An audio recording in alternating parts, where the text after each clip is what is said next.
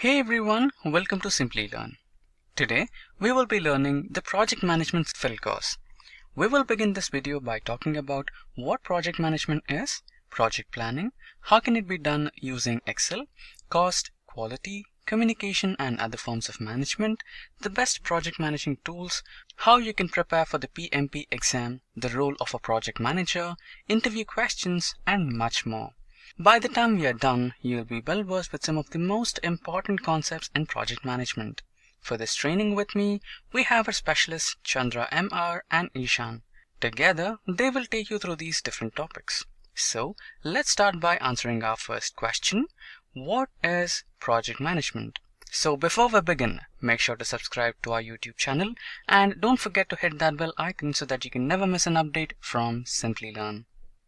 Hi, welcome to Project Management tutorial from Simplilearn. I am Chandra MR, a professional consultant and coach in best practices related to project management and IT service management. Today, as part of this tutorial, we are going to learn the basic understanding about the project management and the required knowledge for a project manager to become successful in managing projects. So as part of this tutorial, we are going to look at what is project management, what is project, components of project management, project lifecycle, key focus areas in project management, job roles in project management, and project management certifications. So what is project management? Now, as defined in PMI's PMBOK, project management is application of knowledge, skills, tools and techniques to project activities to meet project requirements. So every project will have an objective to accomplish. Similarly, the objective of project management is to make the final deliverables in a finite time and budget. This involves having clear understanding about the deliverables of the project, required resources for the project,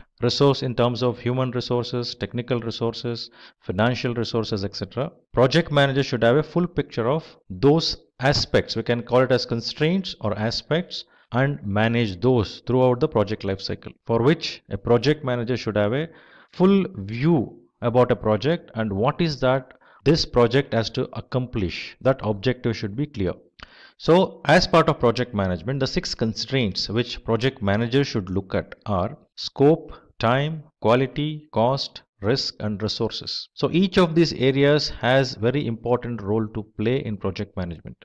The clarity in scope, the clarity in terms of schedule within which the project has to be delivered, the cost, what it incurs to that particular project. Once it is finalized, one cannot vary, one cannot change without any proper approvals. Similar to that, we have quality management, which has to ensure the scope, the specifications, what are defined, project output will be accordingly achieved. Risk, every project is taken up for a specific reason by organization. So organization should assess the risk associated with the project, and similarly as project progresses, various different risks has to be identified, like risk related to project management, risk related to technology area, risk related to resources, risk related to financial things. So broadly, risk management plays a very important role. So there will be something called contingency reserve kept for a identified risk above the cost what is estimated for various deliverables from the project. So every project require resources. Resources may be in terms of human resources, financial resources, technology resources, environmental resources. So all these resources are used to produce the output of the project. So these resources has to be managed with the sufficient optimization and standardizations required. Now let us understand the definition of a project.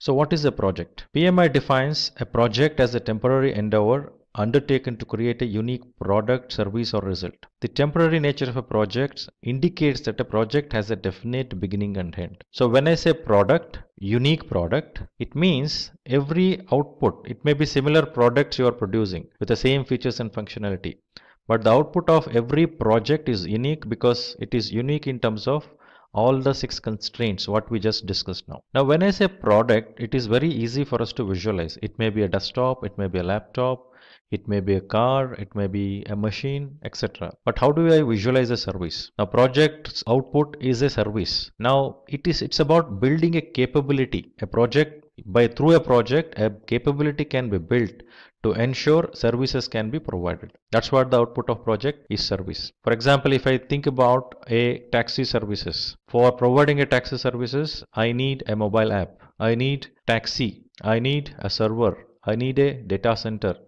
So all these are various different products and services. Here service example can be internet service. So combination of all these services and products builds the capability for an organizations who can provide the taxi services. So building that capability, we say it is an output of a particular project which is called service. Similarly, results can be improvement of something, improvement in customer satisfaction, increase in some specific objectives or specific results needs to be achieved in performance perspective. So output of every project will be unique product or a service or a result. This we need to clearly understand. So when we say there is a definite beginning and end, every project starts at a certain point in time and ends at certain point in time. So it has a definite beginning and end. That is the reason it is temporary in nature. It is not an ongoing business activity, right? So every project will have a life cycle, a beginning and end.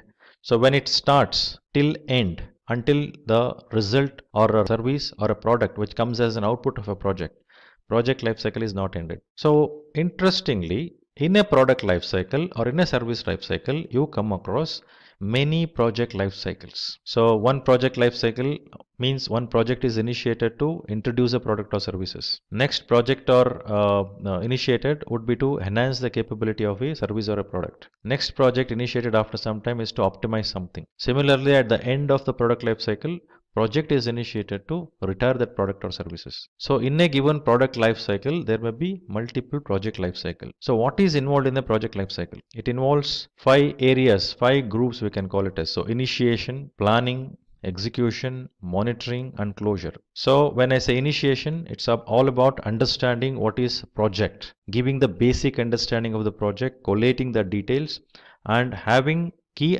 stakeholders identified. Once that is done, one will move towards planning. So here in the initiation, it is very clearly one has to understand is project is worthwhile of doing. So one has to check the feasibility, one has to measure that particular investment is making sense and then confirm, yes, it makes sense to invest. Now next, planning. As we have a basic understanding of, yes, this project has to be done and a discussion with the key stakeholders have happened, now that moves towards planning. Now in planning, one will understand the project in entirety. If it is a waterfall approach, one has to have a clear articulation of entire project, a comprehensive details, holistic approach.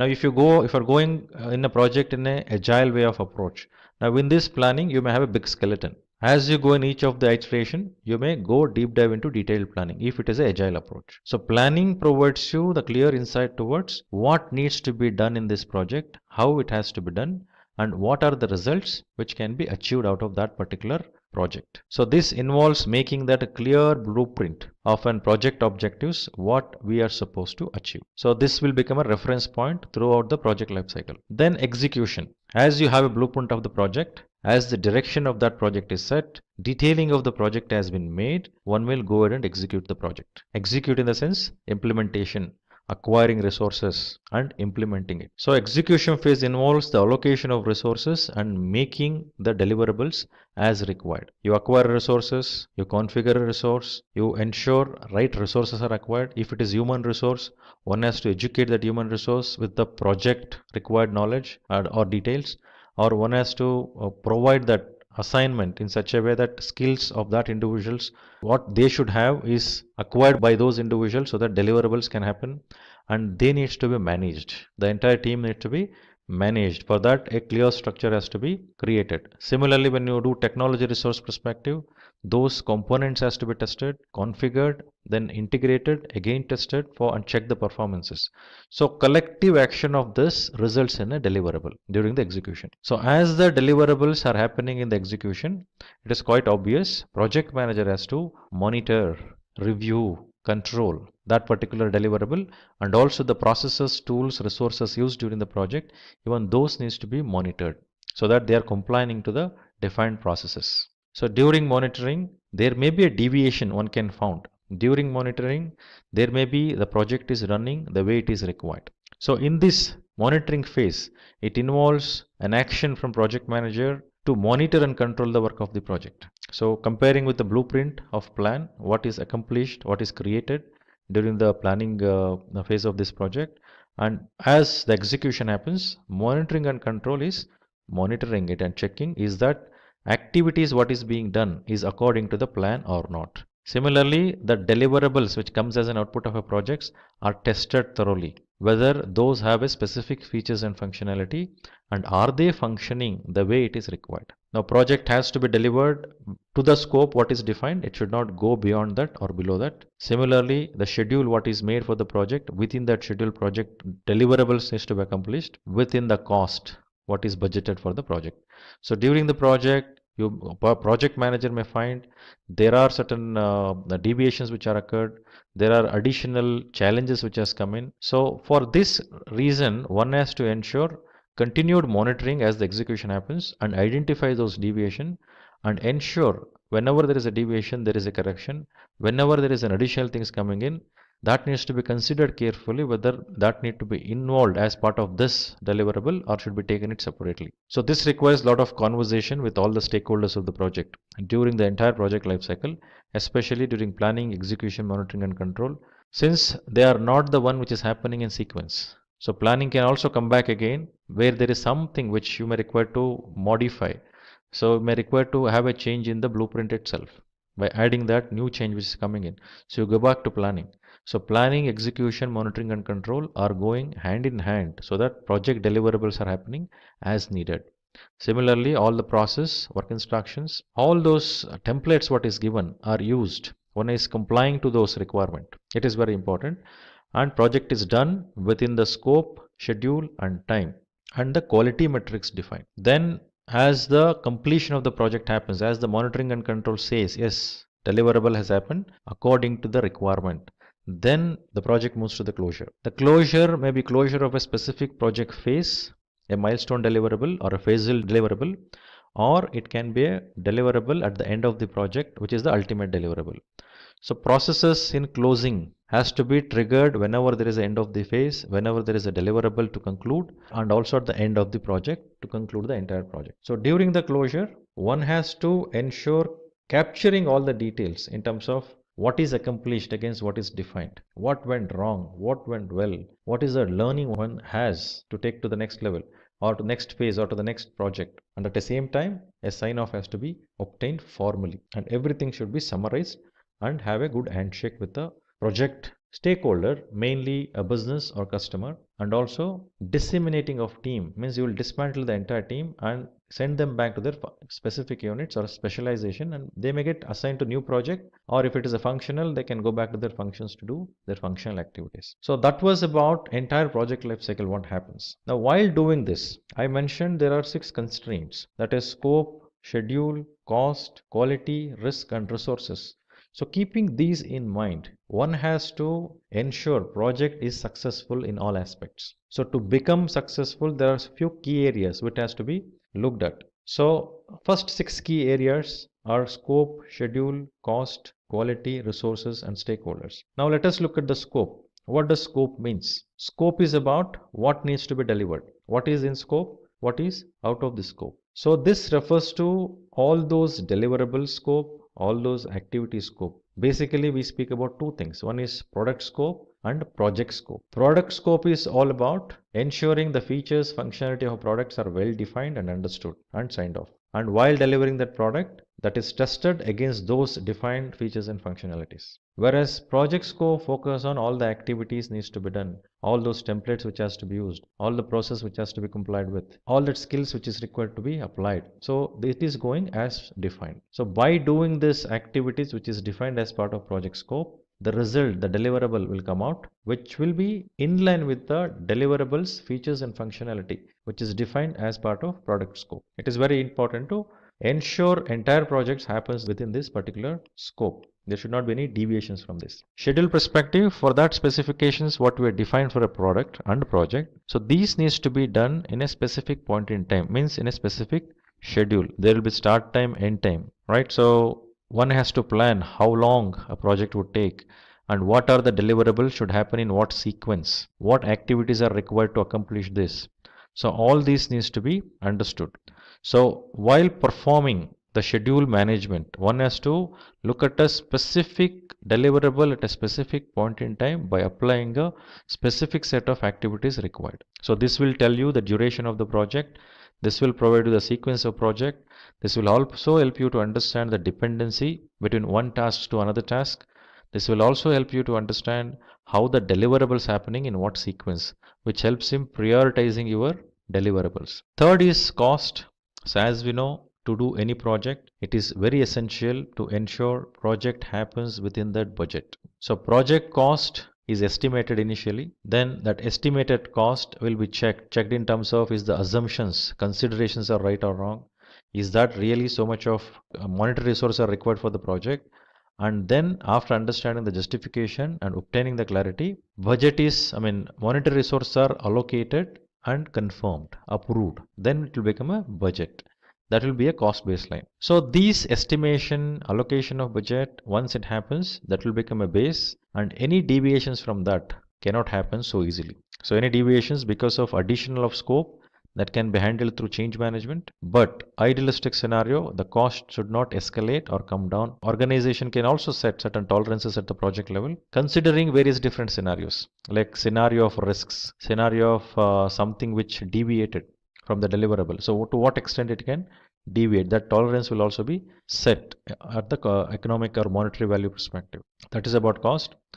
Now quality, as we know, quality is a very important area which ensures the project is delivered in time with all the specifications defined by using all the methods, means by following all the processes, work instructions, templates, and delivering as needed, where it enables the project to monitor it easily. So basically the requirement of compliance and standardization and optimization is to ensure everyone follows the same steps, do the activity. So what quality management focus is to ensure the intended objectives of a project are achieved. Already there is a definition done in terms of various different practices or processes needs to be followed.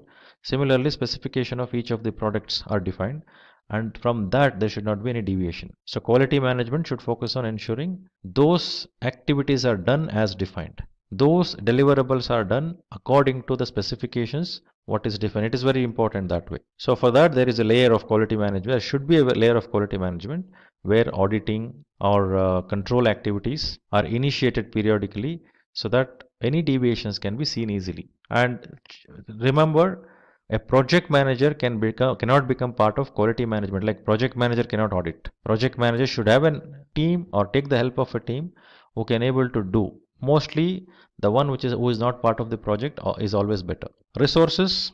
Now, as I mentioned earlier, every project needs resources. It may be human resources, it may be technology resources, it may be any other resources which are required to do the project. So organization acquires resources, configured and then deployed. For example, in a project, you acquire a server, you configure a server, you deploy a server. Technology resource. Human resource is onboarded, recruited, project induction is given. Then at the same time, the skills and capabilities of individuals are according to the requirement of project. That needs to be ensured. And what needs to be delivered and how it has to be delivered should be clear to the particular human resource. So looking at all the aspects of resources to acquire, to build and manage, it is very important to look at the resource management. So this will help in carrying out a specific task in the project in the best possible manner. So interestingly, when I say human resource, always there is a possibility that a conflict can occur. So when I say conflict of interest maybe in terms of what the individuals has to do, conflict in terms of the preferences, in terms of solutions, what they're looking at, conflict in terms of using resources, different opinions, different preferences, various reasons conflict can come across. So it is very important to project manager to understand this dynamics of human resources and manage those conflicts.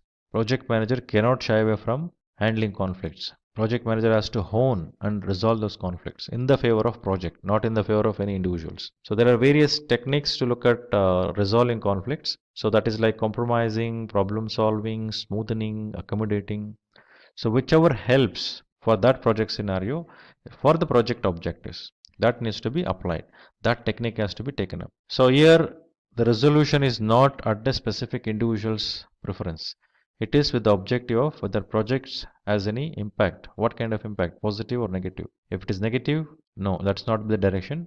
The direction should be ensuring project gets that value through this conflict resolution. So project manager should own it. It's an accountability of a project manager. Then as the human resources are acquired, there are 5 stages. Team dynamics are involved. So one has to bring them, then educate them about a project. As the education on the project happens, one has to go and do the job on floor. That needs to be observed. Means one has to manage by looking at it, and any corrections needs to be done. That needs to be guided. So it is very dynamic thing when it comes to human resources. Similarly, in technology resources, standardization. There is no ambiguity as such. But right resources with the right configurations should be acquired. That is very important. The next, stakeholders. So who can be stakeholders? Every project will have a stakeholder who are internal and external to the project. So the internal stakeholders are those who are part of the project, who are part of the organization, who are part of the customer organization, or part of supplier organization, a competition to my business, means my organization's business. All this we can call it as a stakeholders. Now every stakeholders will have a specific interest, a power, an ability to influence. Now through their position, through their distance from the project, they will get impacted. At the same time, they will also impact the project. Similarly, they influence and they get influenced because of the project. So a project manager should identify all the stakeholders and understand this. What is the kind of stakeholder is this in terms of power, in terms of legitimacy, in terms of influence, in terms of impact? After understanding that, there should be a strategy for handling the stakeholders. How am I going to engage with these stakeholders? It is very important. And accordingly, the engagement should happen, and then stakeholder engagement should resolve in the favor of projects again. So if it is a customer should get the inputs required through review or periodic updates and the engagement required with the customer, so that customer is having up-to-date information about the project. If it is a team, continued monitoring and control and ensuring team delivers the results what is required. So focus of a stakeholder should be in such a way that your strategy should enable project to become successful and get a proper response from the stakeholder, means a supporting engagement. So next few key focus areas to mention is communication, risk, procurement, critical success factors, deliverables, and work breakdown. So this list is not exhaustive. As we deep dive into project, I think you can just keep listing the key focus areas more than this, but whatever we have indicated are the minimum which needs to be looked at. So when I say communication is basically a conversation, exchange of message which happens between two entities. Now whenever we communicate, it is necessary to understand that it has to happen with two individuals or two entities. There should be sender, there should be receiver. In the absence of receiver, if sending is happening, that communication doesn't make any sense. There should be a receiver and there should be an acknowledgement from the receiver. Now this is one of the most ignored area in many of the projects. Even the communication happens more often, more frequently. But what people face difficulty in realizing that as they communicate generally, informally, formally, they just take those for granted. Now when you identify the stakeholder, one has to understand what is the communication requirement for those stakeholders. What is that communication? Why is that communication? What is the content of that communication? How frequently we should do that interactions or communications? Intent of that particular communication. What is the expected action or response from that communication? All this needs to be very, very clear, and this can be articulated. It has to be articulated. So when it is articulated, once there is a picture in terms of what kind of communication has to happen, it is quite obvious there should not be any deviation from the agreed communications requirements. And whenever there is a need of change to the communication requirements from the stakeholders, that needs to be updated. For this, one has to have a stakeholders identified. So stakeholder management and communication are very closely linked and associated. Engagement with the stakeholder will become successful with an effective communication approaches. Next is risk. So every project which is undertaken by organization, that will have certain amount of risk which organization will evaluate. Similarly, within the project life cycle, lot of risk comes up which would have certain impact to the project. Now risk refers to, by definition, an uncertain event. It has an uncertainty, an event which is uncertain, and when it occurs, it will have an impact on the project positively or negatively. Now current scenario in everywhere the projects, what you observe closely, people tend to look at the risk which are threats, that is negative only, but they fail to recognize the risks which are opportunities, the positive risks. So another gap which we see when do the risk management is that is done in the initial phase of the project. As the project is kicked off, someone will do the risk assessment, have a list of risk identified, but unfortunately there is no categorizations for that risk, and how is that going to impact the project, that is not clear. Thirdly, risk management or list of risk are created only once. It is not done repeatedly. So risk identification and analysis and assessment of that risk has to be done throughout the life cycle of a project. Reason being, the risk which looks as an high impact when project is initiated, as the project progresses, the impact levels will vary. Maybe in the mid of the project, the impact may be very high or low. So likewise, the impacts of the risk will vary throughout the project life cycle. It may be positive, it may be negative. So as you identify the stakeholder throughout the project life cycle, as I said, that is also a dynamic. I cannot just have a list of stakeholders and I keep it as it is. I need to update that also regularly. Risk identification, assessment and analysis should also be done regularly, periodically, so that one will have a clear understanding about, is that risk still valid? Is that risk is there still or not? What is the level of variations in terms of impact of the risks? So this clarity will be there so that organization or project manager can get ready to face those risks. If it is a negative risk, definitely you should have a mitigation or avoidance or acceptance, whatever the mitigation plan you have, to eliminate the negative impact of the risk when it occurs. If it is a positive risk, it's quite obvious one has to take the advantage of that. One has to enhance, exploit, share a positive risk so that organization is benefited. Further, procurement. So whenever a project is initiated, whenever a project is taken up, the organization who is doing the project cannot create everything, cannot develop everything in that project life cycle. So organization would take a decision, make a decision stating that some of the deliverables we make ourselves, some of the products we make ourselves, some of the products we purchase, some of the services we purchase. So to purchase, that has to happen from a specific supplier.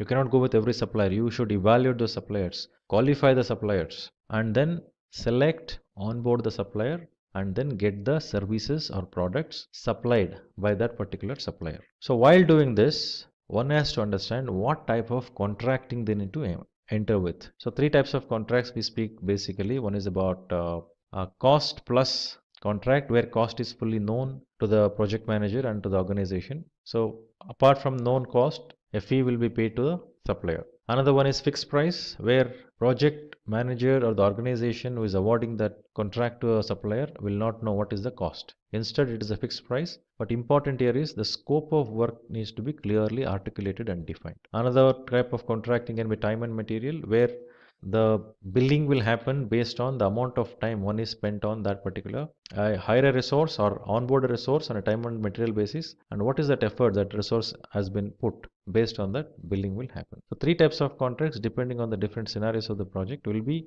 signed with the contractor. However, before doing that, it is very essential to identify those suppliers, sign off with them, and monitor and manage them.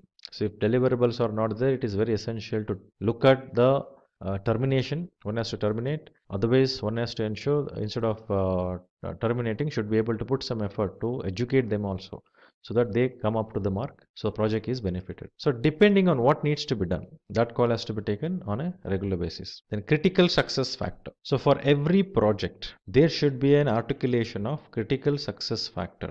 So based on that, one can confirm, yes, project has achieved its objectives or project has not achieved its objectives. So critical success factor should be supported through the metrics, key performance indicators. So key performance indicators provide those metrics to say critical success factor is achieved. For example, if I want to become successful in an exam, critical success factor is scoring or passing the examination. Or let me say, to pass the examination, key performance indicator is scoring 60% and above. So critical success factor for me to get promoted is to pass in this particular exam. So to pass in this exam, minimum I should score is 60%.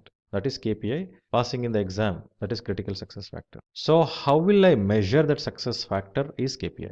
So every project which it produces a specific product or services by using a specific resources, and each of these, the resources, the processes, the templates, the deliverables, all these needs to be measured on a continual basis. So there are critical success factors defined, and those are measured by defining KPIs to that critical success factors. So basically, critical success factor provides the insight towards what needs to be measured, and when you measure, what should be the focus. And to achieve those critical success factors, the indicator is key performance indicators. When you measure, yes, the moment you achieve that, your CSF is achieved. Next, deliverables. So deliverables are those which comes as an output of the project, right? It may be a product, it may be a service, it may be a result. So this refers to the output within the scope of a project. So there can be one or more deliverables within a single project. So these deliverables may be the items that are to be sent externally to a customer or a stakeholder.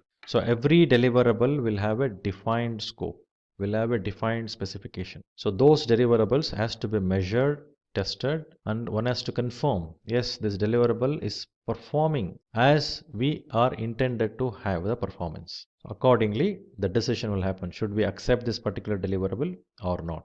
If there is any deviation, that has to go back for correction. So that's the reason we have monitoring and control. All the control processes like control quality focused on the product state, whether it has achieved that results or not. Is that functional as needed or not? One has to ensure these deliverables has all those features and functionalities. Only then that can be handed over to the respective stakeholder, customer or operation, whoever the stakeholder it is. Next is work breakdown structure. So when we say work breakdown structure, when I look at a specific piece of product or services and have a bigger picture, I cannot even visualize the various different components, various different actions involved in achieving that bigger deliverable. So if I say a car, so I can think of a body external, I can think of a mirror on that body, I can think of a glass in the front, side as well as the back side, and also I can think of interiors like seat, then accelerator, steering, dashboard. All this I can visualize. But since I'm not a technology expert relating to car, can I visualize all those parts which are working inside for car to move, like engine, the battery assembly? I don't know what to say further. So all these can be visualized by an expert. So every product or services should be broken down into multiple pieces. I'm not saying go and break that product. I'm saying that product will have multiple components which are involved. Those needs to be segregated. For example, if I say cars exteriors, cars interior. So cars exteriors, external items you can see, whatever you visualize, body structure, mirror assembly, headlights, then tires. So likewise, whatever I can visualize, I will make it as a line items under the exterior. So under, for example, under a mirror I can speak about mirror glass, mirror cap, mirror pedestal, and mirror assembly where it moves, where you can move the mirror. So these are the various components involved in a mirror. So I need to ensure by breaking down the product into multiple levels, by decomposing it to multiple levels, I can able to visualize the product very clearly. What is there in detail. So once I have the details, I will articulate those. What is that particular work breakdown element is, product breakdown element is. Then I will look at what skills and capabilities required for that product, and I will assign the resources accordingly. So once activities, resources, everything is assigned, automatically this will become a work breakdown structure. Further, after creating a work breakdown structure, one will go and sequence the activity, look at sequencing will happen based on in what priority deliverable should happen, what order deliverable should happen. Then once the sequencing is done, it will be checked to see whether anything can be optimized. Anything can be done in such a way that smooth flow of the project can happen. There is no dependencies which will make project to delay. Like as the flow happens smoothly, so you would find the various techniques like critical path method, network diagramming, critical chain method. So all these are used. The floats of an activities are checked. Then leads and lags of the activities, the relationship between the activities. So accordingly, full visualization in terms of how the project will flow and how in what order the deliverables are happening can be easily visualized. So that is the reason first activity is to do the product breakdown, which would result in work breakdown structure. So those are the points till now whatever I mentioned are the basic understanding one should have about a project and project management. So as you deep dive into various best practices like PMP by PMI, Prince2 by Axelos, Scrum Master, Agile Scrum Master, similarly you have Certified Scrum Master, so many agile practices. So when you look at any of the best practices, that will tell you clearly articulate what should be the practice for you to adopt and adapt that practices so that your project can become successful. So any of those approach you touch upon, all those refers to these basic things. In the absence of these basic things, none of those best practices discusses the project management. Now, typically in the industry,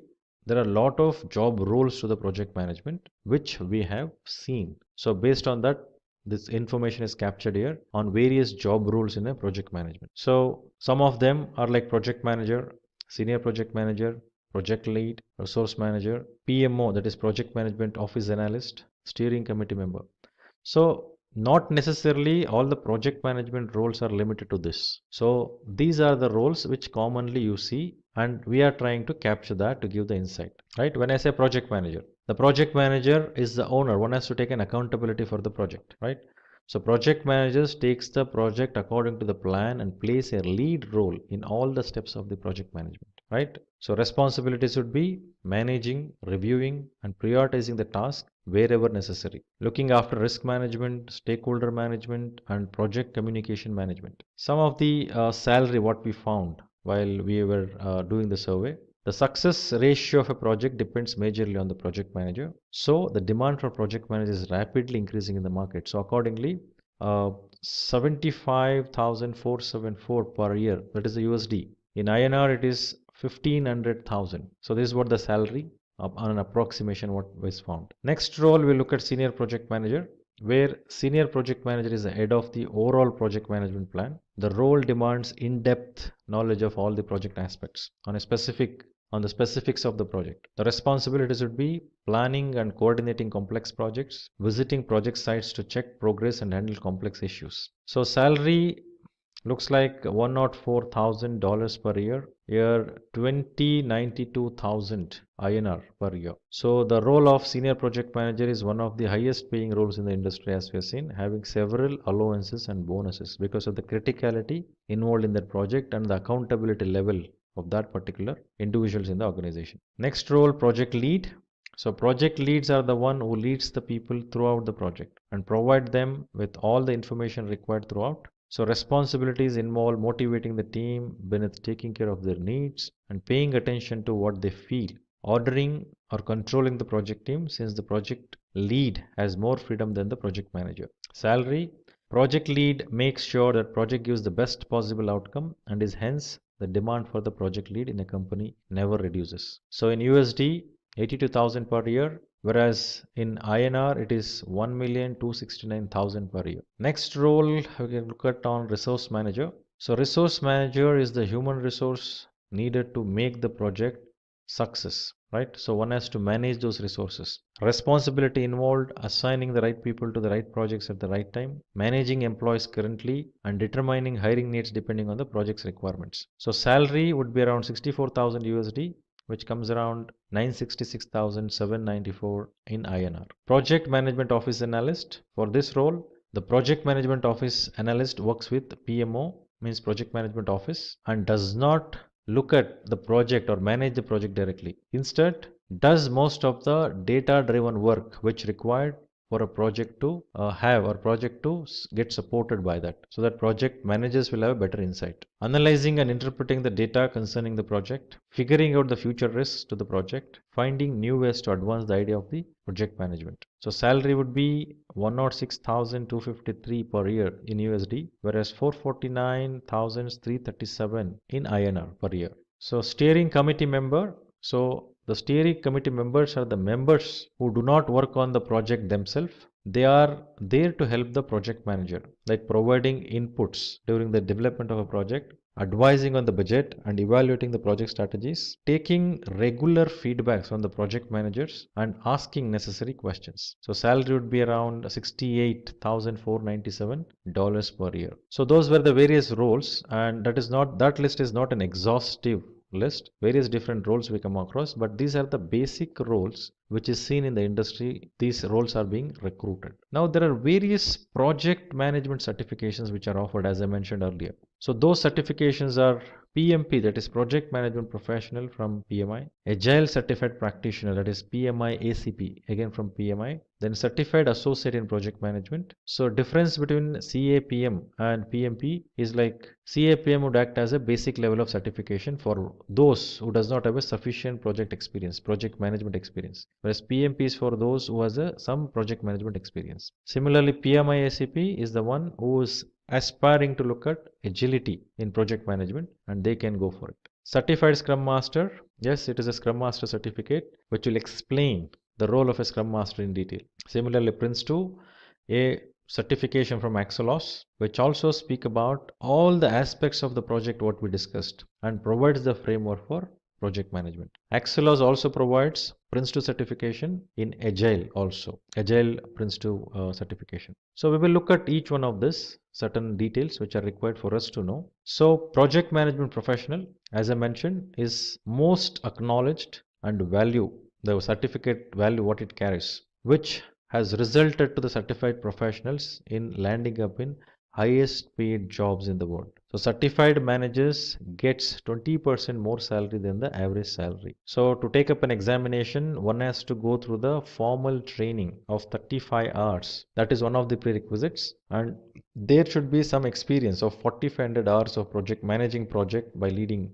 various activities of a project. And once the person becomes eligible with that prerequisites, person will become register in the PMI's website, becomes member, and then go for examination. So examination fee for PMP would be $405 for the members who are registered with PMI, and for those who are not registered as a member with PMI, it is $555. The duration of the examination is 4 hours, and the number of questions will be 200, which are multiple choice questions. So each question carries 1 mark. There is no negative scoring. Now prerequisites, one has to have 4,500 hours directing and leading the projects. That experience has to be filled in while filling the application. If a person is a bachelor degree holder, and along with that 35 contact hours of PM education. Now prerequisites for the one who is not a graduate, who may be high school or diploma, is 7,500 hours of directing and leading projects, 35 hours of PM education. So those are the prerequisites before one will go and appear for examination. So once an individual passes PMP examination, that certificate is valid for 3 years. So now after 3 years, if the person aspires to keep the certificate continued, they need to produce 60 PDUs, professional development units, which has to be acquired during those 3 years. How to acquire? One has to go through additional learning, one has to contribute towards project management knowledge base. So those needs to be evidenced, and then renewal fee has to be paid and certificate has to be renewed. Then Agile Certified Practitioner, as we saw for PMP, here Agile Certified Practitioner demonstrates that one has relevant experience and education to handle and lead Agile projects. The organization has started shifting towards Agile, as we know in today's industry, which makes this certification fast growing in the world. So examination fee would be $435 for PMI members, $495 for non-PMI members. Duration is 3 hours and multiple choice questions, 120 questions. Prerequisites is 2000 hours project management experience with 1500 hours agile experience and 21 contact hours of agile practices. So maintenance 30 PDOs are required for every 3 years, and after paying the renewal fee, that can be renewed. Now certified associate in project management. So here this is an entry level certificate of PMI, especially for those people who has less project experience. It intends to demonstrate fundamental knowledge, terminologies and processes of effective project management. So examination fee would be $225 for PMI members, whereas $300 for non-members of PMI. So duration of examination is 3 hours, and examination will have 150 multiple choice questions. So prerequisites, someone who has secondary diploma with 23 contact hours of PM education is enough. There is no experience of doing the project is required, as we saw in PMP. So maintenance is again 3 years. Someone who need to continue the certification has to retake the examination every 3 years. Next, certified Scrum Master.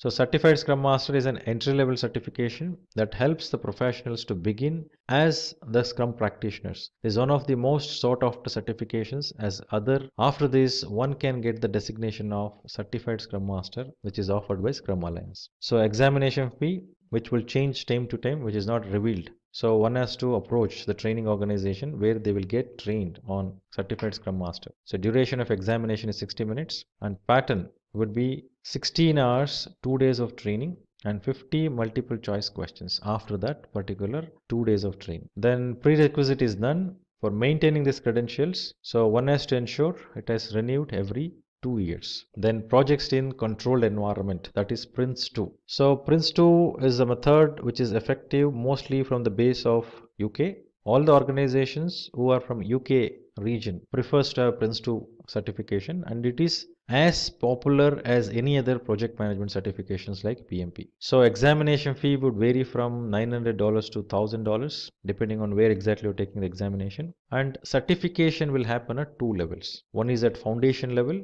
and other one is practitioner. So in foundation, it is 60 questions, multiple choice, and in practitioner, it is 68 questions. Now, 60 questions or 68 questions, each carries 1 marks for correct answer. Any wrong answer, there will not be any negative scoring. One has to score 55% to clear the examination. So prerequisites for Prince 2 Foundation is none, whereas Prince 2 Foundation is a prerequisite for Prince 2 practitioner examination. So to maintain the certificate, one has to achieve 20 CPDs every year, continued professional development. Hi guys, my name is Ishan and I welcome you all to this session of project planning. Today, we will be learning about different aspects of project planning. But before we begin, let's have a look at an incident. Here's Max, an assistant project manager who looks tensed and is pacing around the room. Then Jack, a project manager who works with him, walks into the room and asks him, why does he seem so tensed? To which Max replies he's facing difficulty in estimating the budget. Jack responds, it might be because he's not planning the project properly.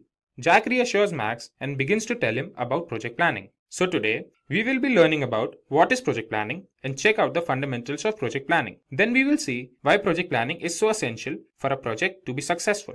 After that, we will check the tools for project planning, and finally, we will have a look at the steps for project planning. So without any further ado, let's begin with what is project planning. Project planning is the second step or phase of the project lifecycle. Project lifecycle has 5 different phases from initiation to closure. Today, we will be learning about this phase that comes immediately after initiation, in which the project plan is documented and further requirements are defined. Project planning includes the following things. The first and the foremost thing is describing the objectives or outputs we are expecting the project to yield. Second, we have is the elaboration of the scope to make sure what the project is all about and what all can be expected from the project. The third step we have is forming a schedule. This schedule is important to run or perform different tasks of a project, each task having its own start date and end date. This helps the project to finish in the scheduled time and limit. Lastly, we have making and generating progress reports, in which all that went during the tenure of the project is documented.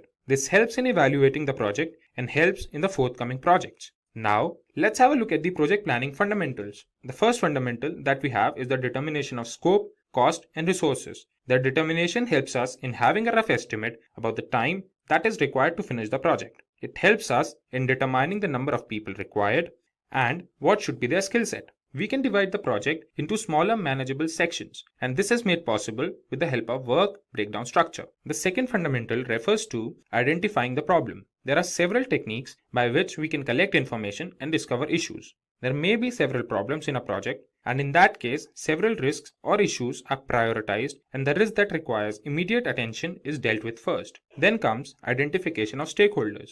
When we can identify the stakeholders, we can know who all will be affected and in what way, which helps us having a better understanding of the project. Stakeholders may be anybody. They may be the part of the project team, or project managers, or customers. They help during the project and contribute to its success. Then the last fundamental we will discuss is defining project objectives. A project plan is made keeping in mind the requirements of the project team and expectations of the stakeholders. If the project team can meet the expectations of the stakeholders, then only we can say that the project is successful. Now, when we know about project planning and its fundamentals, it's time to see why project planning is so important. Project planning reduces the cost and time of the project as every step is monitored and optimized in the best possible manner.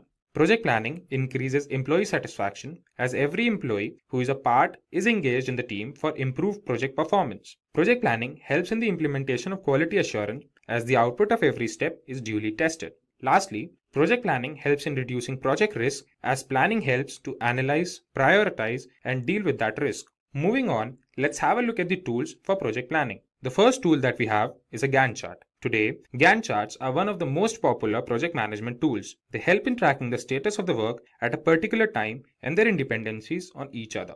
Gantt charts help in showing different phases and steps involved in a project. The second tool we will talk about is Critical Path Method or CPM.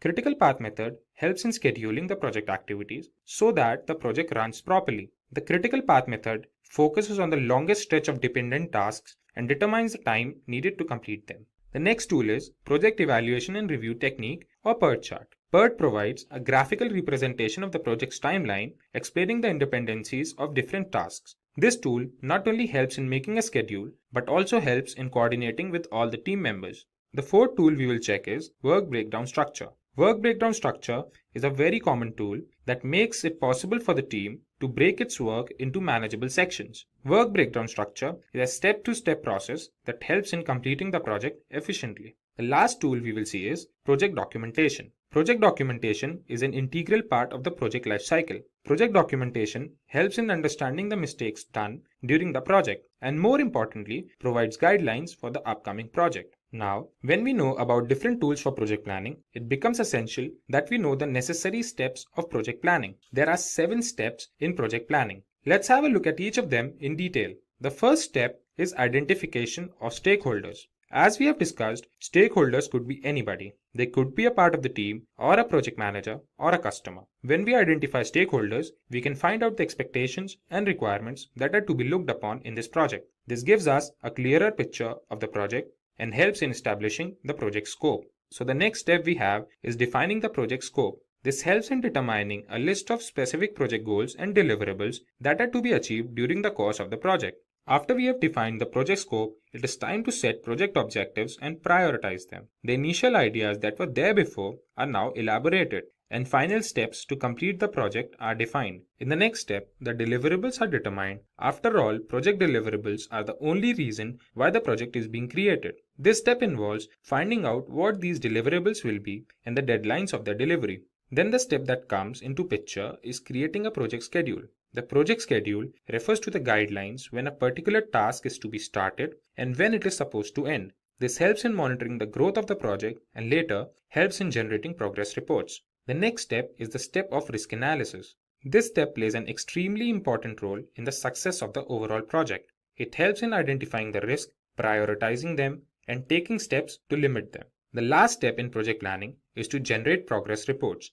In this step, we update the stakeholders about the project growth, and it is done so that all the concerned team members can have a look at the progress of the project. After all this information, Max thanks Jack for the explanation and looks forward to plan projects within the budget and of better quality.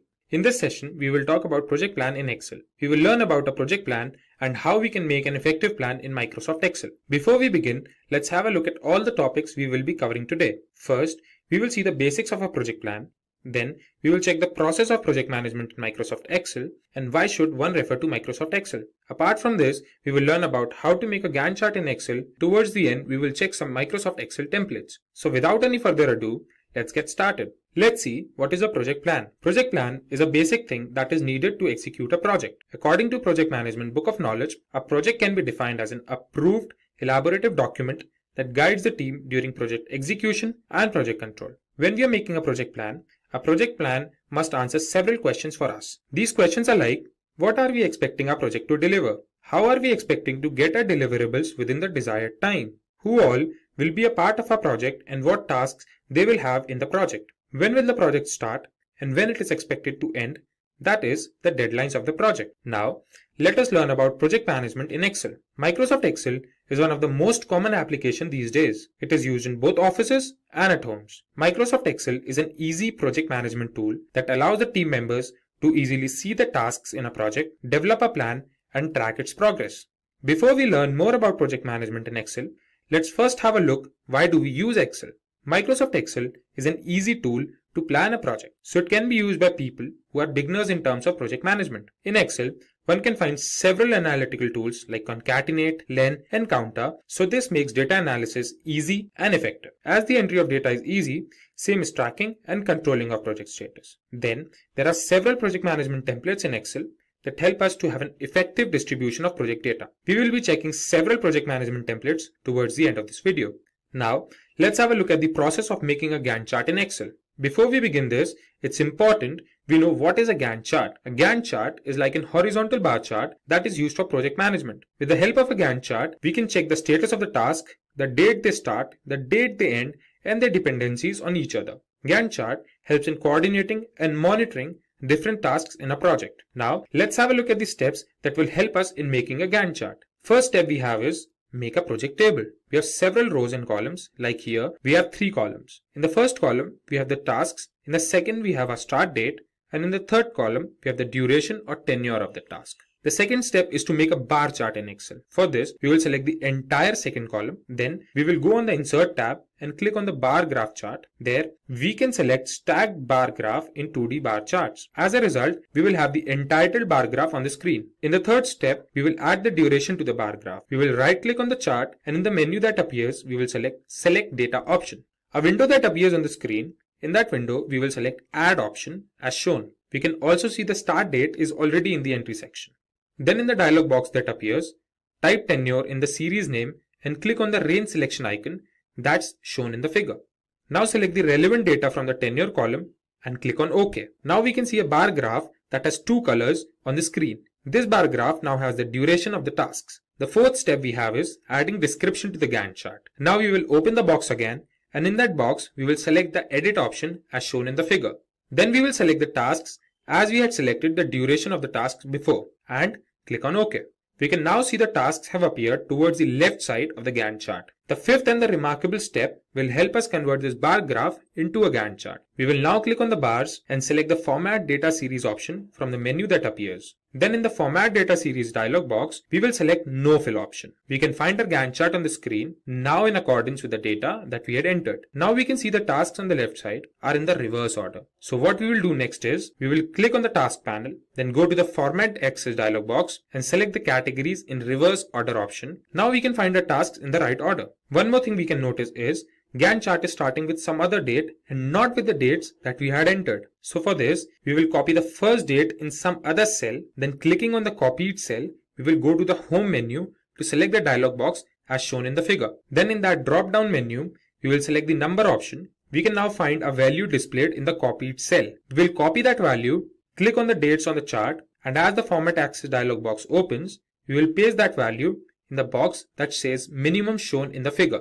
As a result, we will have our final Gantt chart on the screen. In the last step, we can give several designs to a Gantt chart, change colors, and make it more presentable for us. Now when we know the basic steps of making a Gantt chart, I will show that practically to you in Microsoft Excel.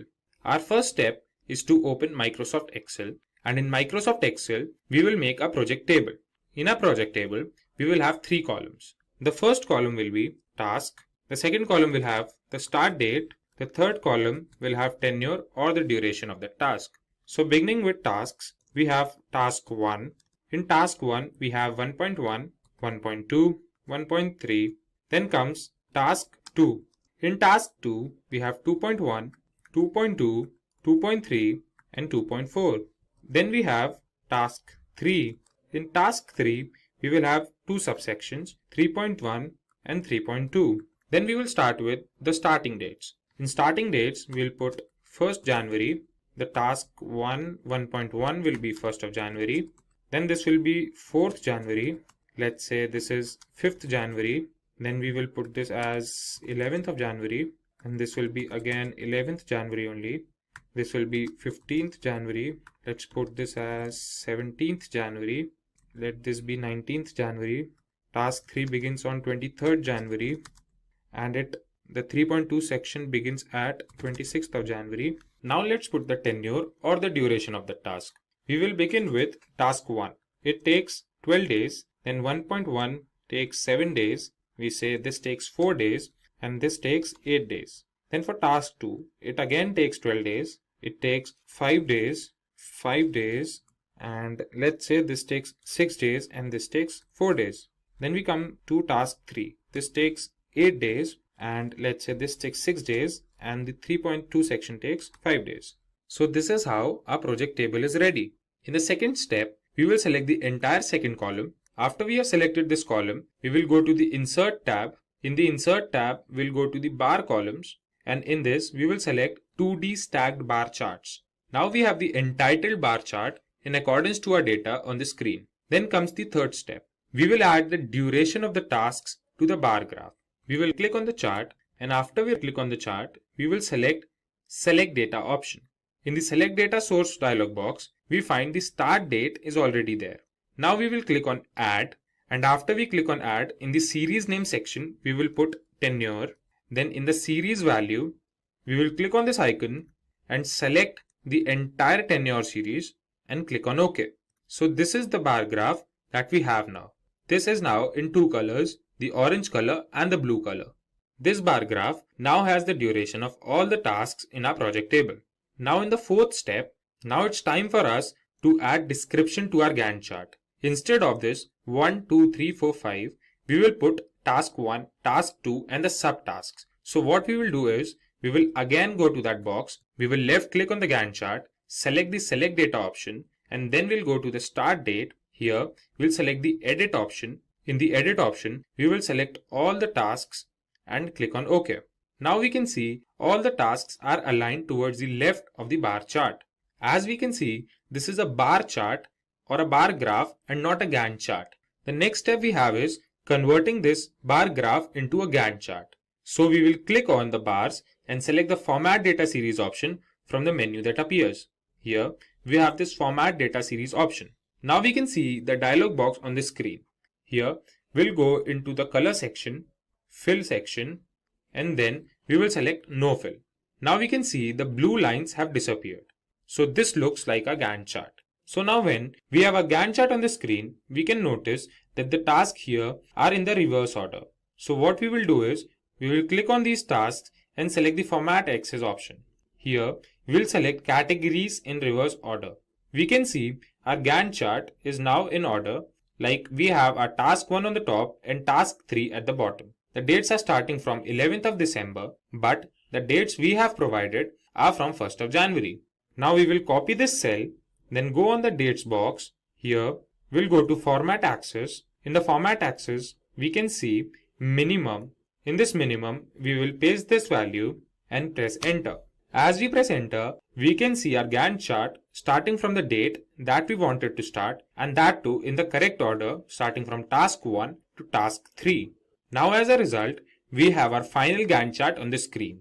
In the last step, what we can do is make our Gantt chart more representable.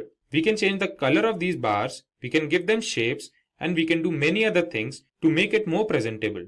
We will first select the bars. Like what we will do is, we will select task 1 and let's say we give it the color blue. Then task 2, we will give it color green, and in task 3, we'll give it the color black. So here the subsections will give different colors to the subsections as well. Then we come to task 2.1. This is how we can change the color of these cells, or apart from changing colors, we can select a bar graph and do the gradient fill. So this is how we can make a Gantt chart more presentable. After changing the colors or changing the shapes, we have our final Gantt chart on the screen. Finally, let's have a look at some Microsoft Excel templates for project management. Microsoft Excel templates help in collecting data, putting them into order, and check their dependencies with each other. With the help of these templates, we can monitor the status of the tasks, and we can also check the progress our project has made. Moving forth, we will check some important Microsoft Excel templates. The first template we have is Excel Project Review Template.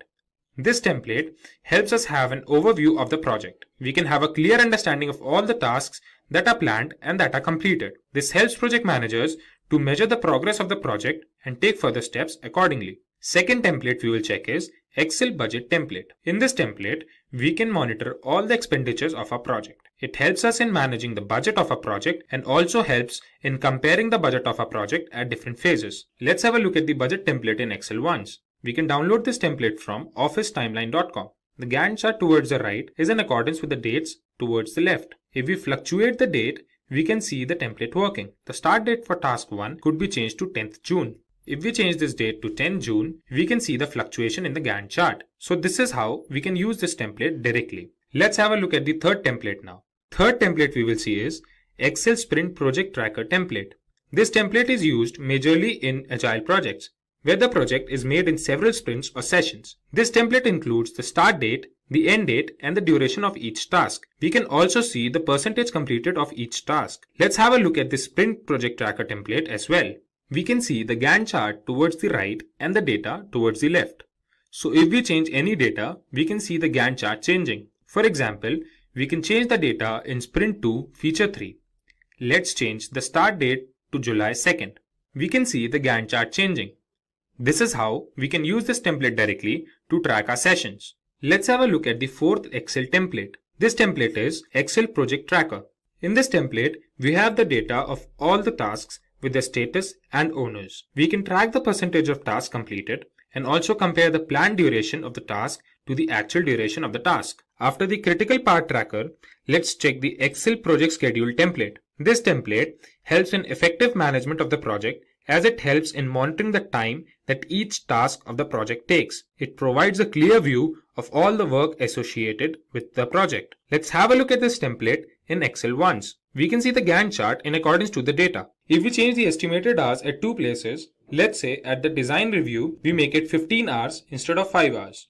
And at the create staffing plan, we make it 2 hours instead of 20 hours. We can see the Gantt chart fluctuating. This is how we can use this template to manage the schedule in a project. Moving forward, the next template we will see is Excel Project Status Report template. This template helps us having a list of project deliverables and the risks associated with that project. This template helps the project managers about different crucial activities involved in a project. After this, we have Excel Milestone Tracker. The milestone tracker helps us in tracking or monitoring different tasks in a project. Project managers use this template to monitor the project performance with respect to the timelines. The last template we will see is Excel Project Planner. Excel Project Planner includes a list of tasks with the respected owners along with the start date and the end date of that task. This helps in monitoring each task and comparing the estimated task date with the actual ones. Let's have a look at this template in Excel. We can see the Gantt chart with respect to the data entered. Let's make changes at several places in the data. We can make this 22 to 24. We will make this 23 go to 2. And we can make this 5th September go to 15th September. And when we make the changes, we can realize the Gantt chart is fluctuating. So this is how we can use this template to plan a project effectively and efficiently. In this lesson, we will focus on project time management. Let us begin with the objectives of this lesson. After completing this lesson, you will be able to define project time management, explain project schedule, Gantt charts and network diagrams, identify the key terms used in project time management, describe the project time management processes, explain various schedule network analysis techniques. In the next screen, let us take a quick look at the project management process map. There are 47 processes in project management grouped into 10 knowledge areas and mapped to 5 process groups.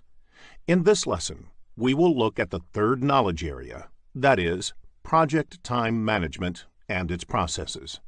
Let us begin with the first topic of this lesson, project time management. The purpose of project time management is to ensure that the projects get completed on time. This knowledge area is primarily concerned with developing a project schedule and ensuring that project goes as per the agreed schedule. If there is a need to change the project schedule, the change should happen by following a proper change control procedure. Another term used in the PMP examination is Schedule Management Plan.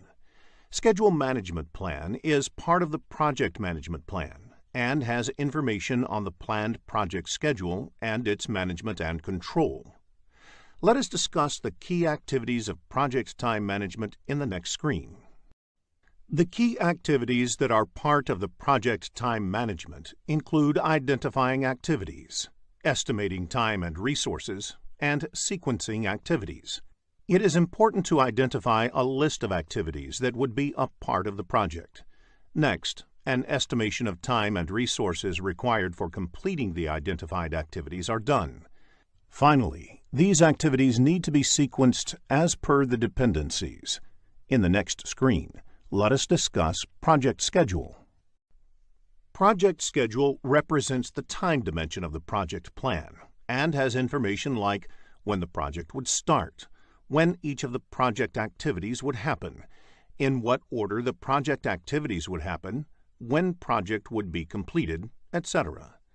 Usually, software system is used to develop the project schedule. The project team can enter the list of activities in the software, as well as their dependencies, and the software can produce the project schedule as the output. Microsoft Project is the most popular tool used for project schedule development. Generally, project schedule is considered similar to project management plan. Project management plan is different from project schedule. Project management plan not only has information about the project schedule, but also other important project-related plans, like risk management plan, cost management plan, etc. Let us focus on Gantt chart in the next screen. Gantt chart is a type of bar chart that illustrates a project schedule. It shows the dependencies between the project activities as well as their percent completion. A sample Gantt chart is shown on the screen. Two summary elements of the work breakdown structure are depicted. To complete those elements, there are a number of activities under them. Some of these activities have dependencies. For example, Activity B and C have a dependency. Activity C can start only when Activity B is completed. The chart gives you an idea about when specific activities are planned to finish and when the overall WBS element will get delivered. Create tasks and work with the Gantt chart. This will make answering Gantt chart-based questions easy and fun. In the next screen, let us understand the relationships that exist among project activities. Network diagram is extensively used in the project time management knowledge area to plot the activity dependencies. This is a graphical representation of the project activities in the form of a network. There are two ways to draw a network diagram. In Precedence Diagramming Model, PDM, or Activity on Node, AON, boxes represent activities and the arrows indicate the dependency. This type of network can have all four types of relationships between the activities. In Arrow Diagramming Model, ADM, or Activity on Arrow, AOA, the arrows represent activities. The relationships and sequences can be inferred from the direction of the arrows and linkages between the activities. In such types of network, only finish-to-start relationships can be shown. Such diagrams may need to make use of dummy activities to indicate some dependency between the activities. There may be questions in the PMP exam based on the network diagram, so create and work with the diagram. This will make answering network diagram-based questions easy and fun. In the next screen, let us look at a network diagram. A sample network diagram is shown on the screen. Activities A and C can happen in parallel. B and D require both A and C to complete, whereas E requires both B and D to complete. Activity on Arrow network diagram makes use of hammock activities. They are used to show a comprehensive summary activity combining several other activities underneath for control and reporting purposes. In the next screen, let us look at a few important terms in time management. When a successor activity can start before the predecessor activity can complete, it is considered lead. For example, you can start preparing the test environment 2 weeks before the development activity finishes. When the successor activity has to wait for a few days after the predecessor activity has been completed, it is considered lag. For example, one needs to wait for 2 days for the foundation to settle before work on the pillars for the next floor starts. Rolling wave planning is an iterative planning technique in which the work to be accomplished in the near term is planned in detail, while the work in the future is planned at a higher level. It is a form of progressive elaboration. In the context of estimating techniques, analogous estimating is based on the previous project data. Therefore, if the last 5 similar projects took 6 months to complete, the next one will also take 6 months. This technique employs expert judgment. Another estimating technique is parametric estimating.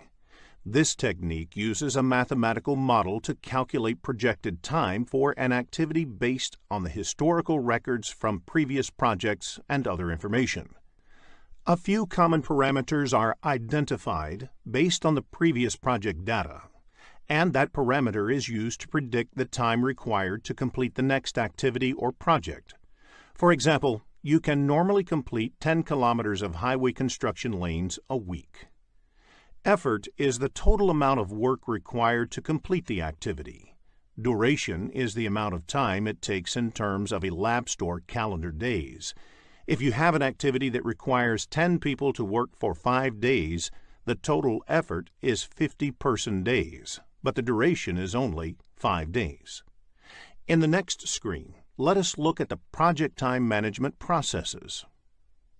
There are 7 project time management processes.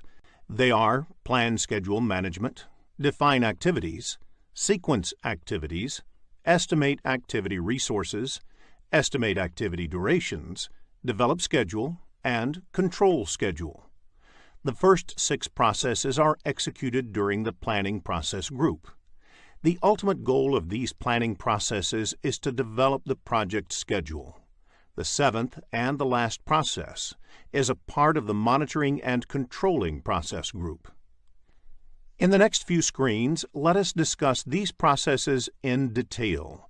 We will begin with plan schedule management. As defined in PMBOK Guide, plan schedule management is the process of establishing the policies, procedures, and documentation for planning, developing, managing, executing, and controlling the project schedule. It belongs to the planning process group. Let us look at the inputs to this process. The project management plan provides other subsidiary plans and will guide the schedule planning activities on the project.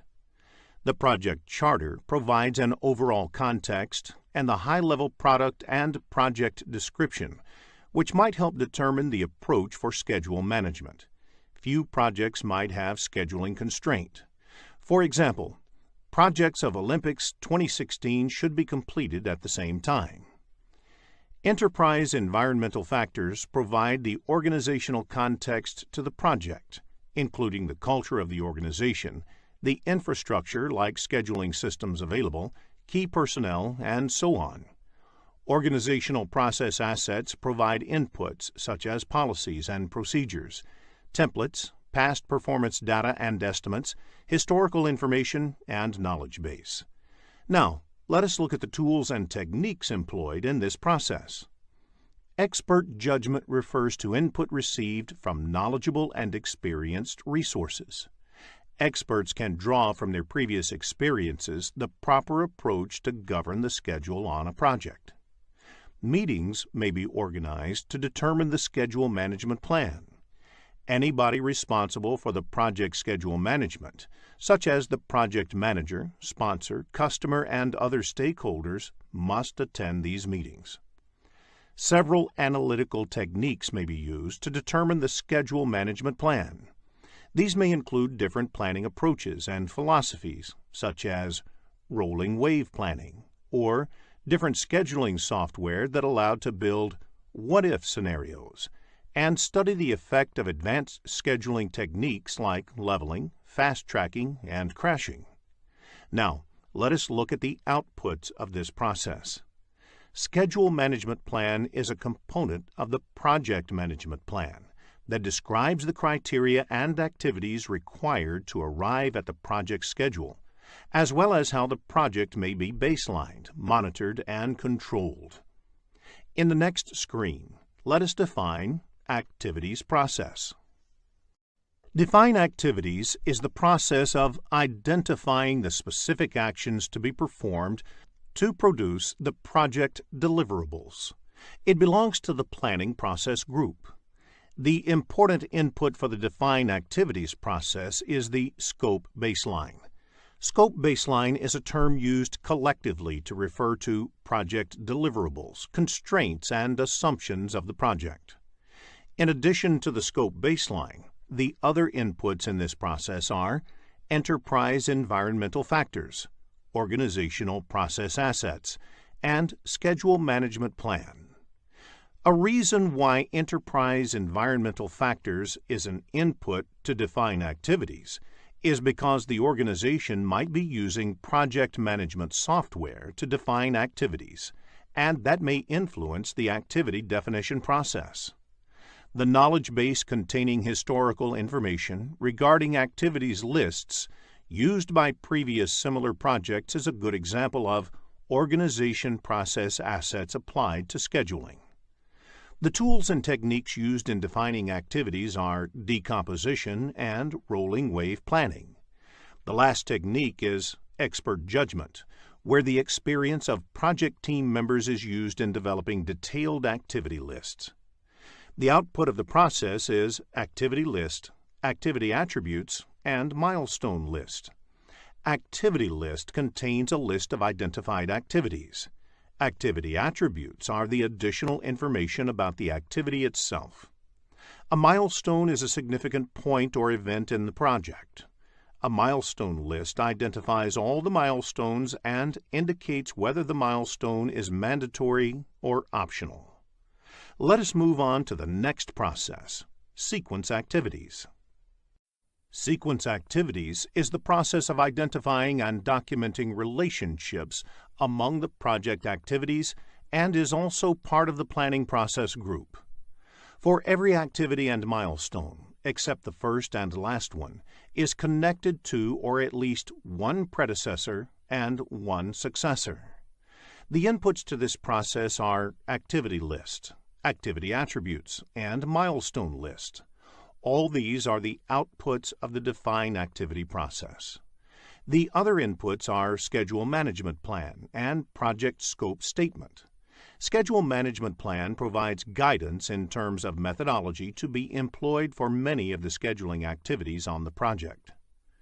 Organization process assets are also an input to sequencing activities because the organization might have some kind of knowledge base for scheduling project activities.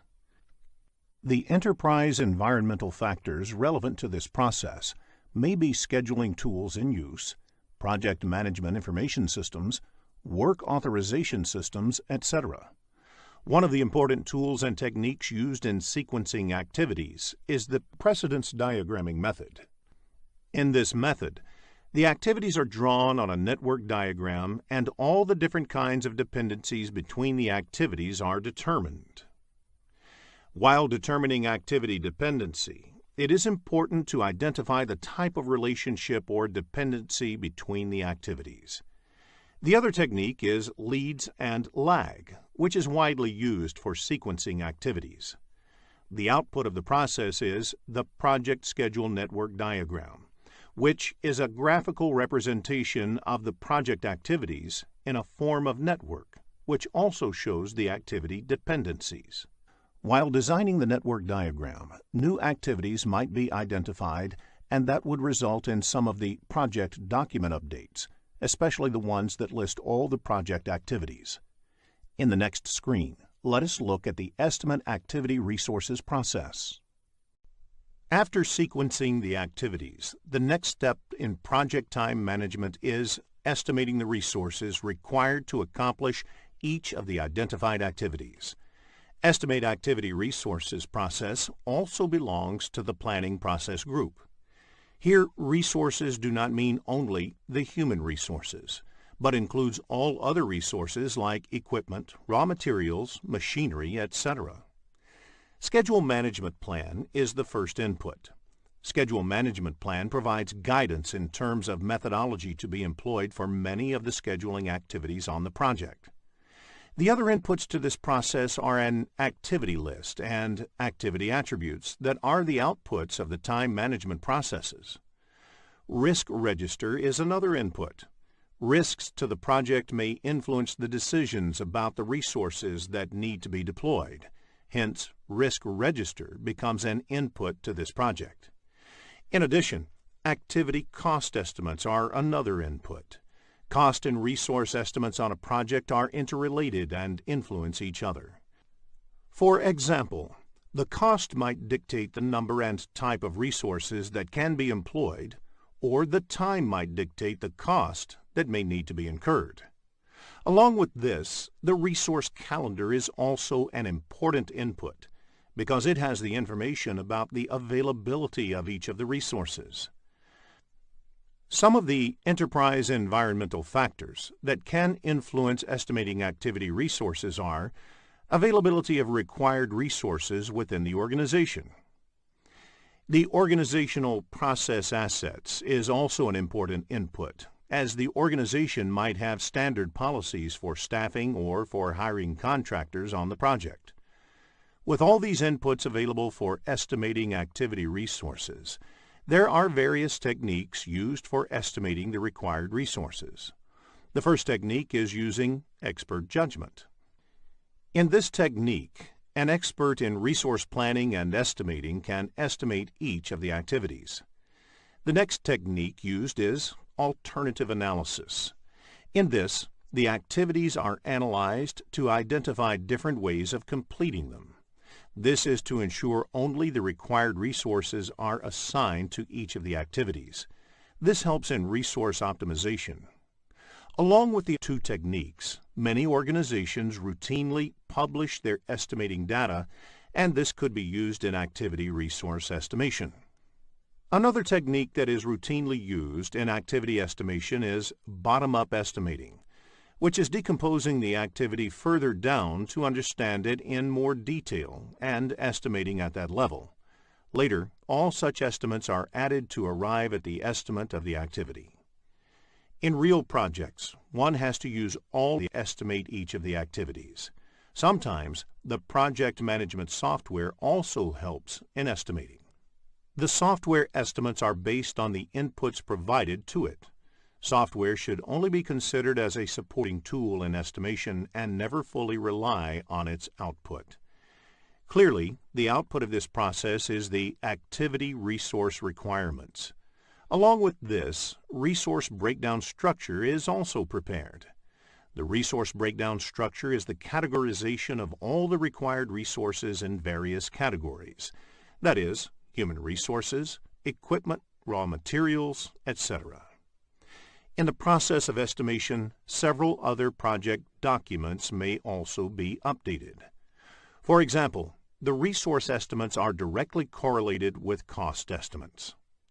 Let us now move on to the next process, estimate activity durations.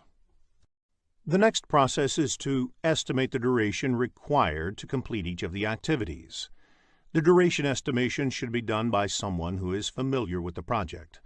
For example, the same activity, if done by a high-skilled resource, would take less time compared to a less skilled resource. This may vary regardless of the resource used due to the project requirements. In addition, the activity duration estimation should be updated continuously as you move ahead with the project, because as the project progresses, there will be more clarity on the project. The inputs of this process are similar to the ones in sequence activities process. Schedule management plan is the first input. Schedule management plan provides guidance in terms of methodology to be employed for many of the scheduling activities on the project. For instance, it may contain information about the estimation techniques to be employed and the people who need to be involved in the estimation process. Activity resource requirements is also an input to this process because resources assigned to an activity would significantly affect the activity duration. That is, the lower-skilled resources would take more time than the high-skilled resources. The other inputs include activity list, activity attributes, and resource breakdown structure. Resource calendars are also an input to this process. The type and skill set of resources available to the team may have an impact on the time it would take to complete the activities. Risks to the project may influence the decisions about the time required to complete the activity. Hence, risk register becomes an input to this process. The project scope statement defines the constraints and assumptions affecting the project duration. An example of enterprise environmental factor that can affect duration is organization's productivity metrics, which is collected based on the experiences from multiple projects. The last input in this process is organizational process assets. Now, let us look at the tools and techniques used for estimating activity durations. First is the expert judgment, which means using previous project experiences in estimating the current project duration. This can be used with other estimation techniques and used to reconcile differences if different techniques result in different estimates. Three-point estimating is a method where 3 estimates are used instead of 1. It is part of a project management philosophy known as Program Evaluation and Review Technique, PERT. Estimating activity durations is often done as a team exercise, as each activity may require multiple skill sets to be applied. Therefore, it is important to use group decision-making techniques to arrive at a consensus, or at least an estimate that is acceptable to all the team members. Reserve analysis adds buffer into the project schedule to deal with any uncertainty. The contingency reserve may be added as a percentage of the activity duration or fixed number of work periods. The other tools and techniques are analogous estimating and parametric estimating. The outputs of this process are the activity duration estimates and project documents updates. The activity duration estimates is represented in terms of the range of possible results. For example, 10 days plus minus 2 days, that is, the activity would take minimum 8 days and maximum 12 days. In the next screen, let us look into a business scenario to understand this concept better. After reading the problem statement, click the Solution button to look at a possible answer. Develop schedule is the process of analyzing activity sequences, durations, resource requirements, and schedule constraints to create the project schedule. It belongs to the planning process group. Generally, scheduling software is used for developing the project schedule. Entering the activities, durations, and resources into a scheduling tool generates a schedule with planned dates for completing project activities. Developing a project schedule is an iterative process. Revising and maintaining a realistic schedule is a task in itself, and it continues throughout the project as the work progresses. The most of the inputs of this process are the outputs of estimate activity durations process. They are risk register, project scope statement, project staff assignments, resources calendars, organizational process assets, enterprise environmental factors, schedule management plan, activity list, activity attributes, project schedule network diagrams, activity resource requirements, resource breakdown structure, and activity duration estimates. Various tools and techniques are used to develop schedule process. Schedule network analysis is a technique that generates project schedule. It employs various analytical techniques such as critical path method, critical chain method, modeling techniques, and resource optimization techniques to create the project schedule. The other tools and techniques include leads and lags, schedule compression, and scheduling tool. Let us now look at the outputs of this process. The project schedule consists of a minimum planned start date and planned finish date for each activity. Although project schedule can be represented in tabular format, it is more often represented graphically using either bar charts or network diagrams, or a combination of the two. The final schedule, which is the output of the developed schedule process, is also called schedule baseline. Once the schedule is baselined, it can be changed only through formal approvals. Meeting the schedule baseline is one of the measures of project success. Schedule data produced may include number of resources, key milestones, etc. Project calendars specify the available working days and the number of shifts in each day. It indicates how many hours and days are available for the work of the project to be completed. Project management plan updates are a result of the develop schedule process. Many of the other subsidiary plans of the project plan may get impacted, which may include cost management plan, scope management plan, risk management plan, etc. This may also result in other project documents being updated. In the next few screens, let us discuss schedule network analysis techniques. It is essential to know if the required resources are available at that time, along with the time estimate of each of the activities. Since schedule is calendar-based, it helps in estimating the same. Schedule network analysis technique generates project schedule. There are various schedule network techniques.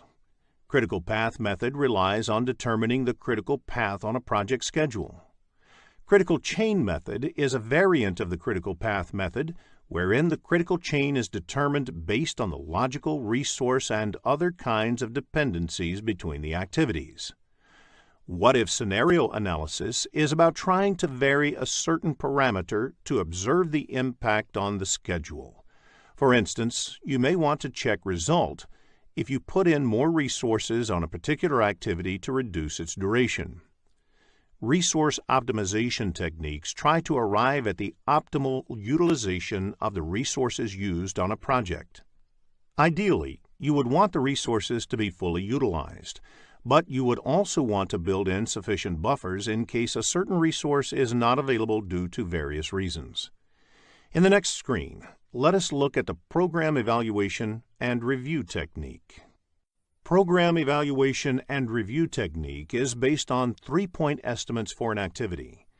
The pessimistic estimate refers to the worst-case scenario, whereas most likely estimate is what you expect to happen in a realistic scenario.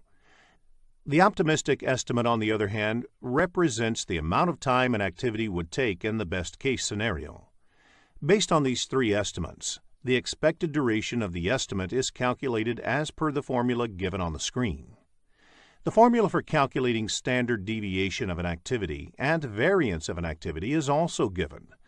There is no question asked on variance, but the formula is important because if the standard deviation of the whole project is to be calculated, the process is to calculate the variance of the whole project and then take its square root to calculate the standard deviation of the project.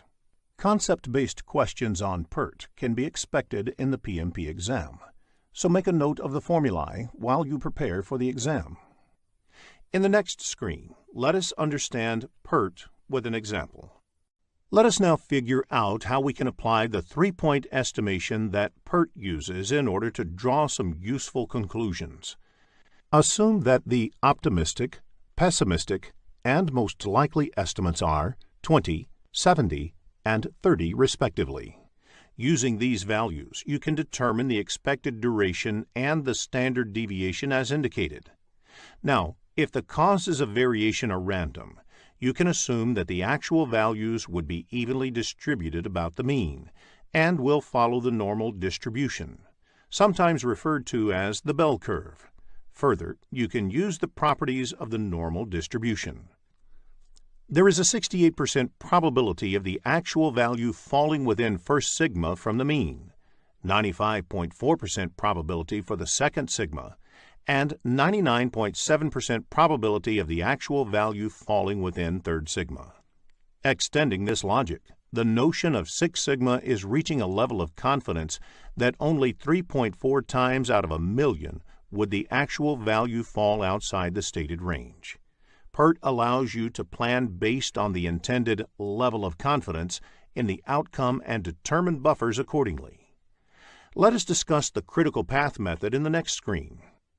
Critical path is defined as the longest duration path through a network diagram, which determines the shortest time to complete the project.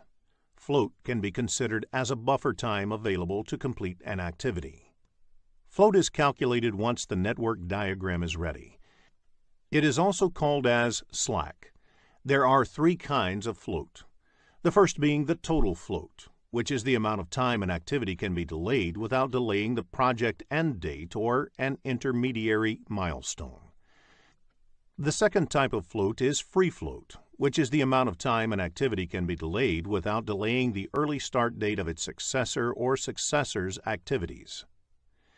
The last type is independent float, which is the amount of time an activity can be delayed if all the predecessors finish at their latest finish dates and you want to start all the immediate successors at their earliest start dates. The slack of the activities on the critical path is 0, because there is no scope to delay activities on the critical path. Critical path actually represents the project duration. Delaying activities on the critical path is as good as delaying the project duration. Concept-based questions on critical path can be expected in the exam, so it is essential to have a clear understanding of the concept. In the next screen, let us learn how to calculate float. Float of an activity can be calculated by 2 methods. However, the first step in critical path method is to identify the critical path of the network. Once the critical path is identified, follow the forward pass to find early start and early finish for each activity. The float of the activities on the critical path is 0, so they represent the overall project duration. Use forward pass or backward pass to calculate the total activity time. Calculate late finish and late start using backward pass method.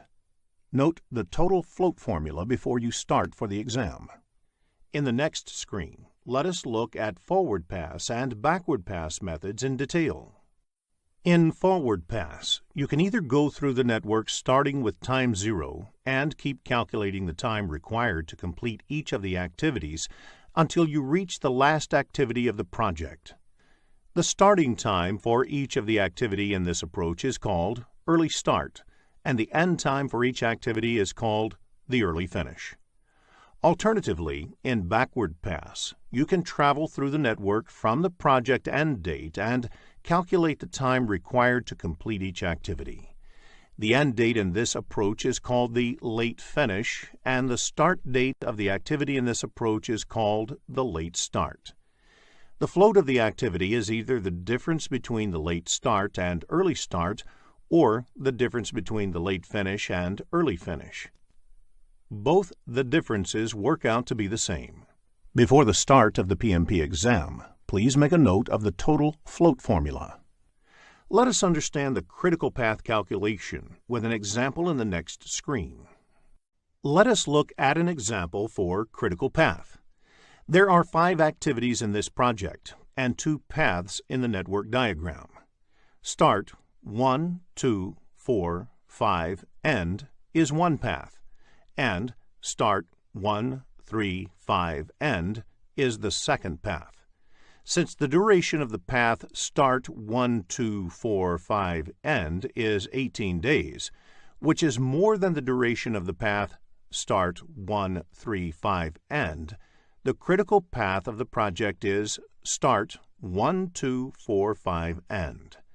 Let us take activity 3 as an example. First, calculate the early start and early finish dates. Activity 3 can start only after activity 1. Since the early finish of activity 1 is 3, it becomes the early start of activity 3. Activity 3 cannot start earlier than 3 because activity 1 can be completed only by then. Therefore, early start of activity 3 is 3, since the duration of the activity is 4 days. The early finish of activity 3 is 3 plus 4 equals 7 days. Now, let us calculate the late start and late finish of activity 3. Late start of activity 5 is 14 days. The activity 3 happens just before activity 5, so the late finish of activity 3 is 14 days. To calculate the late start, you can subtract the duration from late finish. Therefore, the late start of activity 3 is 14 minus 4 equals 10. In the next screen, let us focus on schedule compression. Look at the 4 activities in the table. The normal cost of executing each of the activities, as well as how much each of the activities can be crashed, is also provided. Which activity would you crash to reduce the project time by 1 day? Activity A will be crashed if the duration of the project is reduced by 1 day, as the per unit cost of crashing the activity A is the least. All the activities are assumed to be on the critical path here. While crashing, if you end up saving time on a path, which is not the critical path, you will not end up saving time on the project. In the next screen, let us look into the impact of schedule compression. Different schedule compression techniques have different impact on the project. The impact of fast track leads to risk additions and increase in management time for the project manager. Crash leads to cost addition and increase in management time for the project manager. Reduced scope, on the other hand, saves cost and resources but increases customer dissatisfaction. Likewise, cut quality saves cost and resources but increases risk. Resource reallocation does not add cost or increase risk. In the next screen, let us look into the other techniques used in scheduling. There are several techniques that are used in scheduling projects. What-if scenario analysis. In this technique, questions like, what if a particular scenario changed on the project? Would that produce a shorter schedule? Are put forth to understand the impact of specific changes on the schedule. The goal is to produce a realistic schedule. Monte Carlo analysis. In this method, a computer simulates the outcomes of a project, making use of randomly generated values that map the probability distribution of the input variables. Together, these two techniques are called modeling techniques. Resource optimization techniques. These are also used to produce a resource-limited schedule. Resource optimization results in more stable number of resources used in the project. Critical chain method. This technique develops the project schedule that takes into account both the activity and resource dependencies. In the next screen, let us look at the last process in project time management, control schedule. Control schedule is concerned with determining the status of the project schedule, determining that the project schedule has changed, and managing the actual changes as they occur. The project schedule is an important input to this process. It is the actual schedule that needs to be controlled. Schedule data contains information related to the schedule that may need to be monitored in order to take actions to bring the project back on schedule. Project calendar describes the working hours and days for the project. Work performance data has information like which activities have started, their progress, and which activities have finished. The other inputs of this process are project management plan and organizational process assets. The key tools and techniques of this process are the performance reviews. Performance review is measuring, comparing, and analyzing schedule performance such as actual start and finish dates, percent complete, and remaining duration for work in progress. The other tools and techniques include resource optimization techniques, modeling techniques, schedule compression, leads and lags, scheduling tool, and project management software. In development schedule process, these techniques are used for the first time to develop the project schedule, whereas in control schedule process, these techniques are used to update the project schedule. The key output of the control schedule process is the work performance information. This is represented in the form of schedule variance, SV, and schedule performance index, SPI. As a part of the control schedule process, the project team will generate forecasts, likely schedule for forthcoming activities, and project as a whole. The other outputs include organizational process assets updates, change requests, project management plan updates, and project document updates. In the next screen, let us look into a business scenario to understand this concept better.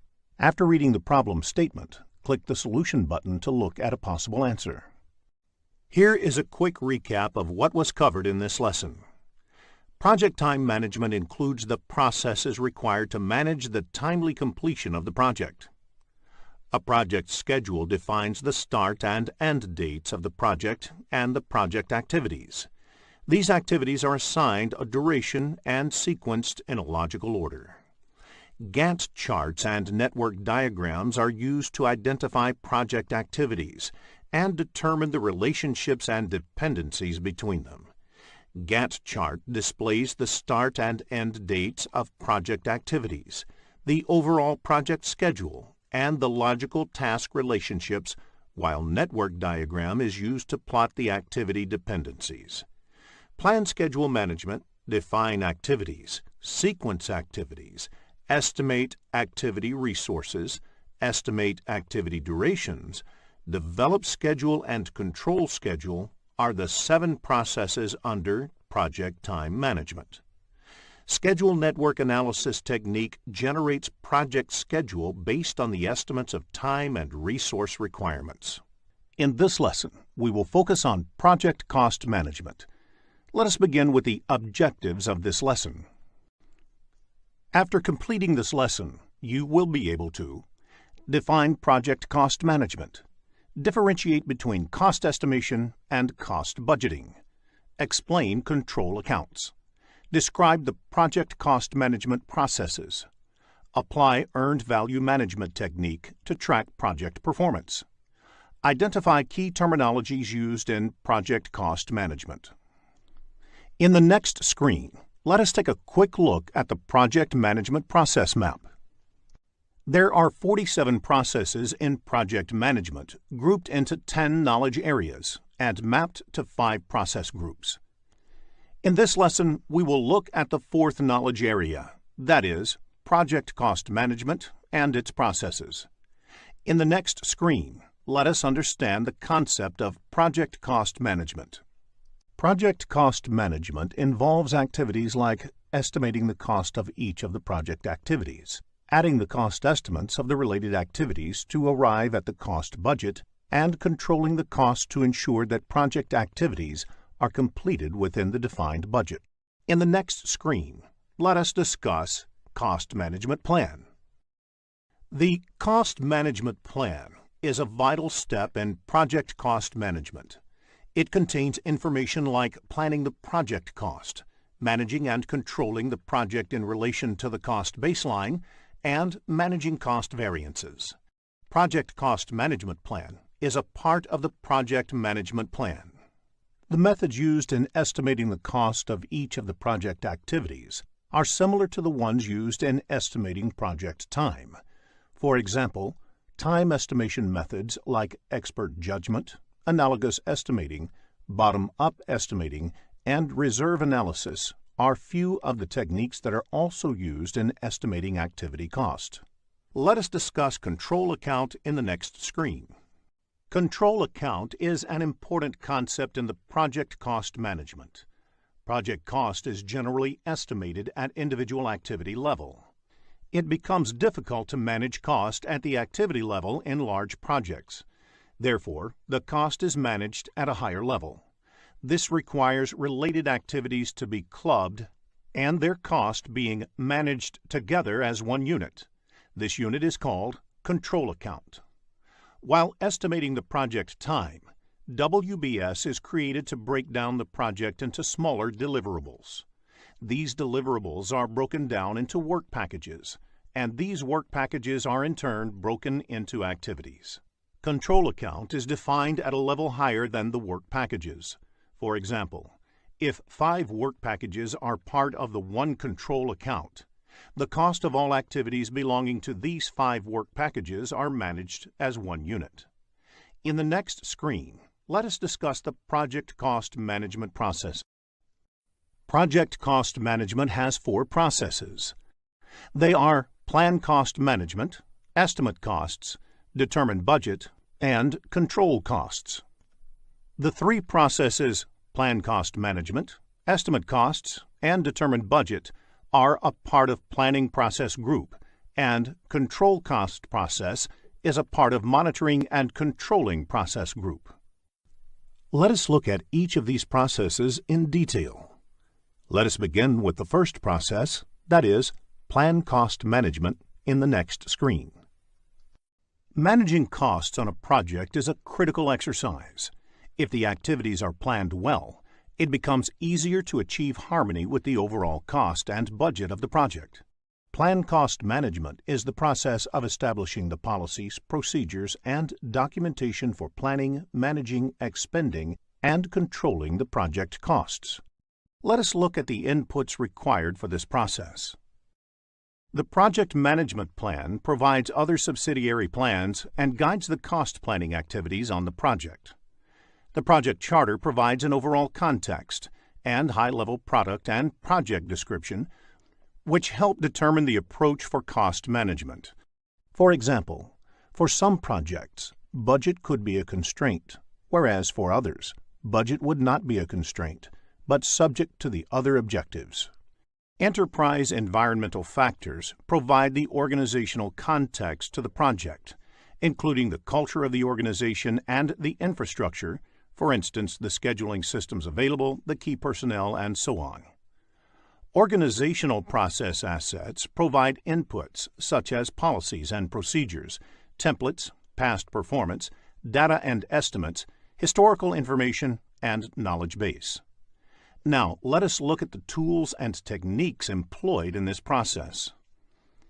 Expert judgment refers to input received from knowledgeable and experienced resources. Experts can devise an approach to govern the costs on a project by using their previous experiences. Meetings may be organized to determine the cost management plan. Everyone responsible for the project schedule management, such as the project manager, representatives from the appropriate accounting or financial organization, sponsor, customer, and other stakeholders must attend these meetings. Several analytical techniques may be used to determine the cost management plan. These techniques help to map the impact of various decisions on cost. For example, how do risk management processes impact cost, etc. Cost management plan is the primary output of this process. It establishes the units of measure, levels of precision, organizational process links, control accounts to be used, rules for performance measurement and reporting, frequency and methodology of monitoring the costs, and various other details that lay the overall framework for cost management on a project. In the next screen, let us discuss the second process under project cost management. Estimate cost. Estimate cost is the approximation of the monetary resources required to complete a project activity. Cost of a specific activity is estimated based on the information available at that point of time. As the project team gets more information about the project, the activity cost estimation may change. Let us look at the inputs of this process. Scope baseline is the most important input as it details out the project scope of work. Along with that, project schedule is also important. This contains information like when and which resource is required for the project. It is good to remember that the same kind of resources may have different costs at different points of time. Human Resource Management Plan is another important input. Various elements like personnel rates, rewards or recognition programs, etc., are covered in the Human Resource Management Plan, which is important in approximating the cost estimate. Human Resource Management Plan will be discussed in detail in the Human Resource Management Knowledge area. Risk Register is also an input because risk mitigation costs should be considered in cost planning. More information on risk and its effect in the project will be looked at in detail in Risk Management Knowledge area. Another input, Enterprise Environmental Factors, provides organizational context to the project. Organization Process Asset is listed as an input as organizations might have standards set of cost estimation policies or templates. Cost Management Plan is another important input. The Cost Management Plan lays the framework for the cost management processes in the project. It provides guidelines such as the units of measure, accuracy desired, methodologies, and tools to be used, etc. Let us now look at the tools and techniques used in this process. Expert judgment, reserve analysis, analogous estimating, cost of quality, parametric estimating, project management software, bottom-up estimating, three-point estimating, vendor bid analysis, and group decision-making are the various tools and techniques used in this process. Most of the tools and techniques used here are similar to the ones used in the time management knowledge area. Vendor bid analysis is a technique used to estimate project cost. For example, a project requires material procured externally through suppliers. In order to get that, you invite bids from 3 or 4 suppliers and assess their quotations. Based on their quotations, you can get an idea of the costs that will be involved in getting the material for the project. Group decision-making technique is another important technique for project cost estimation. Cost estimation is an exercise which may be carried out by a group or committee in order to gather well-rounded input. Therefore, group decision-making techniques may be used to arrive at a decision that team can work with. The outputs of this process are quite straightforward. Estimates of each of the activities are arrived at. Basis of the estimate includes things like how the estimate was developed, what were the assumptions made in estimating, etc. Project document updates is also one of the outputs because the cost estimates may result in updates to other aspects of the project. For example, quality, risk, time, etc. In the next screen, let us discuss the third process under project cost management: determine budget. Once the estimate of each of the activities is arrived at, the next project cost management process is to determine budget. It is the process of aggregating the estimated costs of individual activities or work packages to establish an authorized cost baseline. This is where the control account concept comes into picture. The estimated costs of the activities are aggregated to arrive at the cost budget at the control account level. Once approved, this cost budget becomes the cost baseline of the project. Project cost performance is measured against the cost baseline, that is, how much more would the project cost be compared to the original cost baseline. The cost baseline includes all authorized budgets, but excludes management reserves.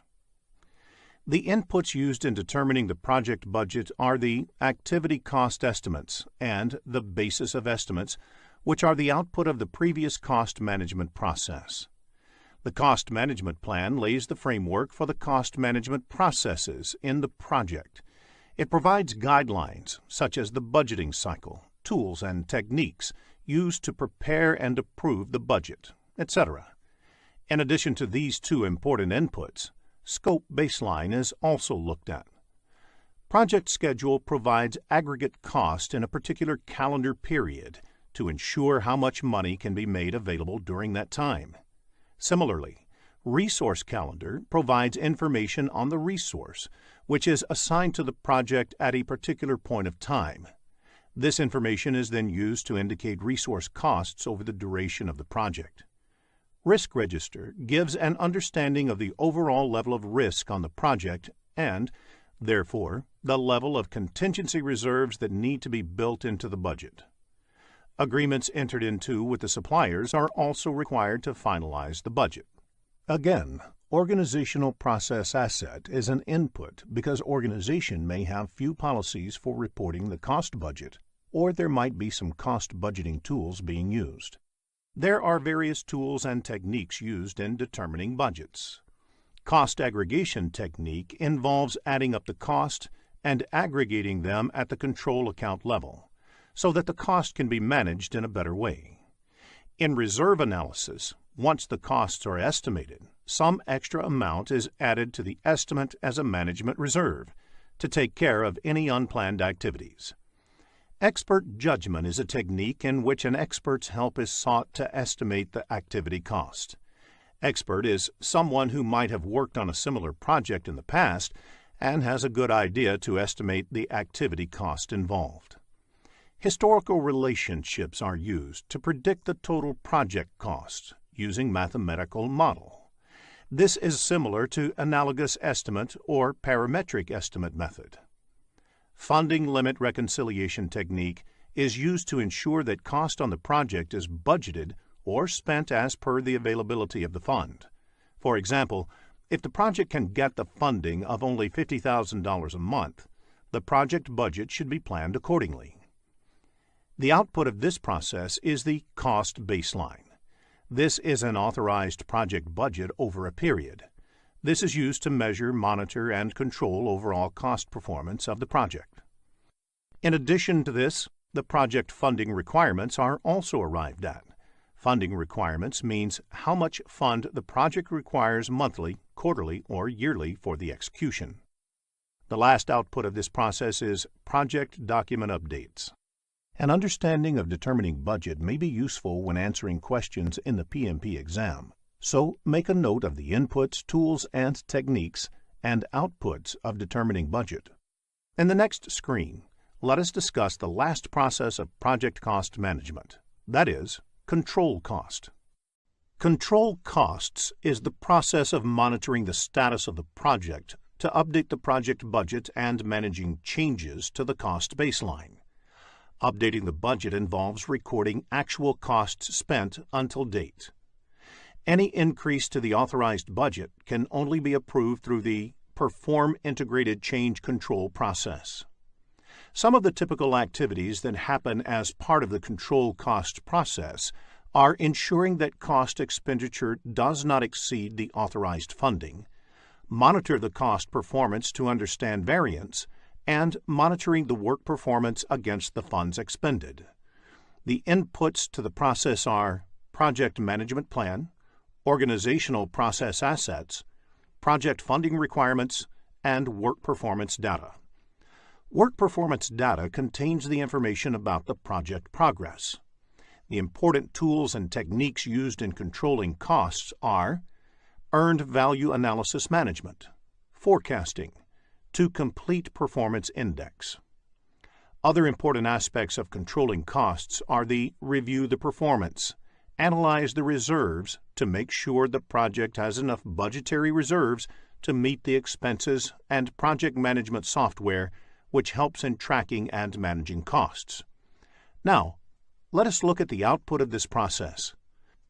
The key outputs of this process are work performance information in terms of cost variance, CV, schedule variance, SV, and earned value, EV, and forecasts about the cost performance.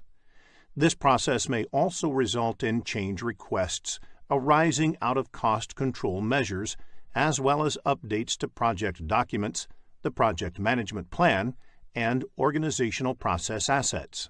Business scenario-based questions on project cost control can be expected in the exam. So if you have questions on these concepts, get them cleared, as that will help you score higher. In the next screen, let us learn about earned value management and its related terms. Earned value technique is an excellent way to track the project progress against the project plan. It is a method of measuring the project performance objectively and comparing it against the project baseline. Results from an earned value analysis indicate deviation of the project from cost and schedule baselines. Baseline is the initial approved value along with approved changes. Therefore, schedule baseline is the first approved project schedule along with approved changes. There are various terms used in earned value technique. Planned value is the authorized budget assigned to the scheduled work. Earned value is the work performed in terms of budget authorized for that work. Actual cost is the cost incurred in work performed. Budget at completion is the budgeted amount for the total work. Estimate at completion is the expected total cost for the project. Estimate to complete is the expected cost to finish all the remaining project work. Variance at completion is the projected budget surplus or deficit at the end of the project. All the parameters displayed on the screen are measured in terms of cost. You may come across business scenario-based questions on earned value management in the PMP exam, so ensure that you develop a clear understanding of this topic. Let us look at an example of a planned value in the next screen. Planned value is the estimated value of the work planned. This value is measured in terms of currency, say dollar. If the planned value is $340, then the work planned is worth $340. How do you calculate earned value? The solution is add the budget allocated to each of the activities that have been completed at the point of time. The resulting value is the earned value. In the next screen, let us look at the formula used to calculate earned value. In cost variance, negative means the project is over budget. Positive means the project is under budget. Similarly, in schedule variance, negative means the project is behind schedule, whereas positive means the project is ahead of schedule.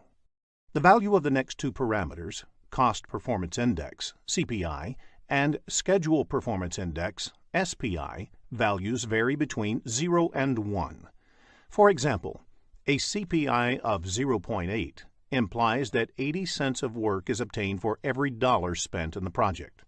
Similarly, if SPI is 0.9, it implies that project is progressing at only 90% of the speed originally planned. The next parameter is Estimate at Completion, or EAC. There are different ways of calculating the EAC value. The method used depends on how the cost and schedule variances are expected to play for the rest of the project. BAC by CPI is used if you expect that the current cost performance will continue until the end of the project. AC plus BAC minus EV is used if you expect that the rest of the project will be managed at the budgeted rate. AC plus BAC minus EV by the product of CPI and SPI is used if you want to factor in the impact of the cost as well as schedule variances. AC plus ETC is used if you want to re-evaluate the project based on a forecast value for the estimated cost of the remainder of the project. The next parameter is Estimate to Complete, or ETC, which is the cost of project from this point to the end. This is calculated by subtracting the actual cost from the estimate at completion. In addition, variance at completion can be calculated by subtracting the estimate at completion from the budget at completion. Variance at completion is the cost estimation whether it is over or under budget. Another parameter is the To Complete Performance Index, or TCPI. This is the cost performance needed to achieve a desired outcome. For example, if the project needs to be managed to the original budget, BAC, then TCPI, that is, the CPI that must be maintained for the rest of the project, is calculated as BAC minus EV by BAC minus AC.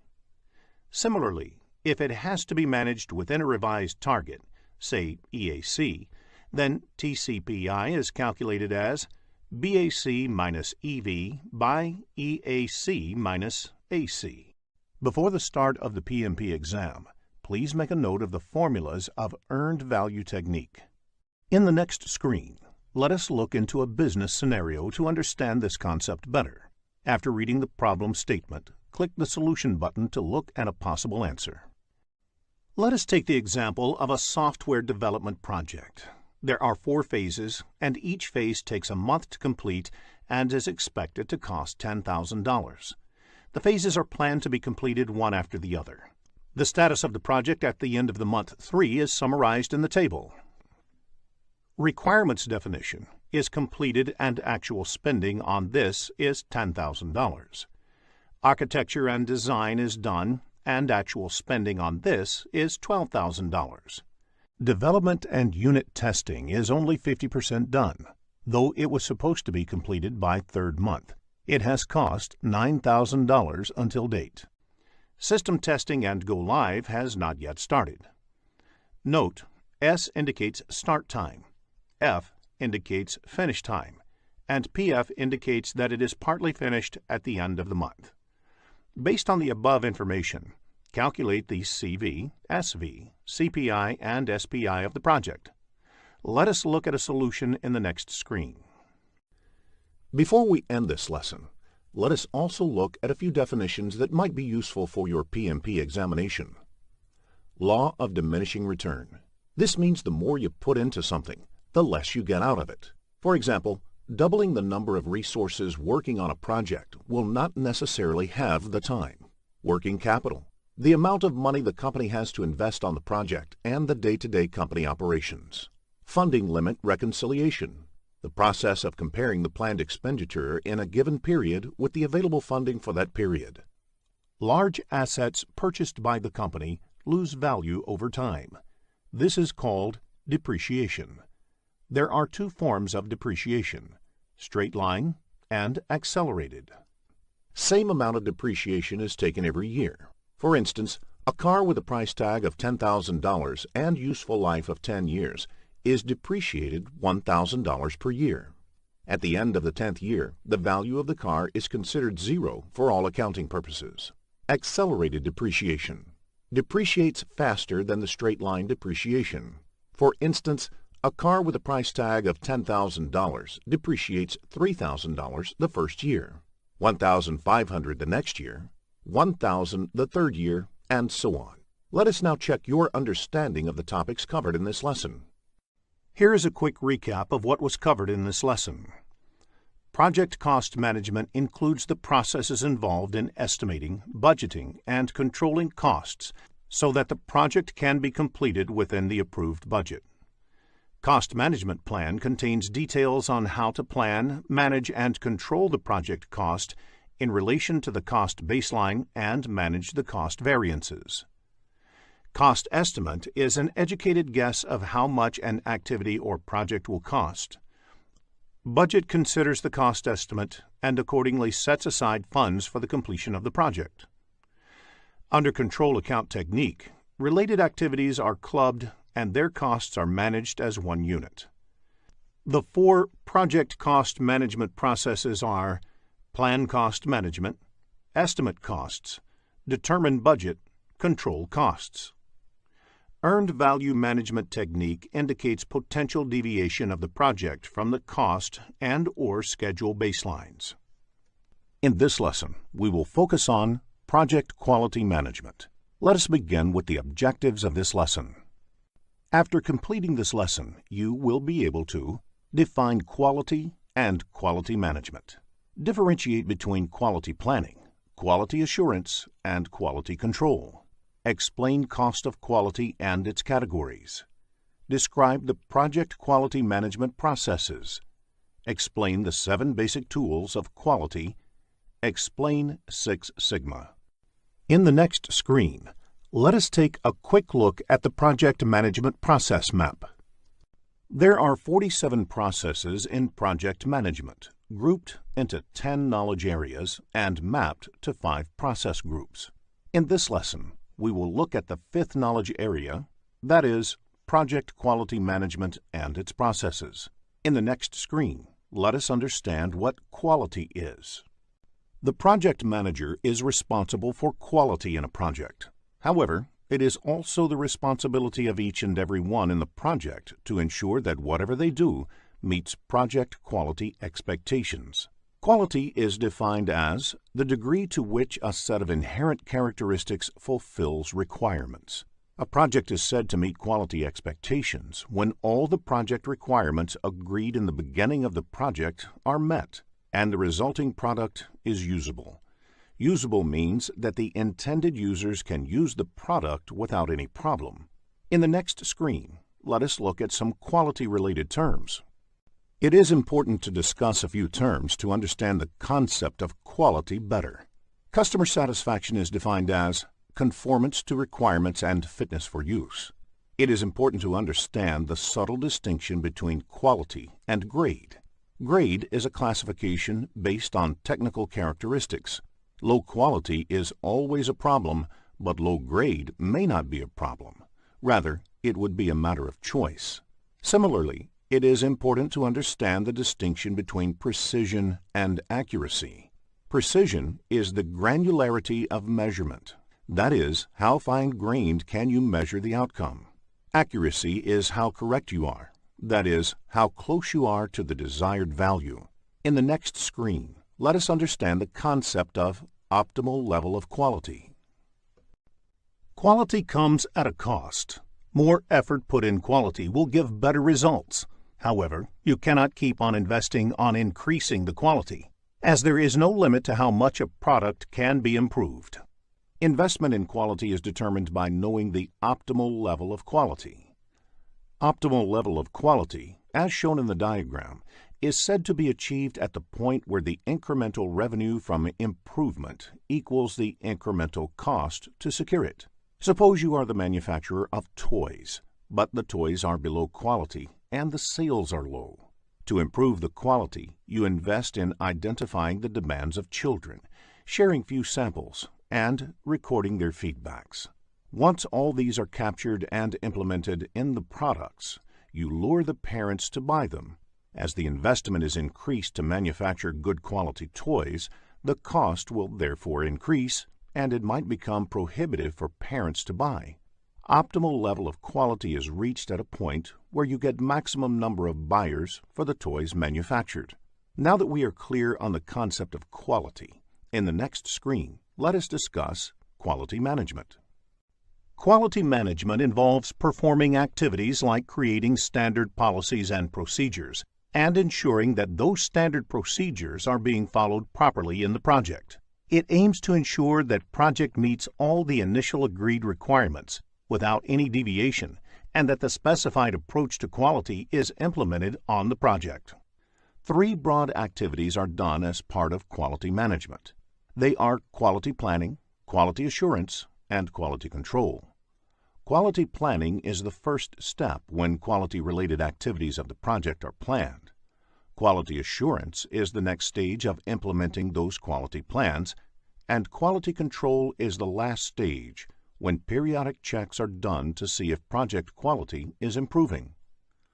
In the next screen, let us look into the differences between the 3 aspects of quality management. It is important to understand the different kinds of activities that come under quality planning, quality assurance, and quality control. Once the quality planning is done, the quality management plan is ready. This quality management plan has standards, templates, policies, and procedures to be followed in the project. It contains information on the level of quality being aimed and the plan to achieve that level. It is the aim of quality assurance activities to ensure that the activities planned under quality planning phase gets executed for the project. It is the task of quality assurance to determine if the project is complying with the organizational as well as project policies and procedures. This is ensured by conducting regular process audits to identify deviation from what is planned in the quality management plan. These audits are generally done by quality department of the organizations. Quality assurance focuses on the process, not on specific products. The role of quality control is to measure specific project data or results against standards to inspect and verify the project's product, defect repair, and measure whether quality indicators are improving. Quality control is about the product and data. For example, it was planned as part of quality management that project would get completed plus or minus 10% within the cost budget. 3 months back, when the measurement was done, project was over budget by 20%. When the measurement was done a day before, it was only 15% over budget. Therefore, the project has showed an improvement of 5% in the last 3 months, and it is quite likely that over the next 3 months, project may get within the planned limit of 10%. Instead of showing improvement, if the data shows cost increase, then corrective and preventative actions are required to get the project within the 10% limit. This is quality control. In the next screen, let us discuss a few quality management concepts. Let us look at some terms that are commonly used in quality management parlance. Total Quality Management, or TQM, is a quality management philosophy that involves holistic thinking about meeting the objectives of an organization. It places the responsibility of quality squarely on the management. Kaizen is a Japanese term that stands for change for better. Kaizen philosophy is one that should always be looking for small and continuous improvements in the process. Deeming cycle, or PDCA cycle, that is, plan, do, check, act, is a process control and improvement approach propagated by the famous quality guru Edward Deming. It means you plan for something, execute it, check the output, and based on the lessons you act to bring the deviations under control. Kanban is a pull-based management system that originated in Japan, based on just-in-time (JIT) inventory management. The idea behind Kanban is to minimize the work in progress and achieve a smooth flow in the process from start to finish. Because building up inventory only to paper over the imperfections in the system tends to hide the problems. In the next screen, let us focus on cost of quality. Cost of quality is the cost that needs to be incurred to make a quality product. The sum of all the costs incurred is ensuring that project conforms to requirement is cost of quality. Cost of quality can be broken down into two major categories. First is the cost of conformance, or the money spent during the project to avoid failures. This can further be subdivided into prevention costs, which is the cost to prevent errors, like training the team, creating documents, on equipment, and in time to do it right. The other subdivision is appraisal costs, or the cost for assessing quality, like testing, destructive testing loss, and inspections. The second category is the cost of nonconformance. It is the money spent during and after the project because of failures. This is subdivided into internal failure costs. It is the cost of failures that occur before the product is released to customers, for example, rework and scrap. The second subdivision is external failure costs. It is cost incurred on failures that occur after it has been released by the team, for example, liabilities, warranty work, and lost business. Concept-based questions on cost of quality can be expected in the exam, so please make a note of the categories of cost of quality. Let us look at the project quality management processes in the next screen. There are 3 project quality management processes, of which the first process, Plan Quality Management, is done as part of the planning process group. The next process, Perform Quality Assurance, is done as part of the executing process group, and the last process, Control Quality, is done as part of the monitoring and controlling process group. In the next 3 screens, let us look into each of these processes in detail. The aim of the Plan Quality Management process is to identify the relevant requirements or standards to execute the project effectively to achieve the desired quality level. Quality planning results in the creation of the Quality Management Plan. Aim of the Plan Quality process is to identify the standards. A standard is an agreed-upon process to work or achieve a result. A standard can be set from within the organization or government. Once all the standards for the project are identified, the aim of the quality planning activities involves determining what work needs to be done to meet those standards.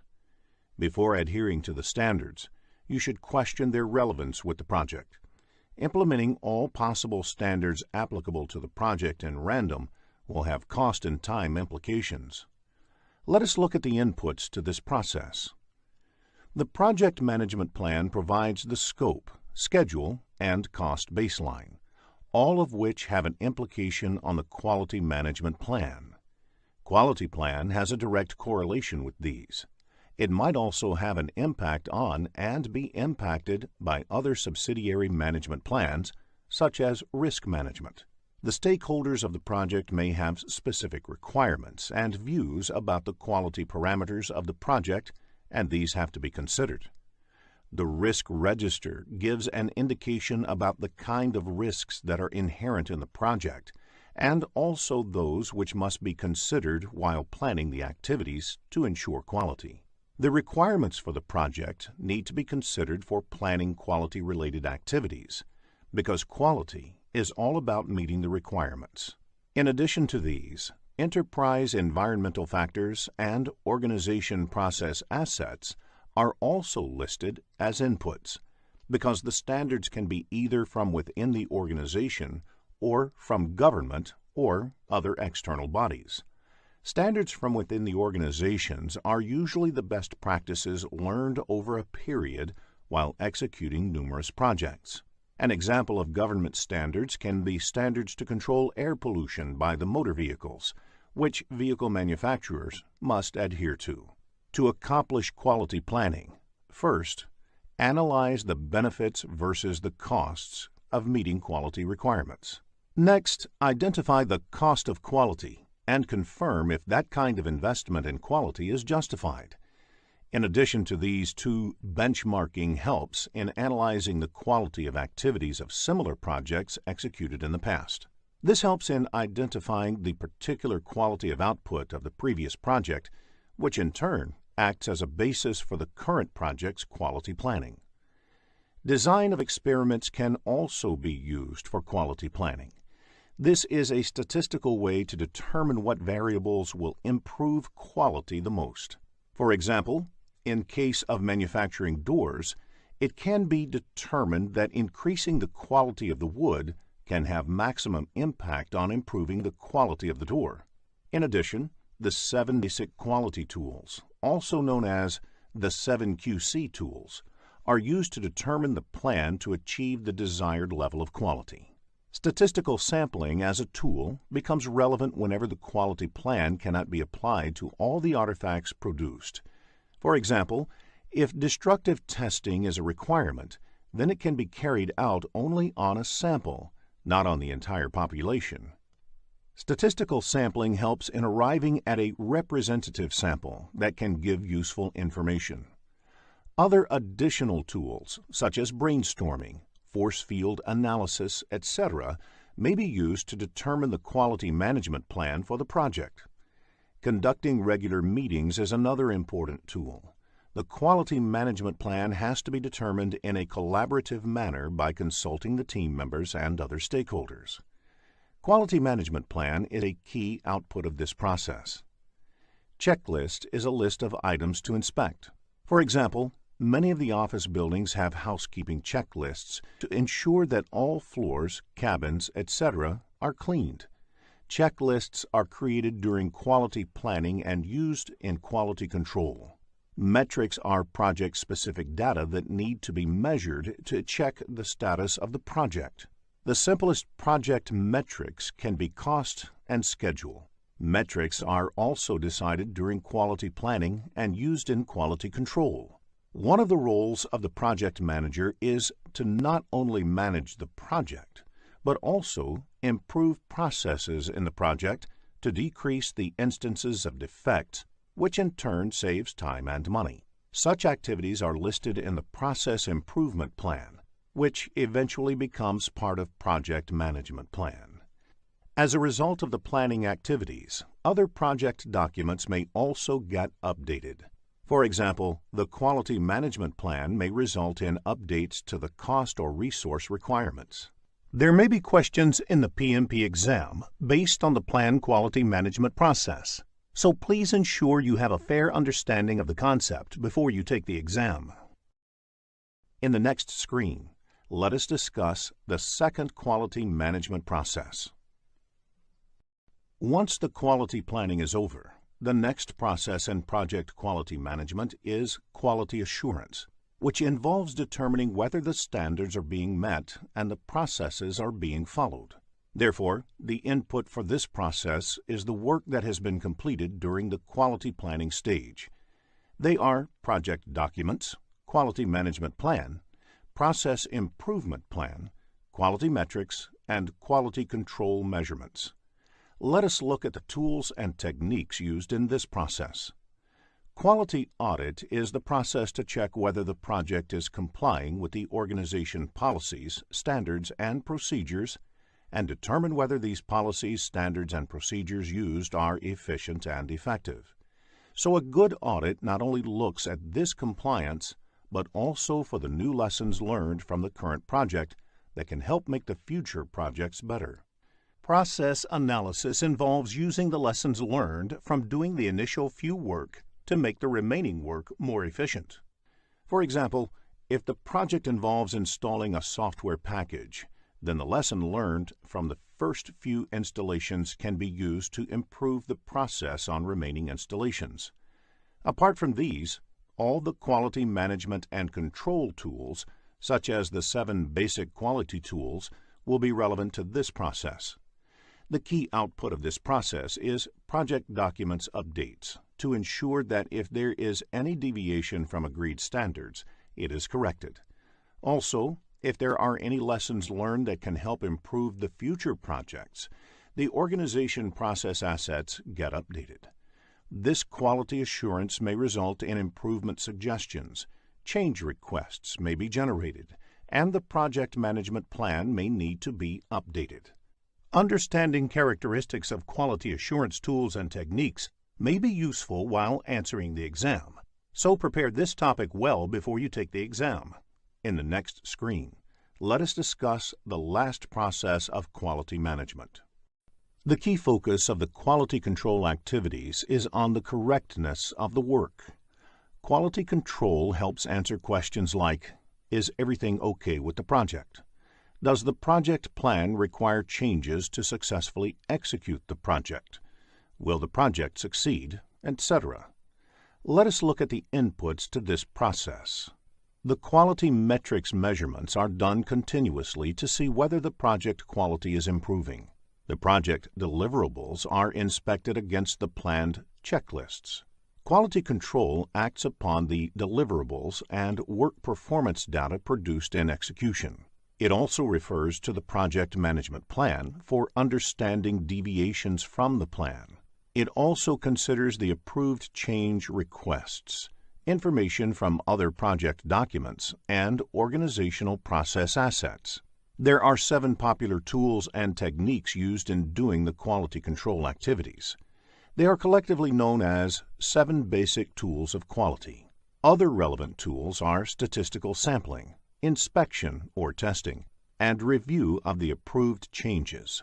Quality control activities result in quality control measurements, the verified deliverables, validated changes, information about the work being performed, recommended changes, and updates to the organizational process assets, project management plan, and other project documents. In the next screen, let us look into a business scenario to understand this concept better. After reading the problem statement, click the Solution button to look at a possible answer. Six Sigma is a highly disciplined process that focuses on developing and delivering near-perfect products and services consistently. If a large volume of data is plotted over a period of time, you would most probably have a bell-shaped graph. Such graphs are also called normal distribution graph. It's called as normal distribution because any large volume of data is plotted with the intent to track variations would most probably be in a bell-shaped curve. The line corresponding to the top of the bell curve is the median of the data sample. Standard deviation concept is used to measure how far any data is from the mean. Standard deviation is also called sigma. One standard deviation from the mean covers 68% of the data. 6 sigma means 6 standard deviations from the mean. This would cover 99.99966% of the data. We will look at an example of 6 sigma in the following screen. To understand 6 sigma, let us look at an example. A tire manufacturing company produces 100,000 tires a day. It is not possible to verify each and every tire manually to ensure it is defect-free. Instead, random sample of these manufactured tires are taken and checked for defects. Assuming that the thickness of the tires is a parameter to measure defect, any tire that has a thickness more than or less than 10 millimeters is considered to be defective. Now, if you measure the actual thickness of all 100,000 tires manufactured daily and plot them on a graph, you get normal distribution graph. One standard deviation from the mean covers 68% of the data, meaning if the thickness of the 100,000 tires are plotted, 68,000 of them lie within one standard deviation above or below the mean. Now, if a company operates at 6 sigma level, They would ensure that all tires that are up to 6 standard deviations from the mean are defect-free. Therefore, in such cases, you can expect only 3 defective tires out of 1,000,000 tires manufactured. Let us now check your understanding of the topics covered in this lesson. Here is a quick recap of what was covered in this lesson. A project is said to meet quality expectations when all the project requirements agreed in the beginning of the project are met and the resulting product is usable. Quality management includes creating and following policies and procedures that meet the project's defined quality needs. Quality planning defines the standards, templates, policies, and procedures. Quality assurance determines if the project is complying with the policies and procedures. Quality control measures specific project results against standards. Plan quality management, perform quality assurance, and control quality are the 3 project quality management processes. 7 basic quality tools are used to plan and achieve the desired levels of quality. At 6 Sigma level, there would be only 3 defects out of 1,000,000 units manufactured. In this lesson, we will focus on project management framework. Let us begin with the objectives of this lesson. After completing this lesson, you will be able to define project, project management, program management, and portfolio management. Recognize the roles of project management office. Identify the project constraints and their impact on the project. Explain the role of a project manager in stakeholder management. Describe different organization structure. Differentiate between a project lifecycle and a product lifecycle. Let us begin this lesson with understanding what a project is in the next screen. A project is a temporary endeavor undertaken to create a unique product, service, or result. For example, developing a new product, service, or result, constructing a building, industrial plant, or infrastructure, and implementing, improving, or enhancing existing business processes and procedures. In the next screen, we will focus on the characteristics of a project. A project can be distinguished based on its characteristics. The definition describes 2 characteristics of a project. First, it is temporary in nature. Temporary here does not mean short in duration. A project can extend for long duration based on the requirements. For example, creating a new indigenous missile defense system for a country. However, there is always a definite planned start and end date for a project. It cannot go on indefinitely. Secondly, the project is supposed to produce a unique output. The output could be a product, service, or result. There can be many common activities between 2 projects, but the outcome of each project should be unique in some way or the other. Now, let us look at what marks the end of a project. A project ends when either the objectives are met or the project is terminated because the objectives will not or cannot be met. The other reason to terminate the project can be that the need for the output of the project does not exist anymore. Usually, the sponsor of the project takes a call about the closure of the project.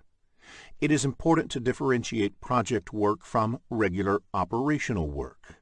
For example, your office receptionist does the same work every day of picking any incoming call and directing the call to the right person in the office. This is an ongoing repetitive work and can be classified as operation. Operations, unlike projects, are neither temporary nor unique. Creating a new software system to effectively track your customer complaint can be an example of a project. When the software is successfully developed, the project objective is met, which marks the end of the project. When you start using this software to track customer complaints, you are entering into the operations phase. In the next screen, let us now look into project management. As defined in the PMBOK guide, project management is the application of knowledge, skills, and tools and techniques applied to project activities to meet the project requirements. Project management is achieved by proper application and integration of the 47 processes. Project application and integration means these processes should be executed in the right manner as well as in the right order. In the next screen, let us discuss how to manage a project. Program management is defined as the application of knowledge, skills, tools, and techniques to a program to meet the program requirements and to obtain benefits and control not available by managing projects individually. As defined in PMBOK Guide, a program is a group of related projects, which when managed as a group in a coordinated fashion, provides benefits and control that are not available while managing them individually. These benefits could be from decreased risk, economies of scale, improved management of dependencies, delivery of additional capabilities, optimal utilization of shared resources, and so on. Let us now learn the various features of program management. Random projects cannot be grouped together as a program. The projects in a program should be related in some way or the other, and there should be some value added in managing them together. A project may not be a part of any program, but a program will always have projects. A project can also be executed as a standalone project. A program is designed to deliver some strategic benefits value to the organization. These benefits can be tangible or intangible. Examples of tangible benefit could be increased profit margins or operational cost savings. Examples of intangible benefits could be improved team morale or building up certain competencies. While a project manager focuses relentlessly on the fulfillment of the project's requirements, that is, scope, cost, time, quality, a program manager needs to focus on ensuring that the organizational benefits are realized. In the next screen, let us understand what a portfolio is. Portfolio is yet another term used along with project and program. A portfolio may have multiple projects and programs that are managed as a group to achieve strategic objectives. Note that all projects and programs in a portfolio may not be necessarily interdependent or directly related. A portfolio can be created based on the business objectives. For example, an IT service company can have a portfolio named Japanese Projects, which is formed with an aim to take over the Japanese market by giving more attention to these projects. Within this portfolio, similar projects can be managed as a program, and all banking projects from Japan can be managed as a banking program. In the next screen, let us discuss portfolio management. Portfolio management is the centralized management of one or more portfolios. This includes identifying, prioritizing, authorizing, managing, and controlling projects, programs, and other related work to achieve strategic business objectives. Therefore, whether the company should have Japanese projects as portfolio or not is decided by portfolio management. In the next screen, let us understand the relationship between portfolios, programs, and projects. The image on the screen will help you to understand the terms portfolios, programs, and projects. A portfolio is part of an organization's overall strategy. It represents a conscious decision by an organization to invest in the portfolio. The overall objectives of a portfolio are then cascaded down to the lower-level components. The components could be sub-portfolios, programs, or projects. These components can further be broken down into smaller components for ease of management. Although a project may not contain operations, a program, or a portfolio, it can include other work. This other work may comprise training and development, customer support and services, etc. If the other work has synergy with the overall objectives and adds to the capability to deliver the higher level benefits, then it can be included in the program or portfolio as well. In the next screen, we will discuss Project Management Office. Project Management Office, or PMO, is a specific type of body or department within an organization. PMO performs several roles in the organization, and these can broadly be classified as primary roles and other roles. Typically, the PMO may take up any one or a combination of the three primary roles. It provides the policies, methodologies, and tools and templates for managing projects within the organization. It provides support and training in organization on how to manage projects. And finally, it provides project managers for different ongoing projects in the organization.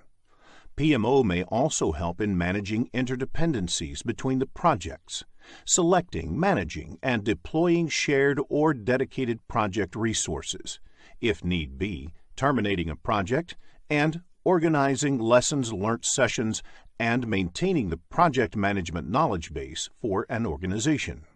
In the next screen, we will discuss how to manage the triple constraints. Any project can be done successfully if there is no constraint on time or there is unlimited budget available. Unfortunately, that is not true in real life. A project is performed within some constraint, and these constraints are usually competing. Therefore, if you change one, it would affect the other. For example, if the project duration increases, it would lead to increase in the project cost as well. Triple constraint is a term that originally referred to the three competing project constraints within which the projects are performed. These constraints are cost, time, and scope. Quality is a primary concern for a project manager. Therefore, the project manager has to make trade-offs to keep the scope, cost, time, quality plane in balance. To achieve the balance, the project manager also needs to manage other aspects of the project. For instance, the people, stakeholders, risks, communication, and procurements. The project manager plays the essential role of integrating all these different aspects of project management. In the PMP examination, you can expect business scenario-based questions focusing on the triple constraints. In the next screen, let us understand who a stakeholder is.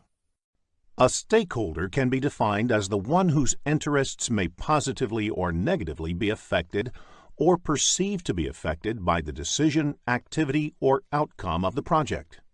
As per the definition, the project team, project manager, project sponsor, PMO office, customer, etc. are the stakeholders of the project. A project sponsor is the one who gives a go-ahead for a project and provides the necessary resources to execute the project. Therefore, the head of projects in the organization who provides a green signal to start a project and allocates required resources to the project is the project sponsor. A project sponsor is usually somebody placed high up in the organizational hierarchy of the performing organization. That is, the organization in which the work of the project is being carried out. In the next screen, let us look at stakeholder management. One of the key responsibilities of a project manager is to manage stakeholders. A project manager has to involve the stakeholders from the beginning of the project until the end, so they are aware of every step. A project manager has to take up specific activities for stakeholder management, identifying both internal and external stakeholders. Missing out any stakeholder can be disastrous for a project. A stakeholder who is identified towards the end of the project may come up with his own requirement at that stage, and incorporating them can be risky. Determining stakeholder requirements. After identifying all the stakeholders, the project manager also needs to ensure that their requirements are clearly identified.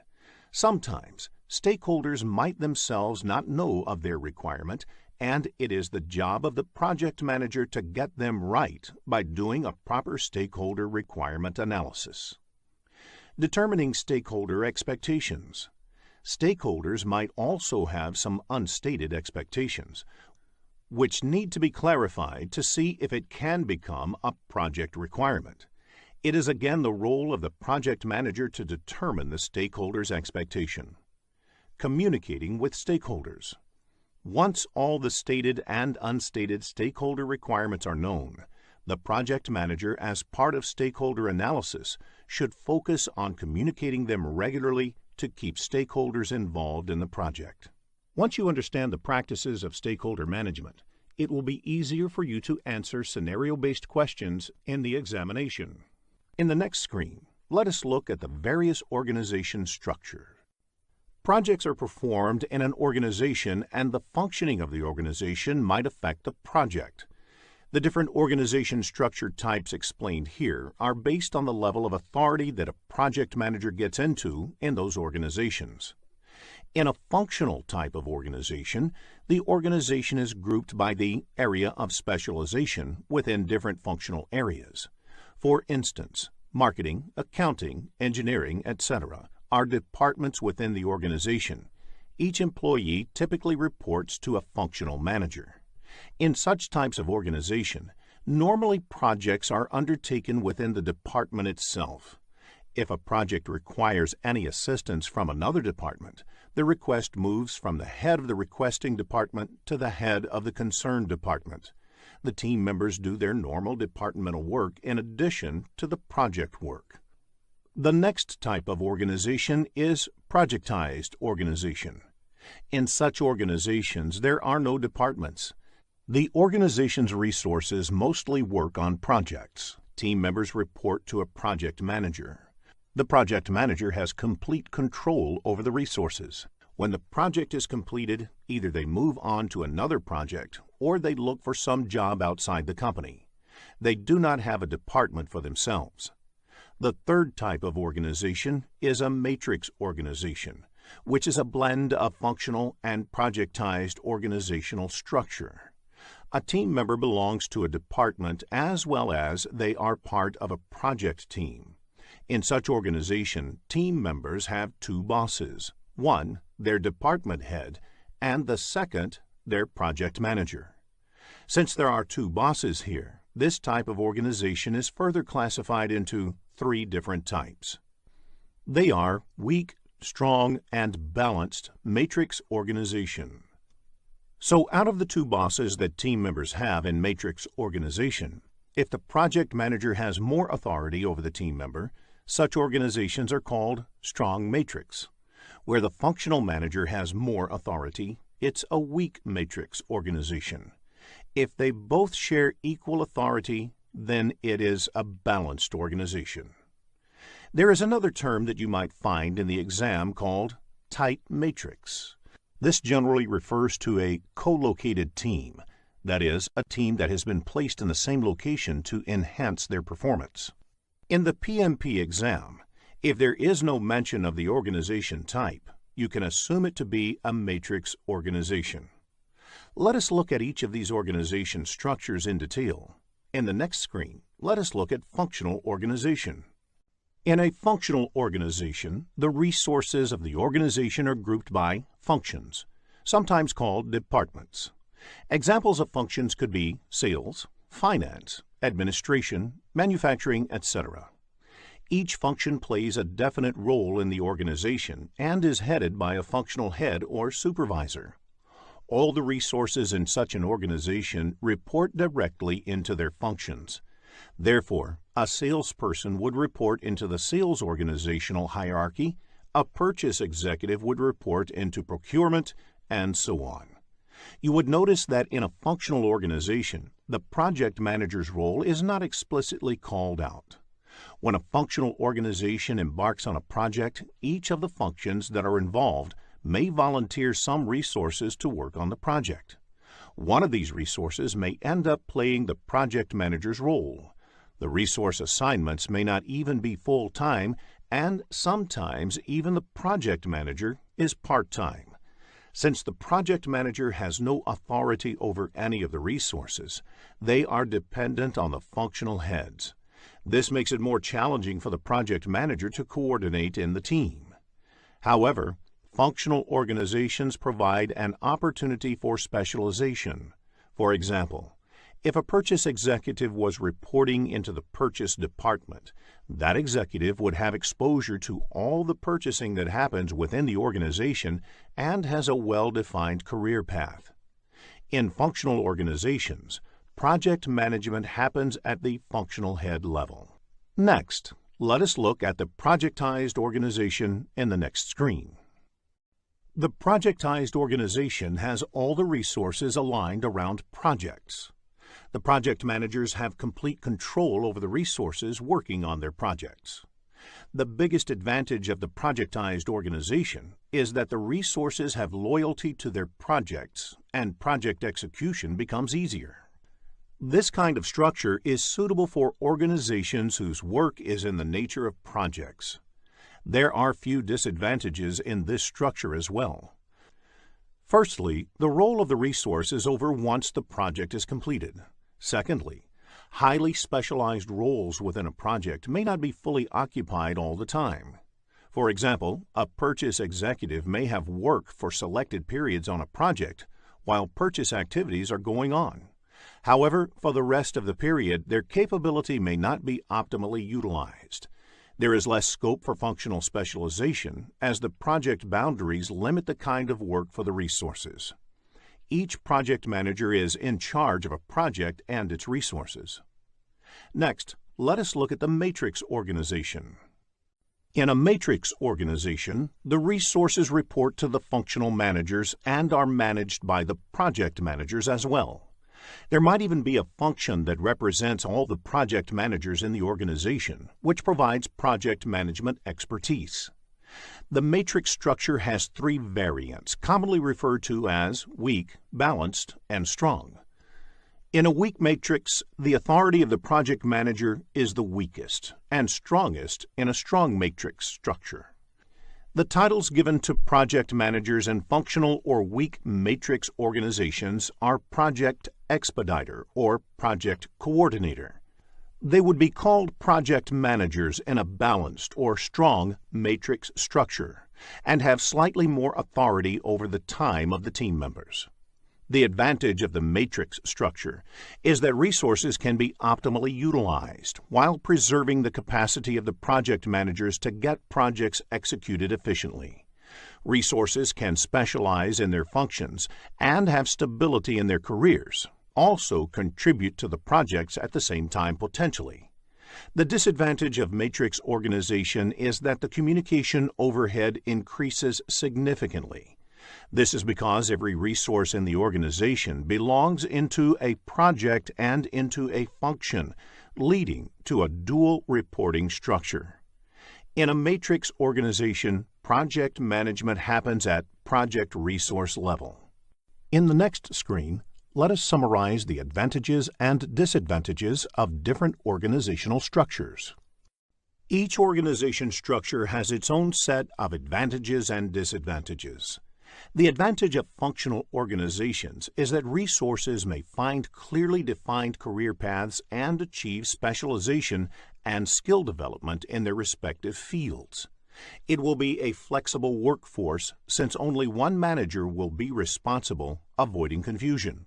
The disadvantage of such organization type is that project work is hampered.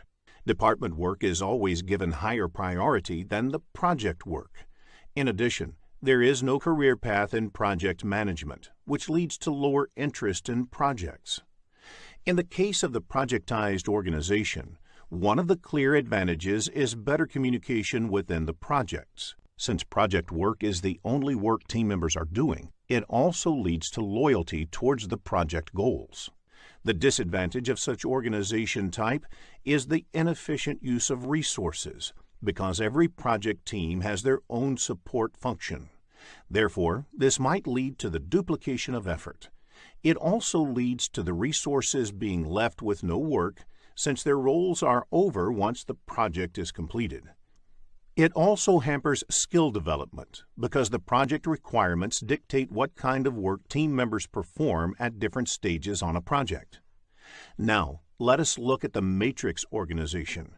It also has the advantage of better coordination and maximum utilization of resources. However, the disadvantage is the higher potential for conflict among the managers, which might lead to communication complexity and overhead management. In the next screen, let us focus on the comparison on project lifecycle and product lifecycle. Project lifecycle spans the initiation of a project until the closure of the project.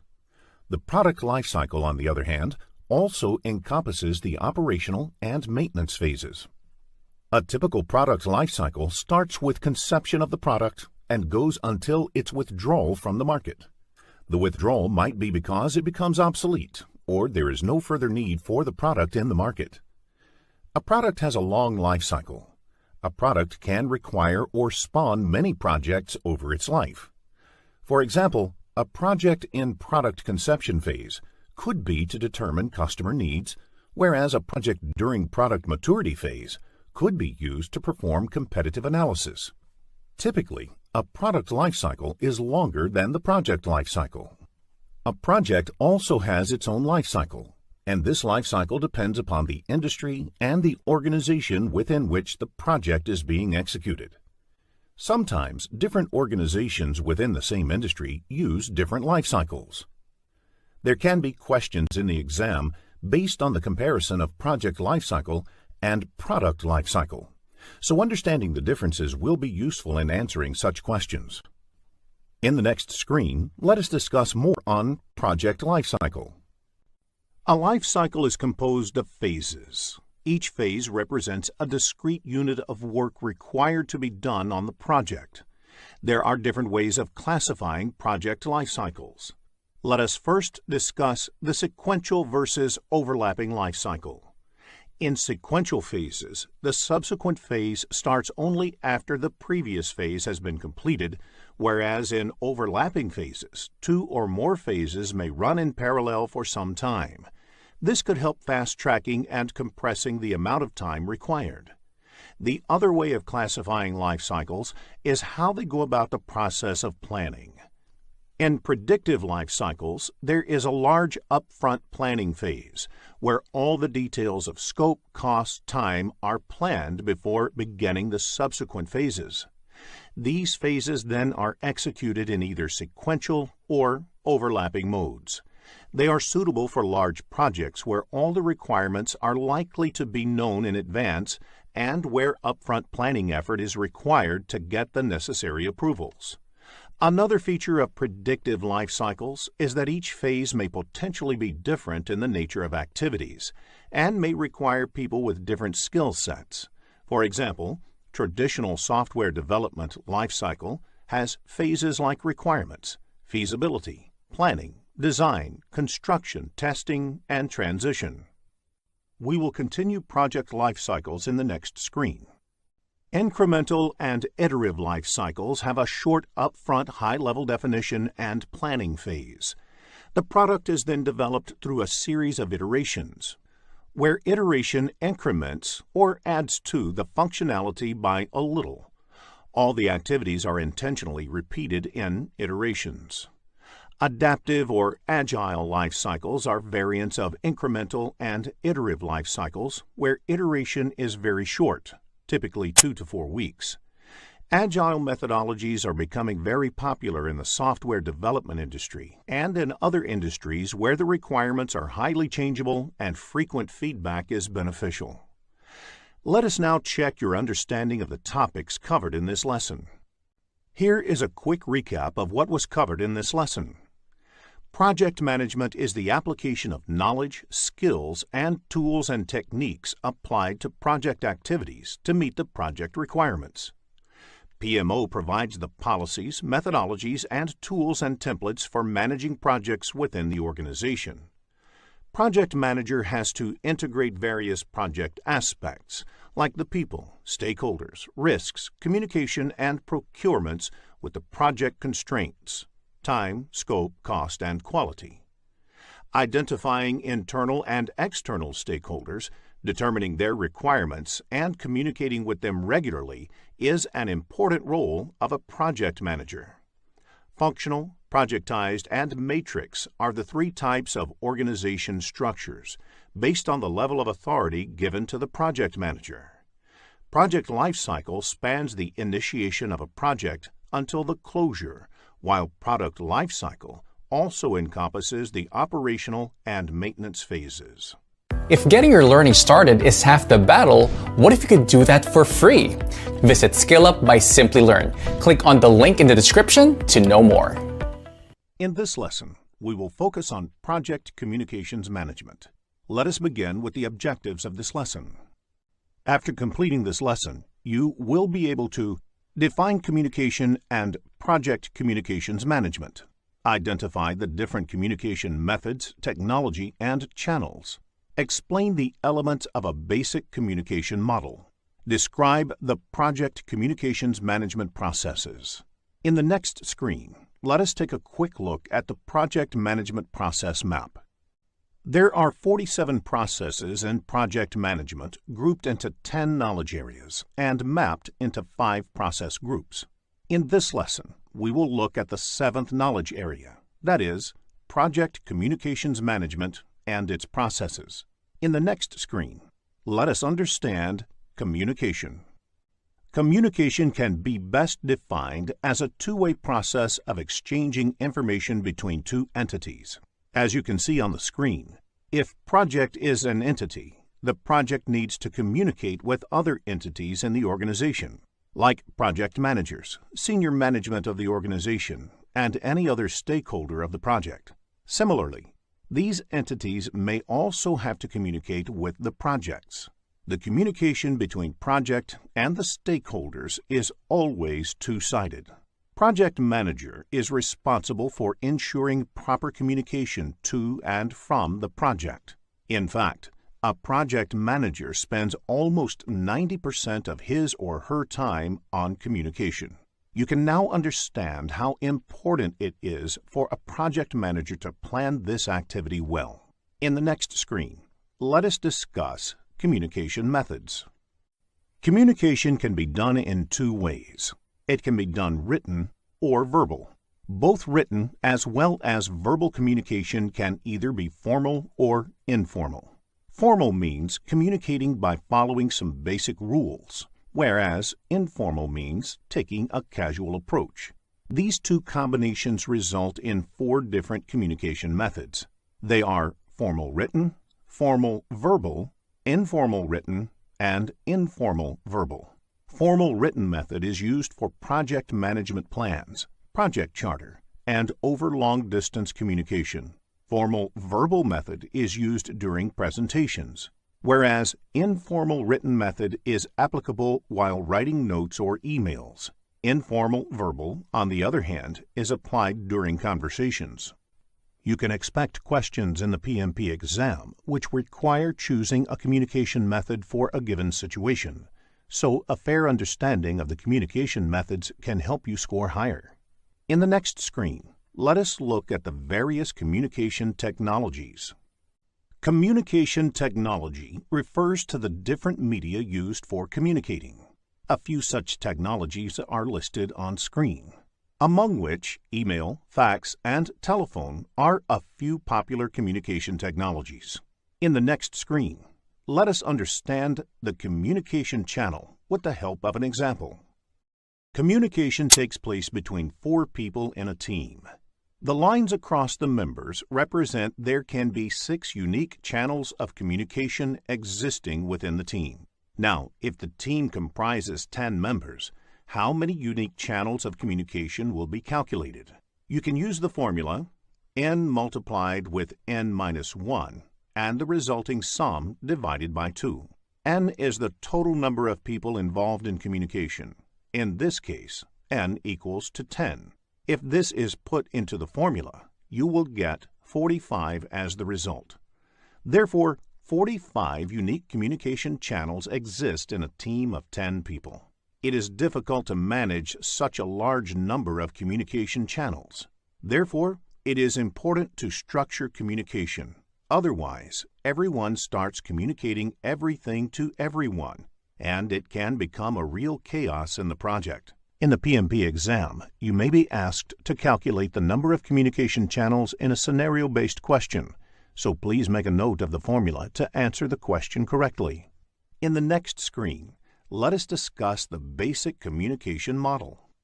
Project communications management includes the processes required to ensure that information about timely and appropriate generation, collection, distribution, storage, and ultimate disposition of project is prepared and circulated to all project stakeholders. It is the responsibility of a project manager to ensure that the information requested by the stakeholder is communicated to them. The frequency at which the information needs to be shared may also vary from stakeholder to stakeholder. For example, think about a simple process of sharing a project status report with the customer and senior management. This knowledge area explains how it should be done as per PMI. In the next screen, let us discuss the project communications management processes. There are 3 project communications management processes. Process is carried during different process groups. Plan communication management is done during planning process group. Manage communications is done during executing process group. And control communications is done during monitoring and controlling process group. In the next few screens, we will cover each of these processes in detail. Plan communications management is the process of developing an appropriate approach and plan for project communications based on stakeholders' information needs and requirements and available organizational assets. This belongs to the planning process group. Stakeholder register is an important input to this process. It is a list of all the stakeholders. The project management plan has information about a large number of the project's requirements and the stakeholders who need to receive communication of various kinds are therefore a critical input to this process. In addition to these two, organization process assets and enterprise environmental factors are also inputs to this process. Many organizations have standard templates to prepare communication management plan, which are part of the organizational process assets and enterprise environmental factors. The first technique used in this process is the communication requirements analysis, where the communication requirements of each of the stakeholders are analyzed and categorized. In this, you try to find how many of the stakeholders need similar kind of information, which can be grouped together. If you send information through an email system, all those stakeholders who need similar information can be marked in CC in the email. Next, you can decide on the communication technology. These days, email is the most widely used technology, but in few cases, you might have to send information using some other technology, like fax or registered post. For example, all government communications are done using registered post to keep a written record. Finally, you need to understand how communication really happens. That is, the communication models and the various communication methods used. You may need to conduct meetings before agreeing on and finalizing the communications management plan. The communications management plan is the primary output of this process, which lays down the procedures around communications in the organization. Communication management plan has information like which stakeholder needs what kind of information, at what frequency, and how. As a result of this process, some other project documents may also get updated. There may be questions in the PMP exam based on the Plan Communications Management process, so a fair understanding of the process will help you answer such questions correctly. In the next screen, let us look into a business scenario to understand this concept better. After reading the problem statement, click the Solution button to look at a possible answer. Manage communications is the process of creating, collecting, distributing, storing, retrieving, and the ultimate disposition of project information in accordance to the Communications Management Plan. It belongs to the Executing Process Group. Managed communications is done throughout the project lifecycle. Everything cannot be planned during communication planning, so managed communications takes care of responding to unexpected requests for information as well. Communications Management Plan is an important input. Work performance reports have information regarding project performance and status information. Organizational process assets are the standard templates created for the status report by organizations. In some organizations, there are guidelines for communication distribution. Enterprise environmental factors are the other inputs to this process. Various tools and techniques are used in this process. Communications technology represents the means of technology, that is, email, instant messaging, telephone conferencing, etc., that are used to exchange information. The use of communication models helps you determine the technique that is best suited for a particular situation. Communication methods are the various methods used to communicate. For example, whether it is interactive or offline, whether information is being pushed by the provider or pulled by the recipient, etc. Information management systems help design a framework for managing the information within a project.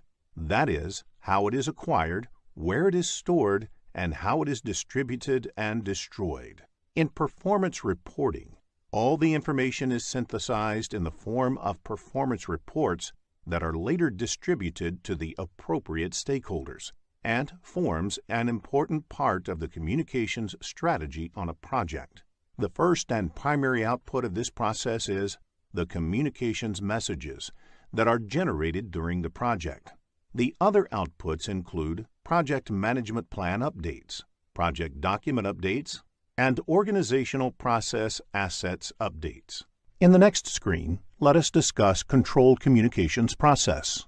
Controlled communications is the process of monitoring and controlling communications throughout the entire project lifecycle to ensure the information needs of the project stakeholders are met.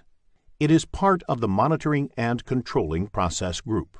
The inputs to this process are the project communications, project management plan, and issue log, which has a list of issues that are raised by different project stakeholders, data related to the work being performed on the project, and various other project documents which may have to be communicated.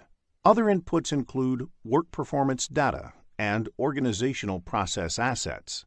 Let us look at the tools and techniques in detail. The information management systems provide tools to collect, consolidate, and present the information in the form of cogent, concise communications. Expertise must be sought from different stakeholders on how you should go about this process. Several meetings may be needed to ensure the efficiency and efficacy of the communications.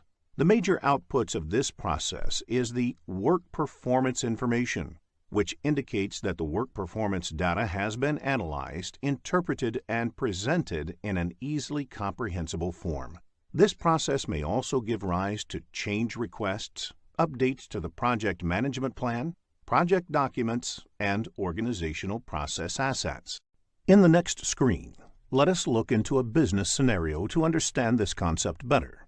After reading the problem statement, click the Solution button to look at a possible answer. Here is a quick recap of what was covered in this lesson. Communication is a two-way process of transferring information from one entity to another. The four commonly used communication methods are formal written, formal verbal, informal written, and informal verbal. The total number of unique channels of communication can be calculated using the formula n multiplied with n-1 and the resulting sum divided by 2. By analyzing the communication model, problems in project communication can be identified. Project Manager is responsible for timely availability of information to all stakeholders. The three project communications management processes are Plan Communication Management, Management Communications, and Control Communications. In this lesson, we will focus on Project Human Resource Management. There are 47 processes in project management, grouped into 10 knowledge areas and mapped to 5 process groups. In this lesson, we will look at the 6th knowledge area, that is, Project Human Resource Management and its processes. In the next screen, let us understand Project Human Resource Management. Project Human Resource Management includes the processes that organize, manage, and lead the project team. One of the key elements of human resource management is that each of the project team members should have clear assignment of their roles and responsibilities. In addition, even the team working on project management tasks should be a part of the project team, and they are responsible for project management functions like initiating, planning, executing, monitoring and controlling, and closing, along with other leadership activities. In the next screen, let us understand the difference between functional and project manager. An organization may have both functional managers and project managers. The difference: functional manager is the one who handles a business function or department. For instance, the HR manager is responsible for the HR department in an organization. Therefore, an HR manager will be a functional manager. Generally, a functional manager is also a subject matter expert. The roles and responsibilities of the functional manager depend upon the core business of the organization and overall organization structure. Functional managers normally own the resources and provide the projects with necessary resources. They also negotiate with the project manager regarding resources. The project manager, on the other hand, is responsible and accountable for the success or failure of a project and the quality of the project. They are not technical experts. The project manager may not have authority over the resources, depending upon the organizational structure. They often have to negotiate with the functional manager for the resources and are responsible for the product quality. A project manager will credit the team with the success of the project and accept the blame for the failure. Now let us look at an example to understand the roles played by functional and project managers. The CEO of an organization initiates a new project to secure an ISO 9001-2008 certification for the company. Now, this project would require team members from each of the company departments, and whoever is the project manager of this project will have to request the functional manager to assign one of their team members to the project. Resources assigned to the project go back to their respective departments once the project is completed. Let us now discuss the project human resource management processes in the next screen. There are 4 project human resource management processes. The first process, Plan Human Resource Management, is done as part of the planning process group. The next 3 processes are part of the executing process group. These processes are Acquire Project Team, Develop Project Team, and Manage Project Team. Let us now look into each of these processes in detail. In the next screen, let us begin with Plan Human Resource Management. Plan Human Resource Management is the process of identifying and documenting project roles, responsibilities, required skills, reporting relationships, and creating a staffing management plan. This process is part of the planning process group. In addition to that, finalizing the project hierarchy of who reports to whom, and designing the staffing management plan is also part of this process. The first input to this process is the project management plan. There could be a lot of information in the project management plan and subsidiary plans that may be relevant to the creation of the human resource management plan. For example, the project lifecycle processes, the timelines, how the work will be accomplished, etc. The other key input for this process is the activity resource requirement. Team members can be identified based on these requirements. In addition to this, enterprise environmental factors like current employment outlook, etc., are also important. For example, if the economy is booming and there are ample job opportunities for the team members, the reward and recognition system can keep the project team interested in the project. Organizational process asset is also an input to this process. An example of the organization process assets can be template or a form to request for a new resource. Let us now look at the tools and techniques used to develop human resource plan. The roles and responsibilities are captured in the form of organization charts and position descriptions. There are various ways to draw this chart. It can be either hierarchical chart, which shows the reporting function, or it can be text-based. The other technique used for developing the human resource plan is networking. This involves formal or informal interactions within the organization and outside by the project manager to identify the best team for the project depending upon various interpersonal factors. Organizational theory helps to understand how individuals come together and function as an organization. Expert judgment and meetings are required to put the human resource plan together. The output of this process is Human Resource Management Plan. This plan contains documents like Staffing Management Plan, Project Organization Chart, and Roles and Responsibilities Matrix. The Staffing Management Plan is a comprehensive document that describes when and how team members would be added to and released from the project. Another component of the Staffing Management Plan is the Recognition and Reward System. Recognition and Reward System helps project managers motivate their team. The Staffing Management Plan is relevant to the projects of a functional or matrix organization where project team members are always caught in a dilemma about prioritizing project work against regular departmental work. In the next screen, let us discuss organization charts and role descriptions. A project manager needs to make sure that there is an organization chart prepared specifically for the project. It should clearly identify the roles and the reporting relationships between them. A sample organization chart is shown on the slide.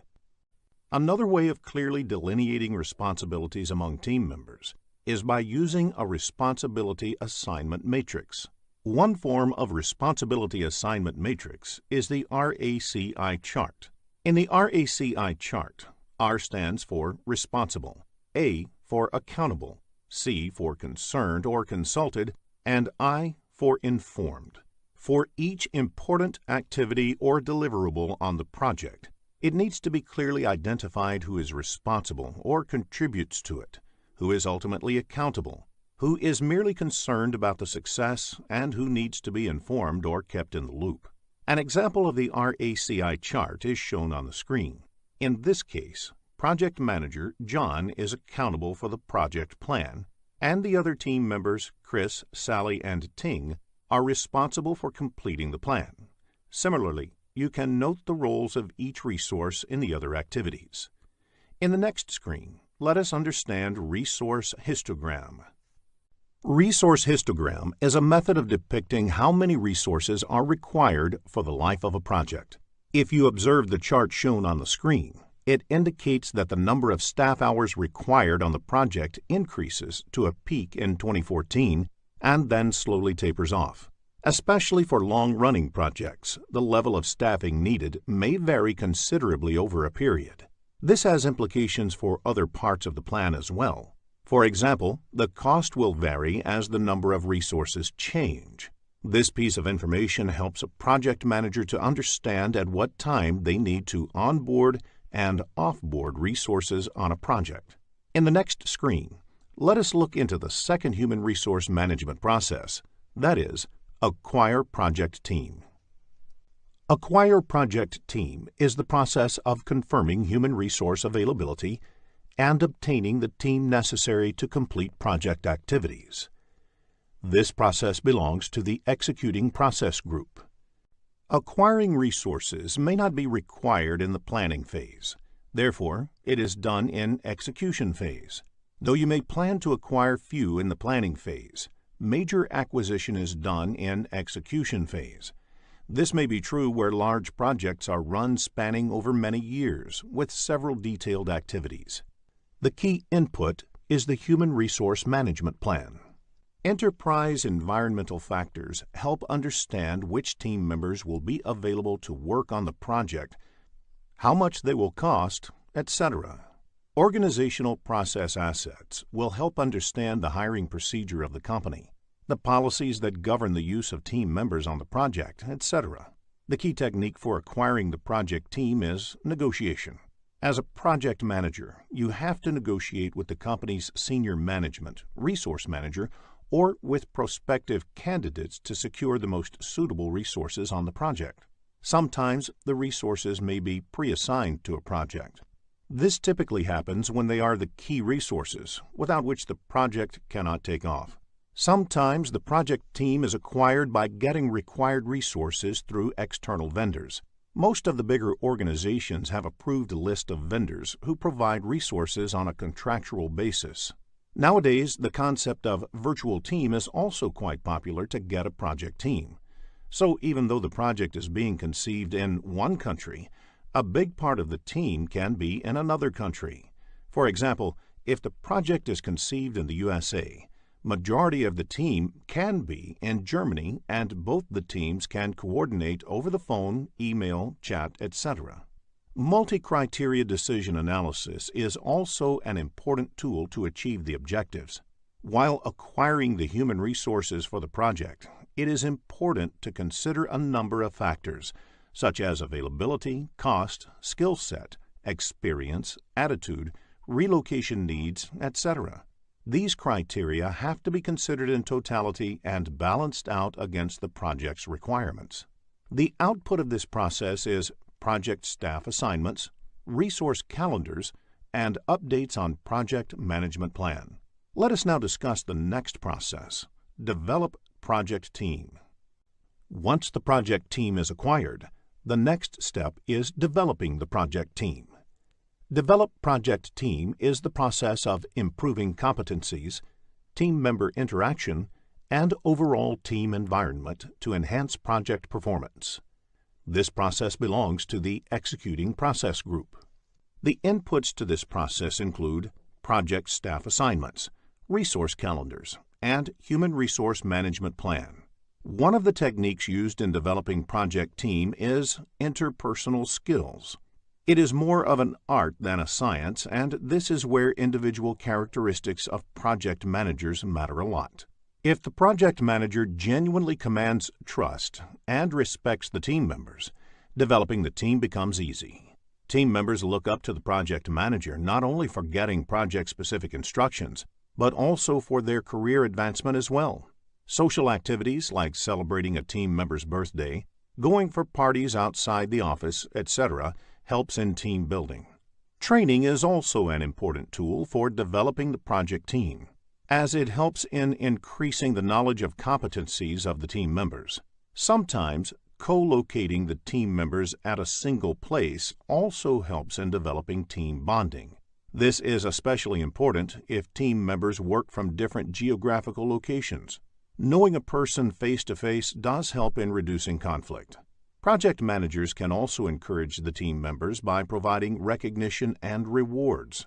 Personnel assessment tools give the project manager insights into the strengths and opportunities for improvement in the team members. These tools also help in understanding members' aspirations so that the project manager can better align the project goals with the individual aspirations. Finally, the project manager should also set some ground rules in the project to ensure that team performs their work without any problems. Some such rules can be, everyone should reach office for daily meeting by 9:30 a.m. sharp. If there is more than a 10% delay in completing any activity assigned, it should immediately be escalated to project manager.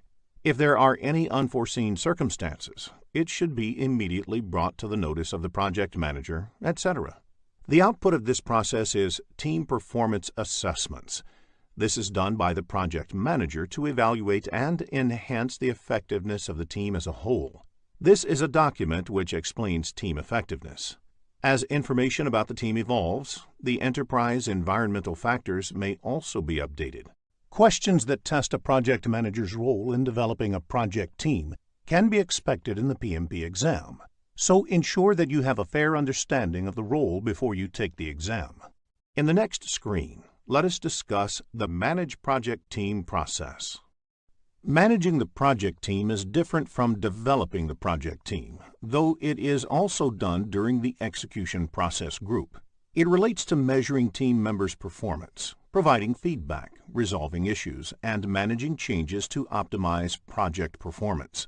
To measure team members' performance, the manager should know the work assigned to them as well as their performance on the assigned work. Hence, project staff assignments and team performance assessments are listed as input to this process.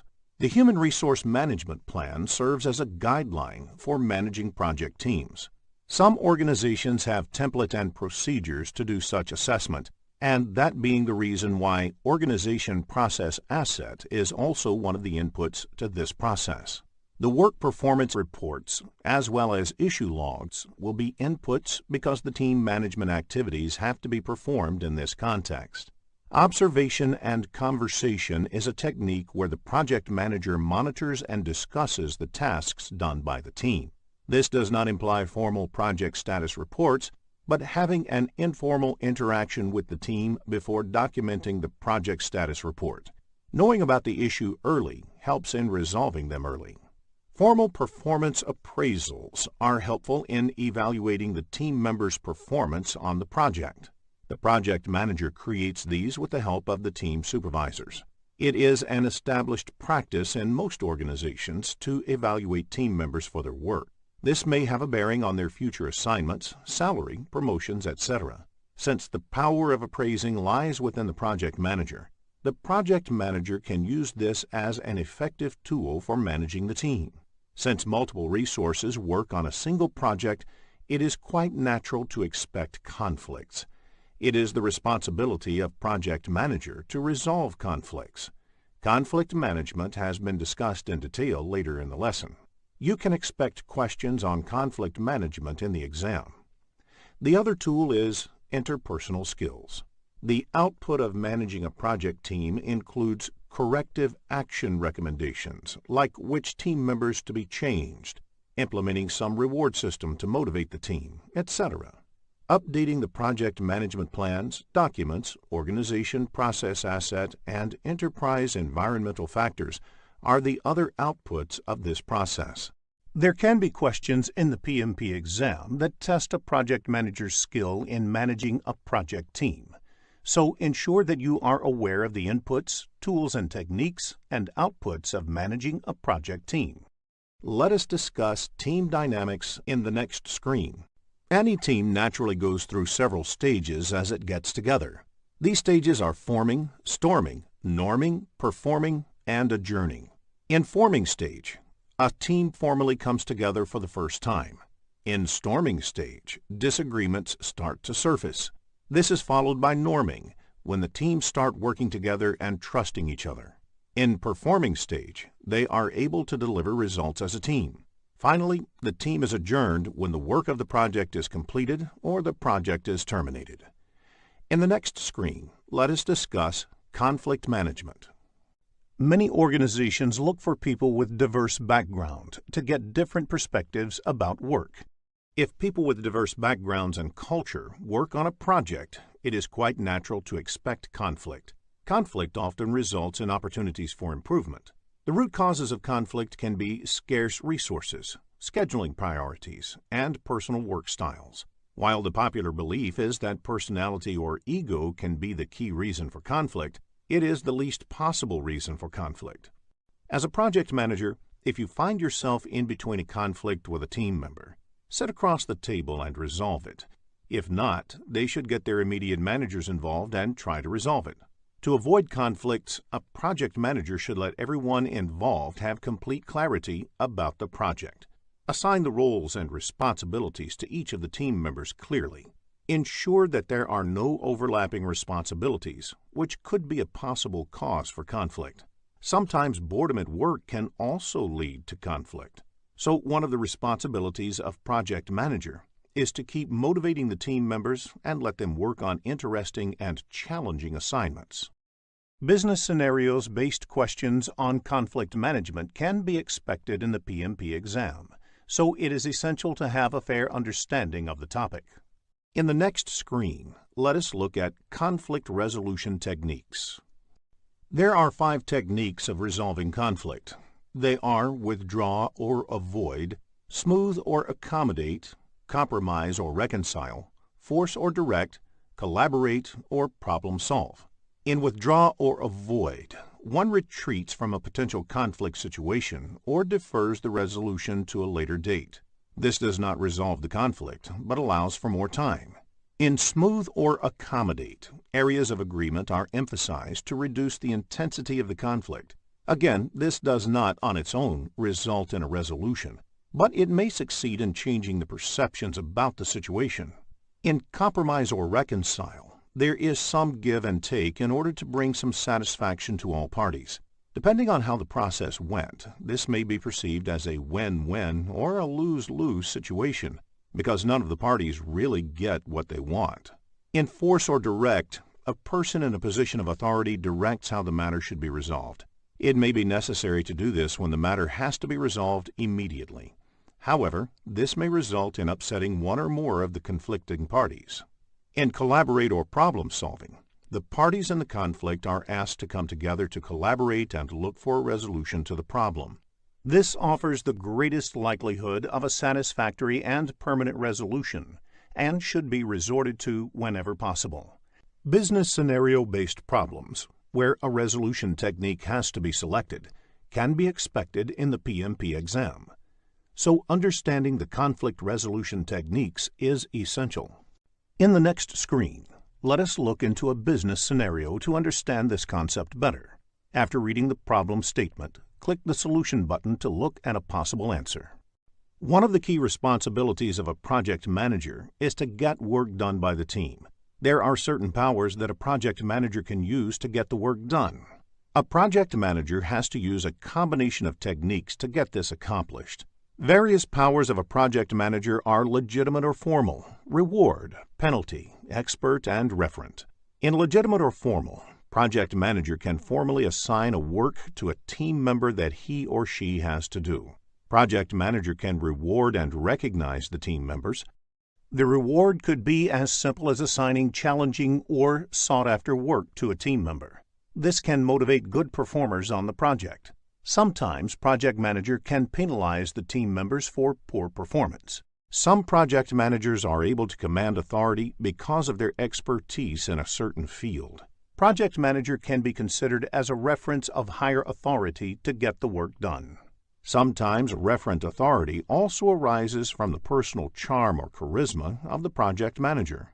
Legitimate, reward, and penalty are the powers derived from the project manager's position in the company. Expert power exists when the project manager is an expert on the subject matter. Reward and expert are usually the best forms of authority to use. Penalty is the worst way of influencing and managing the team. A project manager should resort to this only as a last option. Regardless of the project manager having formal reporting authority over the team, they are naturally looked upon as the leaders for their projects. Project managers need to be familiar with the leadership styles and be able to tailor their style according to the needs of the project and that of the team. There are 3 leadership styles. The first one is authoritarian or autocratic. In this style, the leader sets clear expectations of the team and expects complete compliance. In a participative or democratic style, the leader offers guidance but also involves the team in decision-making. In a delegative or laissez-faire style, the leader leaves the work to the team without offering much guidance. In most circumstances, you would want your leader to employ a participative style, but there may be occasions when other styles might be appropriate. In the next screen, let us discuss McKinsey's 7S framework. A popular framework in management science is the McKinsey's 7S framework. There are 7 elements that are divided into 2 categories. An organization working on a project will have these elements already in place, and hence these become the hard elements. The first 3 elements of the 7S framework are the strategy, structure, and systems. The leader or project manager is expected to step in and exhibit soft elements to earn the mantle of leadership. The next 4 elements are shared values, skills, style, and staff. There are 47 processes in project management, grouped into 10 knowledge areas and mapped to 5 process groups. In this lesson, we will look at the 8th knowledge area, that is, project risk management and its processes. Risk is an uncertain event or condition that can affect a project positively or negatively. Although most of the time you view this uncertainty as bad, sometimes it also has a likely positive outcome. Let us look at an example of risk having a positive outcome. You are using a software for managing timesheet of your team members. Due to budget constraints, you are forced to use a new software. Though you were initially reluctant to use it, you found the new software to do better than the current one. It is more efficient and has better reporting facility. An example of bad uncertainty can be swine flu. Government declares a mandatory holiday to check flu spread, which may affect your project work. Risks can be managed only if they are measured quantitatively. Suppose there are many risks identified in a project and you have limited resources to manage them. You should know which risk is most important that has to be managed first. Therefore, measuring risk becomes very critical. Risk is measured by assigning a monetary value to it, and that value is arrived at by multiplying the probability and impact of the risk. Risk can be categorized in various ways. One such categorization is external, internal, technical, or project management-related risk. External risk arises out of external policies or regulations. For example, government policy that the river water can be used for drinking purposes may hinder your production, which is dependent on the river water. Internal risk arises from within the project. For example, the complexity of the work may result in time and cost escalation. Technical risks arise from the technology being used. Projects in space exploration have a lot of technical complexity. Risks could be related to project management. For example, if there are many interdependencies between the sub-projects, it is a risk from the project management standpoint. The categorization of risk can be based on the origin. Risks can be classified as scope risk, resource risk, schedule risk, cost risk, and quality risk. Scope risk can include redoing the same task if the scope is not well understood. When the only resource is assigned to some other project, it is called resource risk. A decision tree helps in analyzing risk and its impact on making decisions in a scenario where there is uncertainty on the outcome. Suppose you want to buy a car. You can buy either a new car or an old car. Which one should you buy? Which has more risk over a period of 5 years? Consider the concept of decision tree to solve this problem.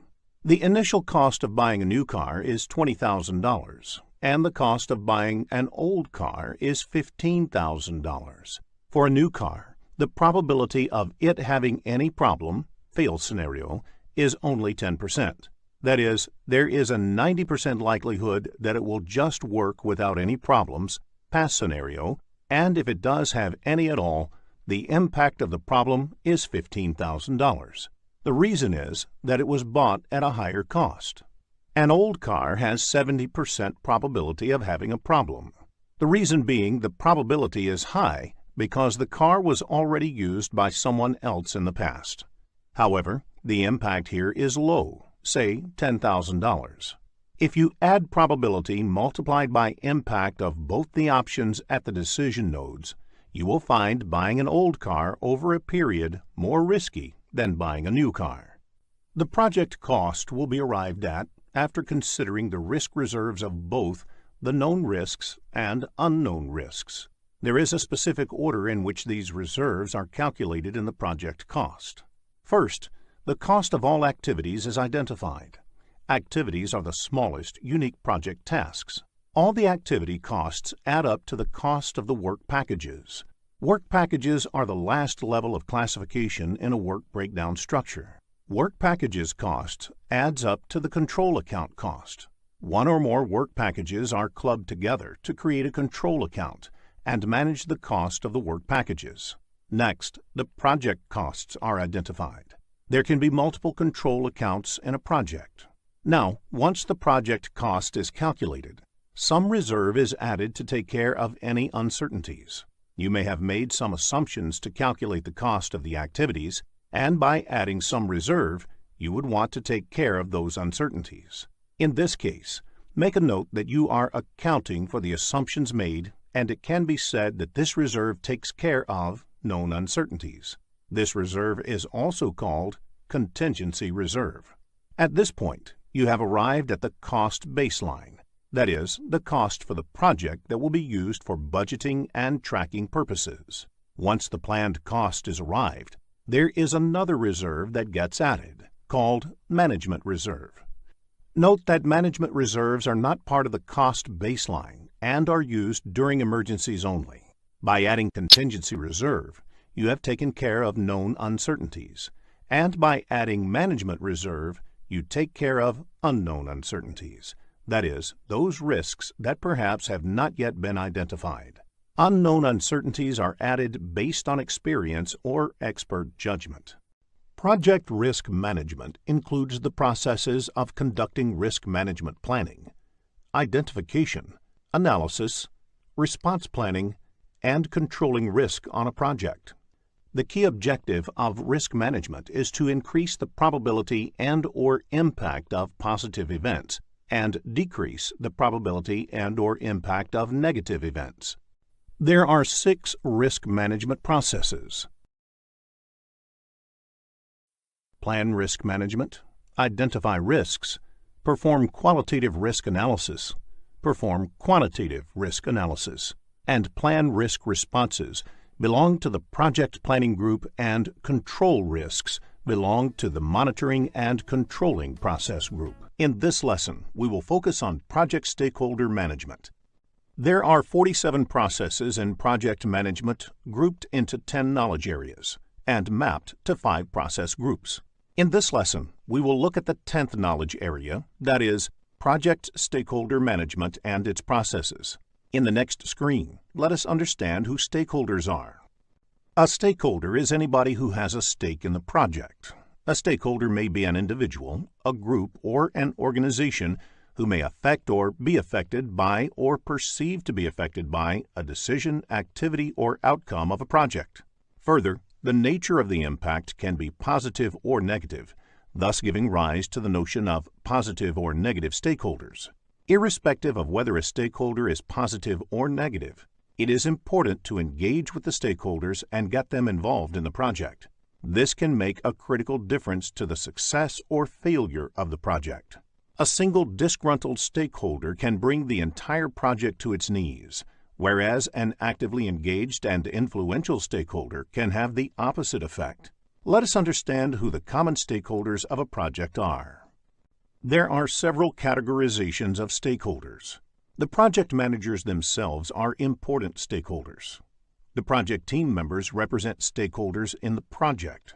The senior management of the organization, which is working on the project, has a stake in the project. The sponsor, that is, the person or entity that provides the money and resources for the project and essentially champions the project, is an important stakeholder. The customer, which may be different from the sponsor, is a stakeholder as well. For instance, in many of the projects in the social sector, the sponsor may be the government or a development agency, whereas the customers would be the people who actually benefit from it. The end users, which may be different from the customers or the sponsors, are stakeholders too. The vendors or suppliers who provide goods or services to the project are important stakeholders. People whose lives may be impacted by the output of the project are also stakeholders. For example, if a highway project requires possession of privately owned land, people whose land is being taken away are the stakeholders. If the construction of a dam or water reservoir benefits the downstream farming communities, they are the stakeholders here. Competitors who provide alternative goods or services are stakeholders too.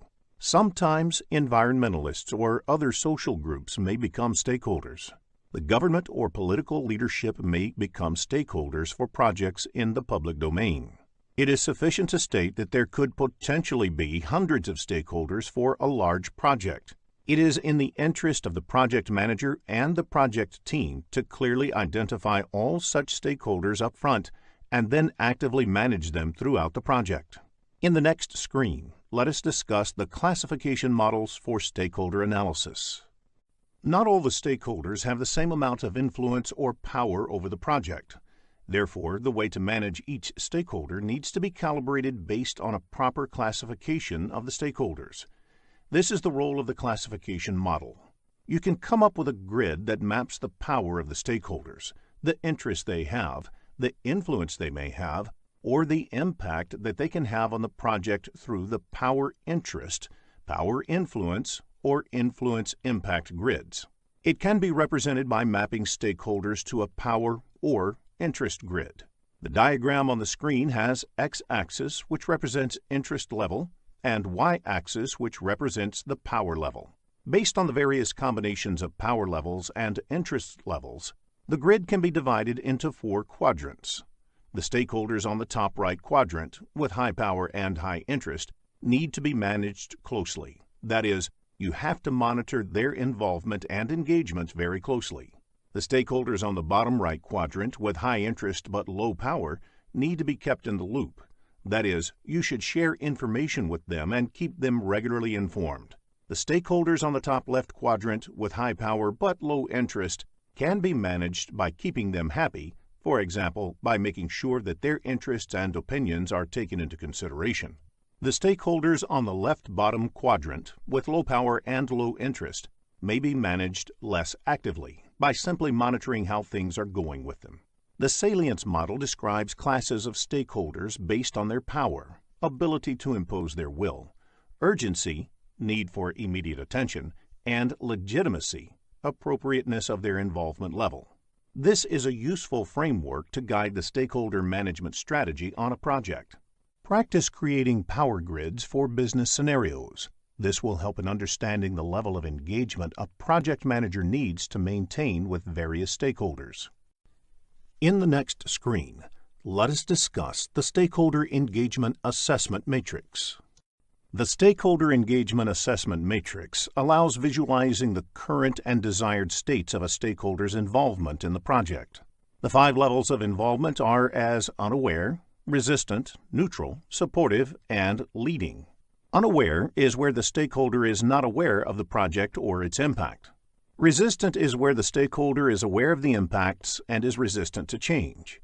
Neutral is where the stakeholder is aware of the project and is neither supportive nor in opposition to the project. Supportive is where the stakeholder is aware of the project and its impact and is supportive of the change. Leading is where the stakeholder is aware of the project and impacts and is actively engaged to ensure that the project is successful. Let us now look at the matrix. The table has 1 row per stakeholder identified. You place C in the column which best indicates the current level of engagement for that stakeholder. Then you place D in the column which best indicates the desired state of engagement. This table can be a quick visualization tool that helps understand where work has to be done in the stakeholder management activities. In the next screen, let us discuss the skills required for stakeholder management. Stakeholder management is both an art and a science. Since it involves dealing with people, and people are inherently nonlinear and unpredictable, there is no one size that fits all strategies or tools that will work while managing them. However, a project manager may use a few traits and techniques while managing stakeholders, which are classified as interpersonal skills and managerial skills. A project manager must possess good interpersonal skills. That is, must invest the time and energy to build trust. This involves multiple things, such as establishing a personal rapport, following through on commitments, being punctual, etc. Once the trust is established, it helps in smoothing many difficult bends. Conflict management is an important skill for a project manager. While communicating with stakeholders, the project manager must practice active listening. They must not assume that they have all the answers. Instead, they should spend some time to understand the issues and the stakeholders' points of view. This alone can go a long way in smoothing ruffled feathers and building constructive relationships. Resistance to change is natural. A project manager must know how to convert that into a positive energy in its favor. Managerial skills that may help in accomplishing the project objectives. A project manager must be able to build consensus among the group. While absolute uniformity may not always be possible or desirable, the project manager must use techniques to ensure widespread discussions and arrive at a path that the group can buy into. The project manager must be able to influence people, often without necessarily being in the position of authority.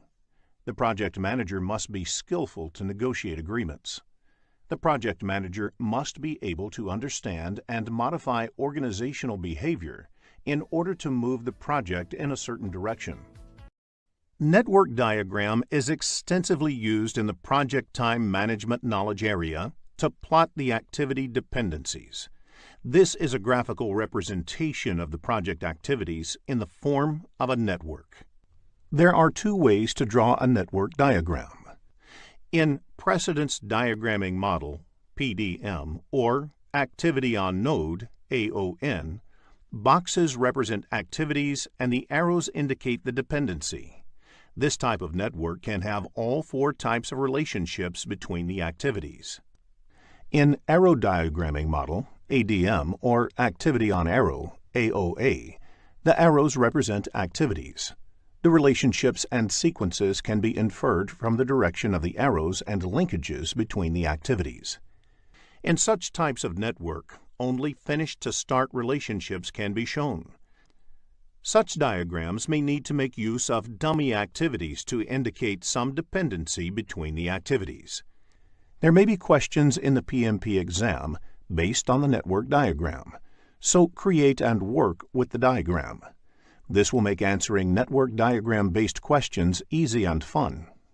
In the next screen, let us look at a network diagram.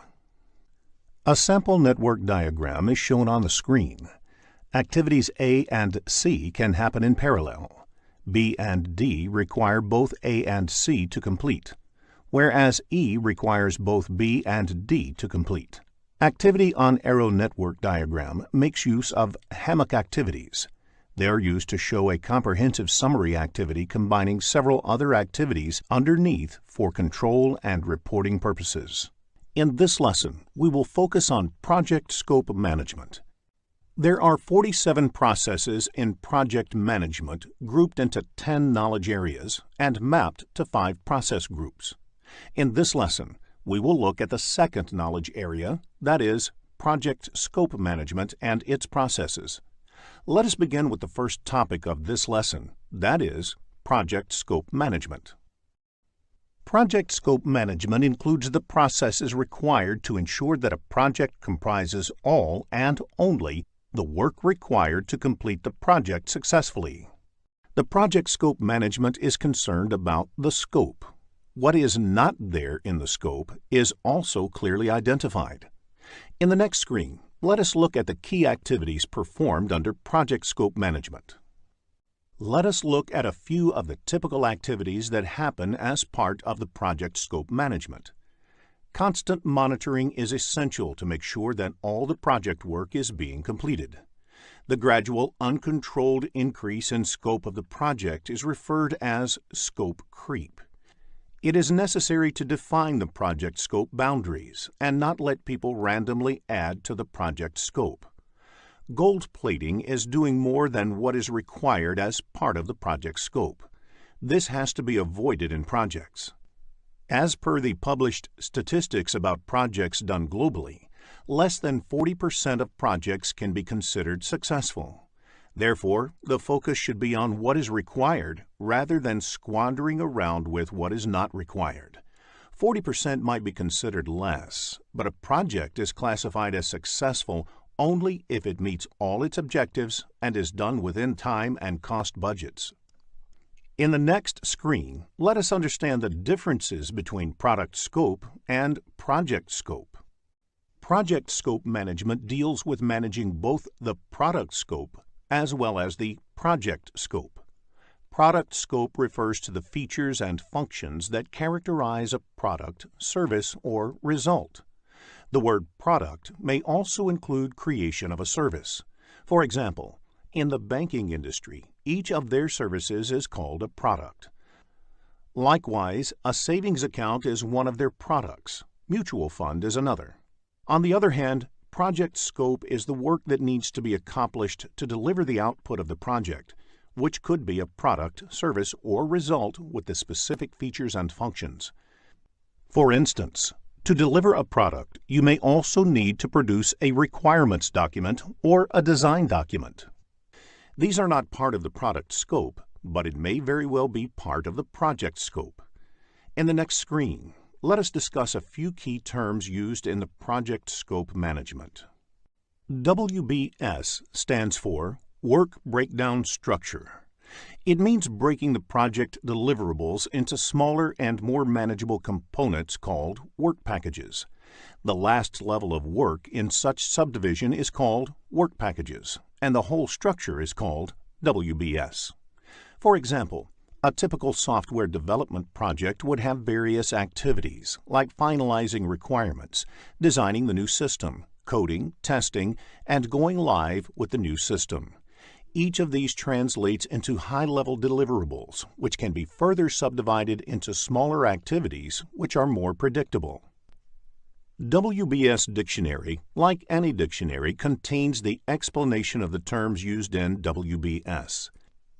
A typical WBS dictionary has details like the control account, name of the work package, description of the work package, resource assigned, if there are any assumptions or dependencies to complete the work package, the due date to finish the work package, technical dependencies, and so on.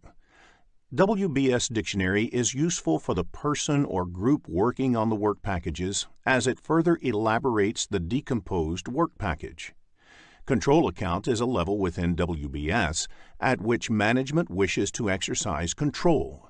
For example, perform earned value analysis, track performance, etc. In this lesson, we will focus on project integration management. There are 47 processes in project management, grouped into 10 knowledge areas and mapped to 5 process groups.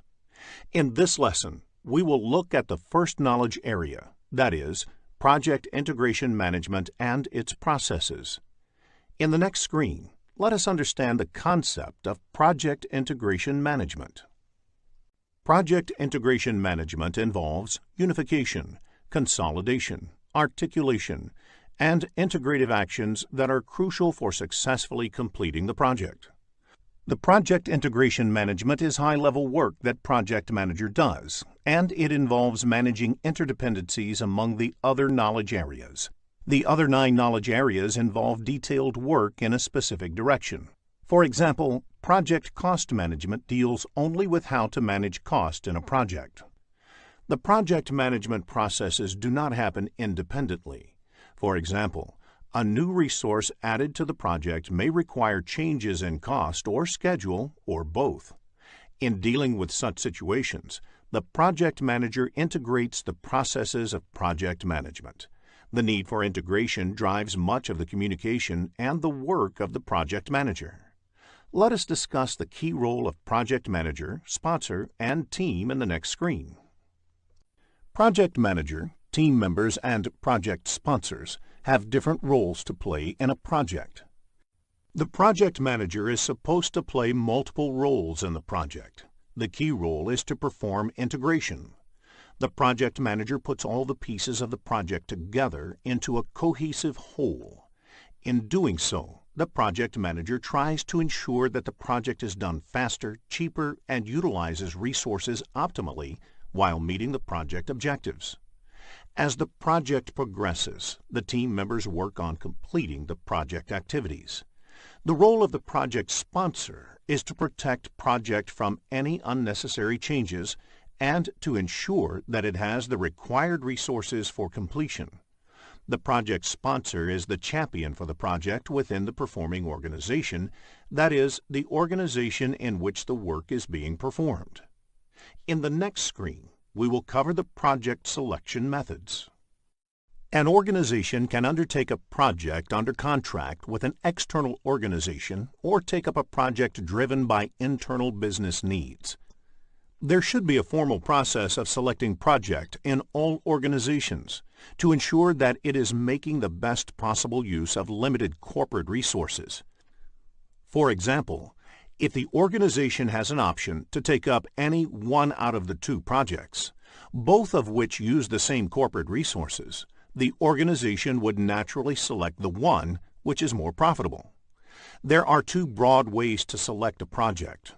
One way is the benefit measurement method, where one project is compared with other competing projects. Another approach is based on mathematical models, wherein you examine the most optimal selection of projects by trying to optimize a goal. For example, maximize operating profits. Such methods may be called constrained optimization methods. There are different methods under both these categories, and you should be familiar with the names of these methods. Broadly, the benefit measurement methods focus on ascertaining the costs and benefits of undertaking the project. The methods under benefit measurement method include Murder Board, where a panel of experts shoots down a new project idea, peer review, scoring models, economic models, and benefit compared to cost. The constrained optimization methods rely on mathematical modeling techniques to determine the best selection of projects to achieve certain business objectives. The methods of constrained optimization method include linear programming. In reality, you might not have seen these methods to be followed in project selection. Often, personal relationship with the sponsor may be more important than anything else. This is quite normal, and any organization worldwide works this way. However, as a certified project manager, it is important for you to be familiar with more scientific methods of project selection. A typical question on the PMP exam could be, what type of project selection technique is peer review? And the right answer is benefit measurement method. You need to understand the characteristics of various project selection methods to answer scenario-based questions. In the next screen, we will focus on the project selection methods. There are 5 project management processes, which are part of Project Integration Management knowledge area. They are the Develop Project Charter, done in the Initiation Process Group, Develop Project Management Plan, undertaken in the Planning Process Group, Direct and Manage Work Carried Out in the Executing Process Group, Monitor and Control Project and Perform Integrated Change Control, undertaken in the Monitoring and Controlling Process Group, and Close Project or Phase done in the Closing Process Group. Develop Project Charter is an initiating process. A project charter is essentially a document that authorizes a project. Once a project has received a charter, it means that the project manager can start employing the organization's resources for the project activities. Let us look at the key inputs to be considered in preparing the project charter. The first input is the Project Statement of Work. This is created by project sponsor, or the customer describing their needs, project scope, and how the project fits into their strategic goal. If the project is taken up under a contract, the request for proposal, that is, RFP, can be considered as Project Statement of Work. The next input is the business case. This document establishes whether the investment in a project is worth, from a business point of view, the business need for the project, and the cost-benefit analysis. It provides important information to the project manager about the goals of the project and the boundaries in terms of the desired results, cost, etc. If the project is being undertaken as part of a contract or agreement, the agreement provides an important input for the project manager that establishes what must be done in the project. The next input to be considered for project charter is enterprise environmental factors. Any project to be executed within the organization has to deal with the organization culture and existing systems. You can consider this as an organization baggage that comes with the project. This is the reason a project being executed in 2 different organizations may be done differently. Another factor to be considered is organizational process assets. This is a broad term and includes all the organizational processes, procedures and policies, corporate knowledge base, and historical project information. Every organization develops a set of processes, procedures, and policies that are based on the best practices learned by the organization over time. The historical information includes past project management plans, risks, lessons learned, etc., of similar projects executed. Now, let us look at the tools and techniques used in this process. The first technique is expert judgment. Expert judgment is an invaluable input to the process of formally authorizing a project. because an expert can provide insights into why a project makes business sense or why it does not. From experience, they may be able to shed light about the validity of the business drivers, feasibility, assumptions, and constraints that need to be considered for the project. Facilitation techniques is another technique used. The chartering process is often a collaborative activity involving many influential stakeholders in an organization. Facilitation techniques help bring all these stakeholders together and engage in fruitful discussions in order to arrive at an informed decision whether to go ahead with a project or not. The only output of this project is the project charter. Let us try to understand what the project charter might contain. The project charter usually contains the high-level project requirement, and it should be created by the project sponsor and handed over to the project manager. The project manager can do the groundwork to prepare the project charter, but it must be signed by the project sponsor or somebody in the performing organization who is higher in authority than the project manager. It is important to point out that a project charter is not a project management plan. The detailed risk, schedule, cost analysis, etc. is part of the project management plan and should be done during the project planning phase, when there is more detail on the availability of the project to do so. The charter should be sufficiently high level to accommodate the minor changes that might arise in the project. In this lesson, we will focus on project management processes. Project lifecycle addresses the question, what to do to get the work done. It varies industry-wise. For example, let us look at a typical project lifecycle in a software industry. First, you understand what is required and analyze it as part of the requirement analysis phase. Then, as part of the design phase, you figure out the implementation of it and arrive with the approach. Next, you implement the functionality by writing the code as part of the coding phase. The code is then verified to ensure it works right as part of the testing phase. The tested and verified software is then installed at the customer locations as part of the installation phase. After the installation, the system then moves into operations and support phase. The project management process addresses the question, what to do to manage the project. The processes for managing the projects are likely to be the same across industries. For instance, in the develop schedule process, one needs to develop the project schedule, irrespective of the industry or domain you are working.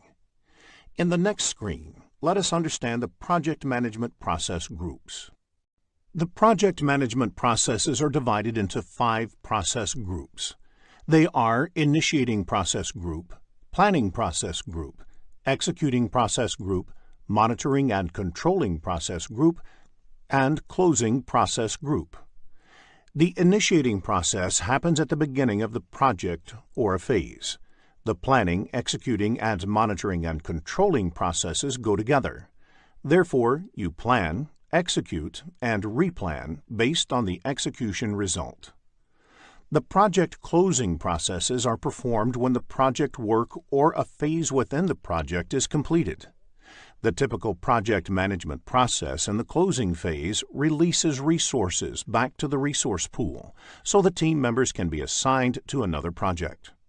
Note the iteration of processes within the phases is dependent on the scale of the projects. Small projects may have only one iteration, whereas bigger projects may have multiple iterations before they enter a new phase.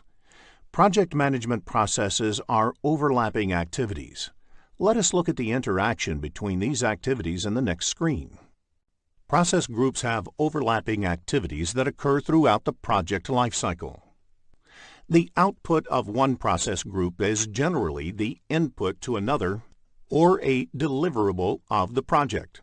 For example, Project Management Plan is an output of Planning Process Group and an input to Execution Process Group. Note that production of the plan is not a one-time activity. As the project progresses, the project management plan may get updated as a result of the monitoring and controlling processes. The updated project management plan once again forms an input to the execution process group. In the next screen, we will discuss the project management process group, knowledge area, and project management process mapping. Given on the screen is the list of the 47 project management processes, 10 knowledge areas, and 5 process groups. The table shows how each of them is interrelated. You can see that the project integration management processes can be mapped back to all 5 process groups, while project scope management processes are mapped back to only planning and monitoring process group. Study the table to identify processes under project management and the knowledge area they belong to. All the 47 processes are described in detail in this tutorial. Each knowledge area is covered in detail as a lesson. It also covers how the processes map to process groups to help you understand the big picture. Further, the inputs and outputs of each of these processes, tools and techniques that are used in these processes, and what exactly happens during these processes are also discussed. Earned value technique is an excellent way to track the project progress against the project plan. It is a method of measuring the project performance objectively and comparing it against the project baseline. Results from an earned value analysis indicate deviation of the project from cost and schedule baselines. Baseline is the initial approved value along with approved changes. Therefore, schedule baseline is the first approved project schedule along with approved changes. There are various terms used in earned value technique. Planned value is the authorized budget assigned to the scheduled work. Earned value is the work performed in terms of budget authorized for that work. Actual cost is the cost incurred in work performed. Budget at completion is the budgeted amount for the total work. Estimate at completion is the expected total cost for the project. Estimate to complete is the expected cost to finish all the remaining project work. Variance at completion is the projected budget surplus or deficit at the end of the project. All the parameters displayed on the screen are measured in terms of cost. You may come across business scenario-based questions on earned value management in the PMP exam, so ensure that you develop a clear understanding of this topic. Let us look at an example of a planned value in the next screen. Planned value is the estimated value of the work planned. This value is measured in terms of currency, say dollar. If the planned value is $340, then the work planned is worth $340. How do you calculate earned value?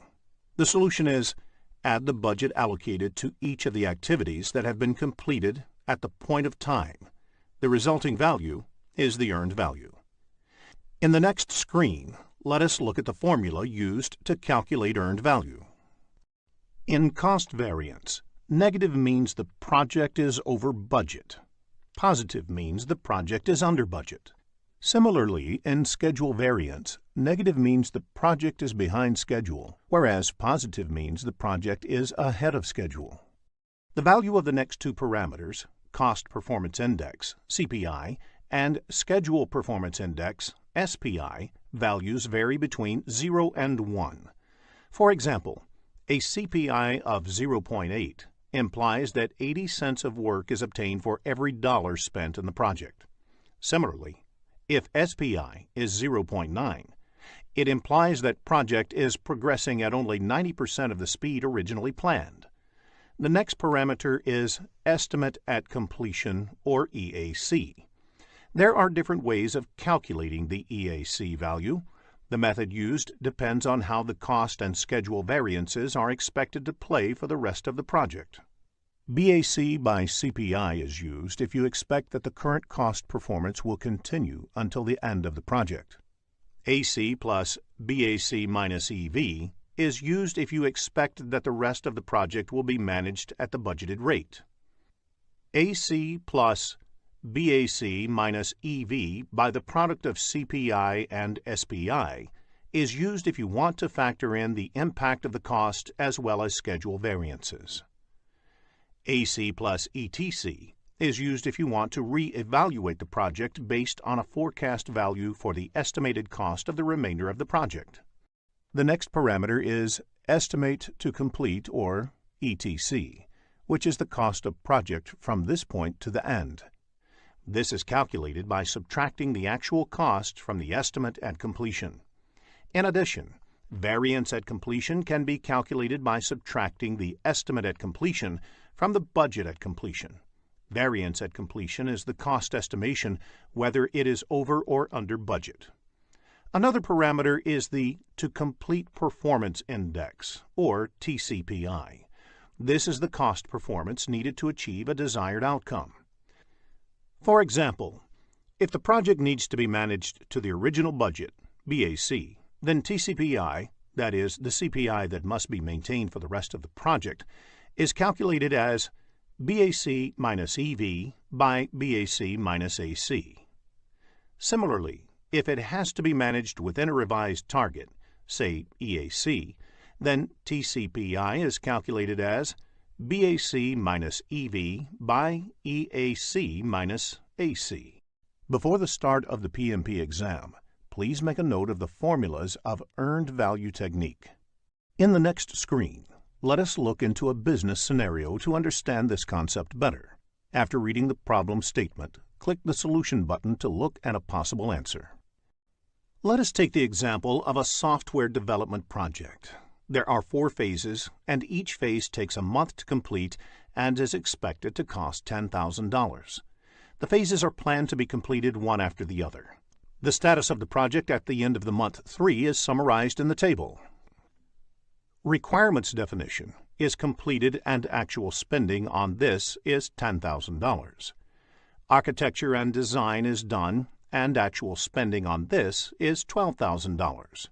Development and unit testing is only 50% done, though it was supposed to be completed by 3rd month. It has cost $9,000 until date. System testing and go live has not yet started. Note, S indicates start time, F indicates finish time, and PF indicates that it is partly finished at the end of the month. Based on the above information, calculate the CV, SV, CPI, and SPI of the project. Let us look at a solution in the next screen. Before we end this lesson, let us also look at a few definitions that might be useful for your PMP examination. Law of diminishing return. This means the more you put into something, the less you get out of it. For example, doubling the number of resources working on a project will not necessarily have the time. Working capital. The amount of money the company has to invest on the project and the day-to-day company operations. Funding limit reconciliation. The process of comparing the planned expenditure in a given period with the available funding for that period. Large assets purchased by the company lose value over time. This is called depreciation. There are 2 forms of depreciation, straight line and accelerated. Same amount of depreciation is taken every year. For instance, a car with a price tag of $10,000 and useful life of 10 years is depreciated $1,000 per year. At the end of the 10th year, the value of the car is considered 0 for all accounting purposes. Accelerated depreciation depreciates faster than the straight line depreciation. For instance, a car with a price tag of $10,000 depreciates $3,000 the first year, $1,500 the next year, $1,000 the 3rd year, and so on. Critical path is defined as the longest duration path through a network diagram, which determines the shortest time to complete the project. Float can be considered as a buffer time available to complete an activity. Float is calculated once the network diagram is ready. It is also called as slack. There are 3 kinds of float. The first being the total float, which is the amount of time an activity can be delayed without delaying the project end date or an intermediary milestone. The second type of float is free float, which is the amount of time an activity can be delayed without delaying the early start date of its successor or successors' activities. The last type is independent float, which is the amount of time an activity can be delayed if all the predecessors finish at their latest finish dates and you want to start all the immediate successors at their earliest start dates.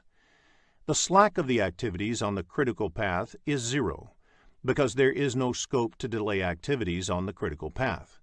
Critical path actually represents the project duration. Delaying activities on the critical path is as good as delaying the project duration. Concept-based questions on critical path can be expected in the exam, so it is essential to have a clear understanding of the concept. In the next screen, let us learn how to calculate float. Let us look at an example for critical path. There are 5 activities in this project and 2 paths in the network diagram.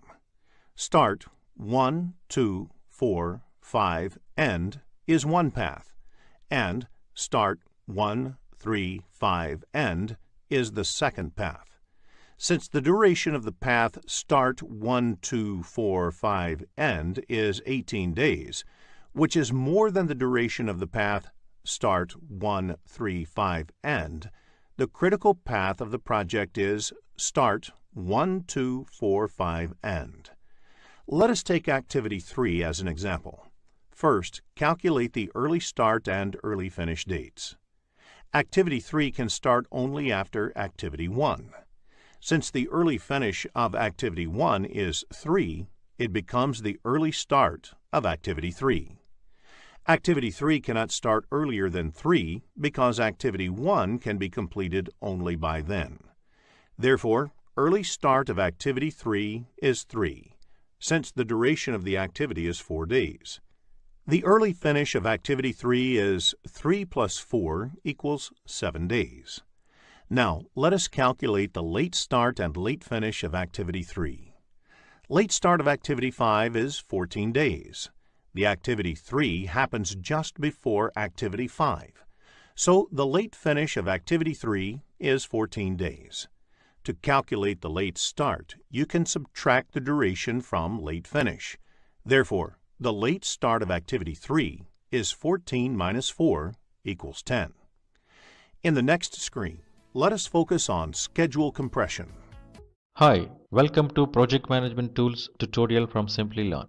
I am CMR Chandra MR, a certified project management professional. As part of this tutorial, we are going to look at about project management tools, essential features of project management tools, top 10 project management tools currently used in the industry. So what is project management tools? Why should we use project management tools while doing project management? So project management tools help to keep a streamlining flow in project management processes. The tools help the team or an individual to carry out the steps of project management in an effective and efficient manner. So project management tools, features and functionalities. So basically a project management tool should have minimum fulfilling these features and functionality. They should be simple to use, customizable, they should have API for integration, it should help in collaboration, it should help in risk analysis and real-time reporting. When we say simple to use, the project management tools need to be suitable for every project we do.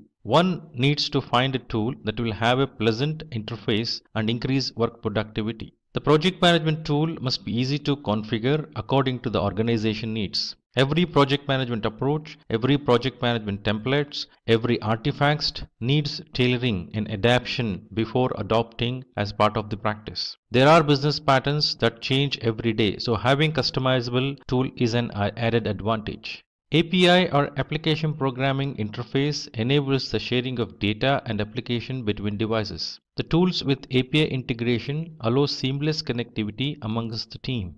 The project management tools must allow for collaboration so that whole team can work together.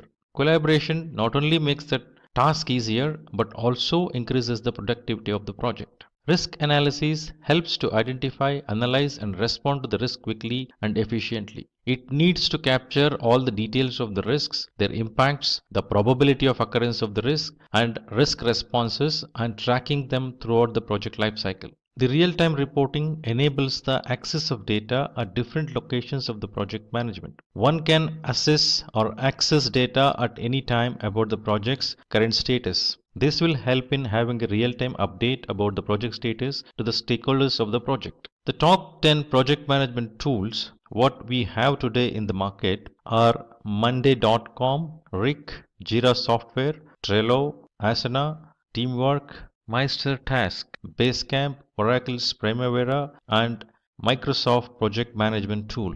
So let us look at these one by one. So Monday.com was released during the year 2012 and it is known for providing features to enable flexible planning and monitoring capabilities. The website where you can find Monday.com access the tool is www.monday.com. So this tool is used by more than 90,000 teams across the globe. Monday.com features and functionality includes it is easy for collaboration, highly customizable, excellent for analytics, integration with Dropbox, Google Drive and Pipedrive is possible. So pricing, the basic version is $25 on monthly basis, so which will provide you 5 GB storage, 1 board per dashboard, and it is billed annually. The standard package includes 5 GB storage, 3 boards per dashboard, and it is $39 per month, which is billed annually. Professional includes unlimited storage, 10 boards per dashboard, and it costs $59 per month, and it is billed annually. Monday.com is used by the following customers, organizations of Monday.com, that is Carlsberg, Discovery Channel, Adidas, Tom, Philips, etc. Rick is another project management tool which was released in 2006. So this application provides its user with robust features and allows them to collaborate with each other. The website to access the tool is www.rec.com and this is used by over 18,000 organizations across the globe. The features of RIC includes it has collaborative editing, flexible workflow, real-time reporting, and efficient work management. The pricing includes 0 to 5 users. It has basic integrations and which is free, whereas professional includes $9.8 per user per month, which has a slabs of 5, 10, and 15 users, and RIC proof free trial. Business version has 5 to 200 users and RIC proof free trial, whereas $24.80 per user per month. The companies which uses the RIC tools are Airbnb, L'Oreal, TeamViewer, Tiffany & Co, etc. Now let us look at Jira Software. Jira Software was released during year 2002. It is a software development tool used by Agile teams, famous for its bug tracking system. The website to access this tool is www.atlassian.com/software/Jira, used by over 65,000 customers. The features of Jira Software includes Agile reporting, rich toolkit for developers, bug tracking, mobile applications. So the pricing of Jira Software is as follows. So for forever 2 GB storage and community support, which cost $0, whereas standard is around $7 per user per month, which includes 250 GB storage and 9 to 5 standard support. Premium is $14 per user per month, unlimited storage, and has 24/7 premium support. Jira Software is used by the organizations that is Hitachi, Visa, Dropbox, Nestle, Domino's, Coca-Cola, Samsung, etc. Now let us look at the tool Trello. So this application was released in 2011. It is known for providing flexibility in organizing and prioritizing the tasks with the help of its boards, lists and cards. Website to access the tool is www.trello.com, used by over 50 million people. The features of Trello includes smooth editing, easy file uploads from Dropbox or Google Drive, high security standards, and easy data searching techniques. So the pricing includes it is free for 10 MB per attachment and 10 team boards. Business class includes 250 MB attachment, unlimited team boards, and it costs $9.99 per user per month annually. Enterprise version provides 250 MB per attachment, unlimited team boards, and costs around $20.83 per 100 users per month. The companies who use Trello are Google, Adobe, PayPal, UNICEF, the New York Times, etc. Now let us look at Asana. The Asana tool was released during 2008. It is an high-quality task management software that makes the tracking of tasks easy across the project management. The website to access this tool is www.asana.com, used by over 140,000 companies. The features includes incredible task management, Gantt charts, privacy controls, easy progress tracking. The pricing includes the basic model Asana provides 0 to 15 people, beginners in the project management. So premium includes custom fields, priority support, where the pricing is $10.99 per user per month annually. The business version includes advanced integration, priority support, and it costs $24.99 per 100 users per month. The companies which uses Asana are Deloitte, Vodafone, Red Bull, Uber, Salesforce, NASA, etc. Let us look at Teamwork tool. Teamwork was released during year 2007. It is a cloud-based project management solution that helps in managing group activities and establishing flexible communication. The website to access this tool is www.teamwork.com, used by over 370,000 organizations. The features of Teamwork includes high-quality CRM, help desk software, risk register, and easy time tracking. The pricing includes 0 to 5 users and 100 MB file space is provided free of cost, whereas Pro version includes 5 to 50 users, 100 GB file spaces, which cost $9 per user per month. Premium version costs around $15 per user per month, which includes 5 to 100 users and 250 GB file space. The organizations who use Teamwork are Forbes, eBay, Microsoft Studios, HP, PayPal, Disney, Honda. Now let us look at the tool Meister Task. So this tool was released during year 2015 and it is known for providing automated and streamlined workflows to make the overall processes more productive. The website to access this is www.mastertask.com, used by over 2 million users. The features of this tool includes it is simple to use, seamless workflow, Gantt charts, flexible project boards. The pricing it is $0 per month up to 3 projects and unlimited project members. The Pro version includes unlimited projects, unlimited integrations, which costs around $8.25 per user per month, whereas Business costs $20.75 per user per month, which has security restrictions, priority email, and phone support. The organization who use the tool are Virgin, Optics Consulting, and Datan Succots Expert.d, etc. Basecamp.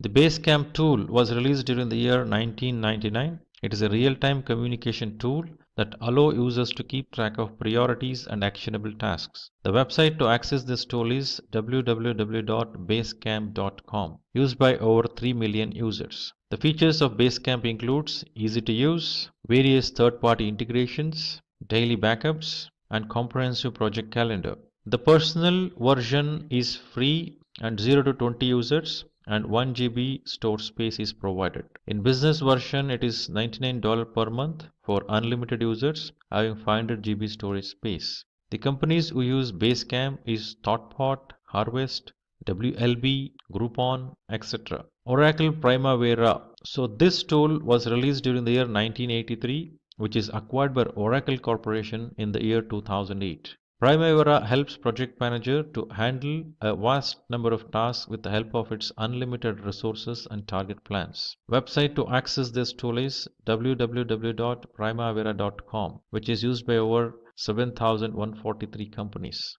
So features of Primavera includes creation of WBS, the work breakdown structure, issues and risk recording, supports large number of activities, and easy collaboration with project users. The Enterprise Project Portfolio Management version costs around $2750 per user, which improves planning and execution. Professional Project Management version is USD 2500 per user, handles large-scale, highly sophisticated projects. So Oracle Primavera Contract Management version module costs around USD 2000 per user, keeps construction projects on schedule and on budget. So the companies which use Primavera are Burns, McDonald's, Pond, Arcadis, etc. Microsoft Project. So Microsoft Project Management tool was used during the year 1984. So this tool allows users to develop a schedule, assign resources, track progress, and manage budgets all through the project. The website to access this tool is www.office.microsoft.com/project. The features of Microsoft Project includes simple to use,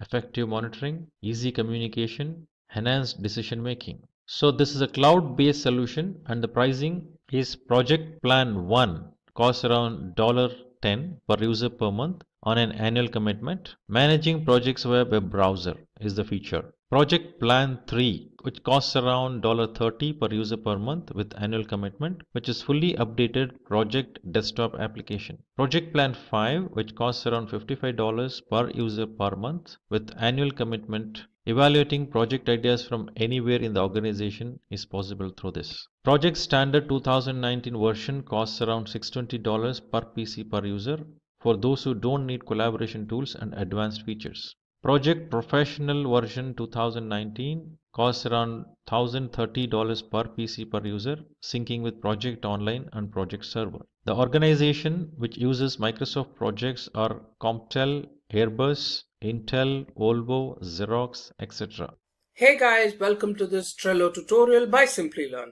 So without further ado, let's get started with what exactly is Trello. So Trello is a simple and easy to use collaboration tool that can enable you to organize projects and everything related to it into boards. With Trello, you can find all kinds of information, like what's being worked on, who's working on what, and what progress the project is making. Now we'll learn about that in a little bit while we're talking about the Trello demo. Now let's talk about the advantages of Trello. Now first off, Trello can be used immediately after signing up. So Trello offers you a free sign up, after which you get access to almost all of Trello's features. Now it does have a premium service, but most of Trello's important features are available in the free account. Secondly, it follows the Kanban system. So the Kanban system is a popular methodology that can be used to achieve lean. So with Trello, you can also achieve lean. Now Trello also has a very popular mobile application which also has the same features as the interface that you see on the desktop. It's very user friendly. Now the fourth advantage is that all project related items can be seen on one page, which means everything you need about the project is available in one place. Next, adding new members, creating issues, and assigning them are very easy with the help of Trello. Now that we had a look at all the advantages that are provided by Trello, let's have a look at a live demo. So first off, let's go to Trello.com.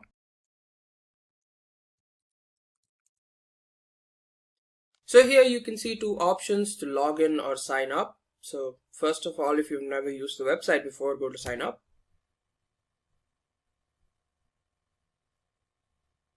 So here you can enter your email, or you can go through Google or Hotmail or Outlook. So it's very simple. I already have an account, so I'll just log in.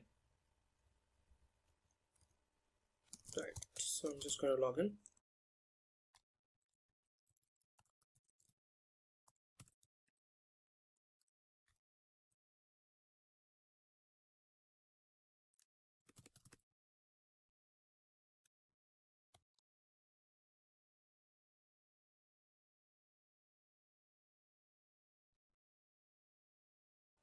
So if you're using Trello for the first time, this is what it would look like. So here you have personal boards, templates, home, and so on. So let's go one by one.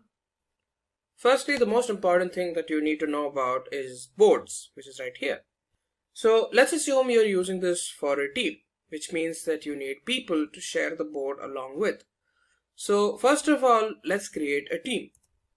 So here I'm just going to name a company called Company Co. Say we do engineering IT.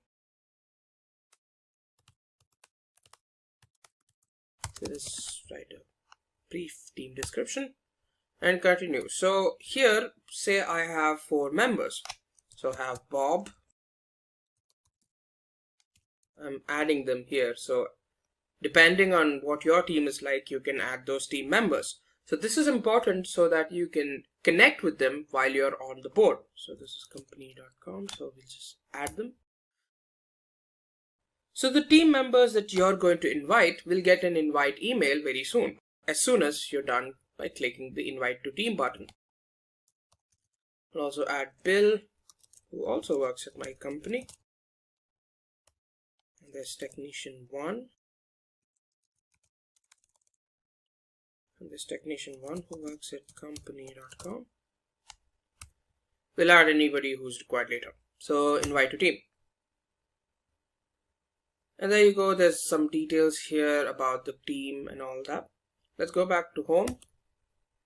And now let's create a new board under company co. So the difference here is that for personal boards is that, like the name suggests, it's personal. You can also add the team if you want later on, but here you have the option for creating a team board. So I'll show you how you can create a team board from personal board. So if you go to create board, here you can show as, this is by default selected as no team because it's under personal. Change it to company and you can write business, anything else like that. And then you create a board. And there you go, the board has been set up. So now, first things first, it's that you can make this team visible, which is either only board members can see it, or since it's a small team, the entire team can see it. So it's up to you how you want it. There's the public option, which everyone can see, which I don't think is necessary, but if you feel like it, you can do that too. First of all, you can even write a description of the board, which is what you want to achieve with this board. For example, this is business or sales or something like that. You can change the background into something more colorful or less colorful, like this. And then there's search cards, which we haven't added anything so far, so there's nothing to search.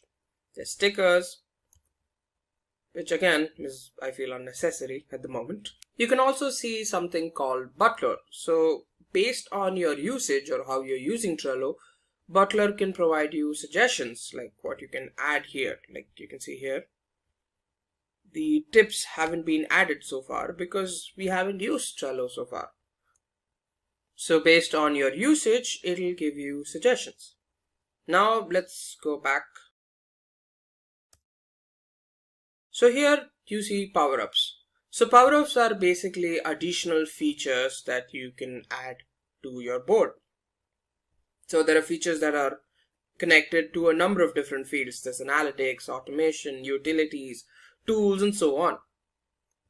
So as a free user, you get access to one power-up, but still we don't have to use it so far because we don't have anything on our board. But based on your requirement, you can go through these power-ups and decide on one of them.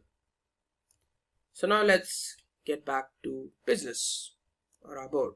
So first you can see add a list. So this basically refers to the different processes that you want to follow in this board. So first of all, we'll add a list title. I'm going to add to do. That's the first list. Then there's in progress, on hold, and completed. So here we have 4 lists which represent the processes in this business. So if you want, you can even add another list depending on your requirement. So in these lists, there are things called cards, so which are like subtopics. So first of all, let's add a very simple title. For example, deliver product company A. It's again very simple. Deliver product to company B. Like this, so on and so forth if you want it. So here, this is a card. So this card can be moved from each stage to another as it progresses. So this is in the to-do stage since we've not started with anything. So once you click on a card, so this pop-up shows up. So here you can add a description like conversed with company A, ready to go.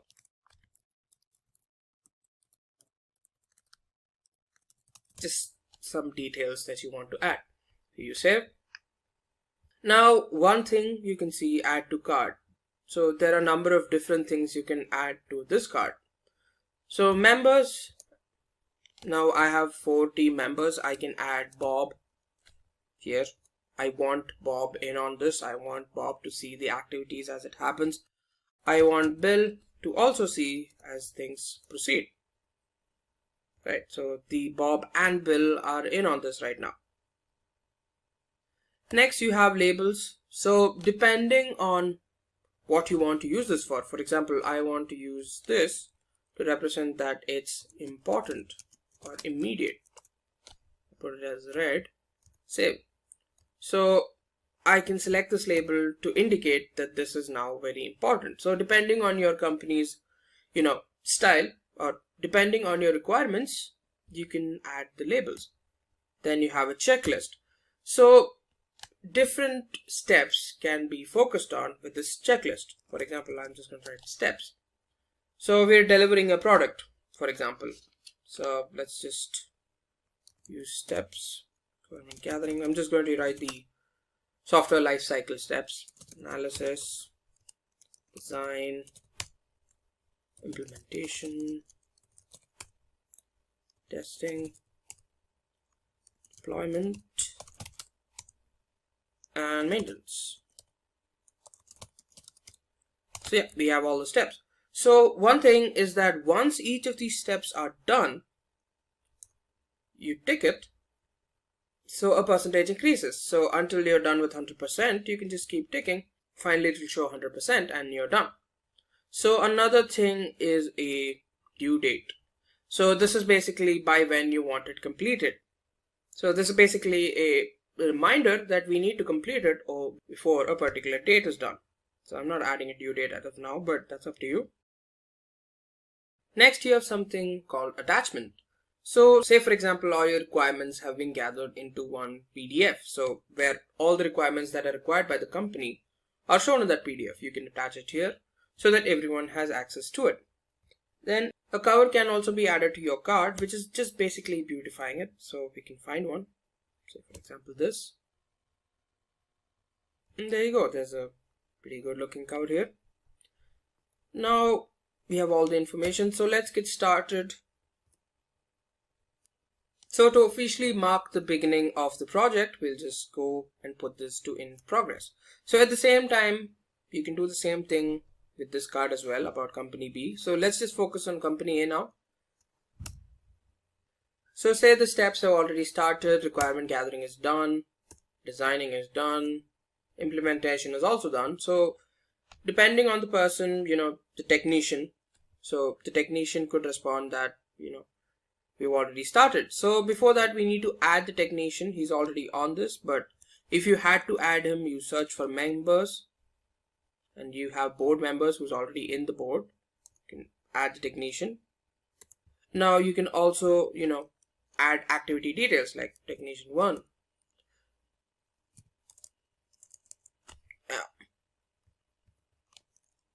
How's it going? How's the process going?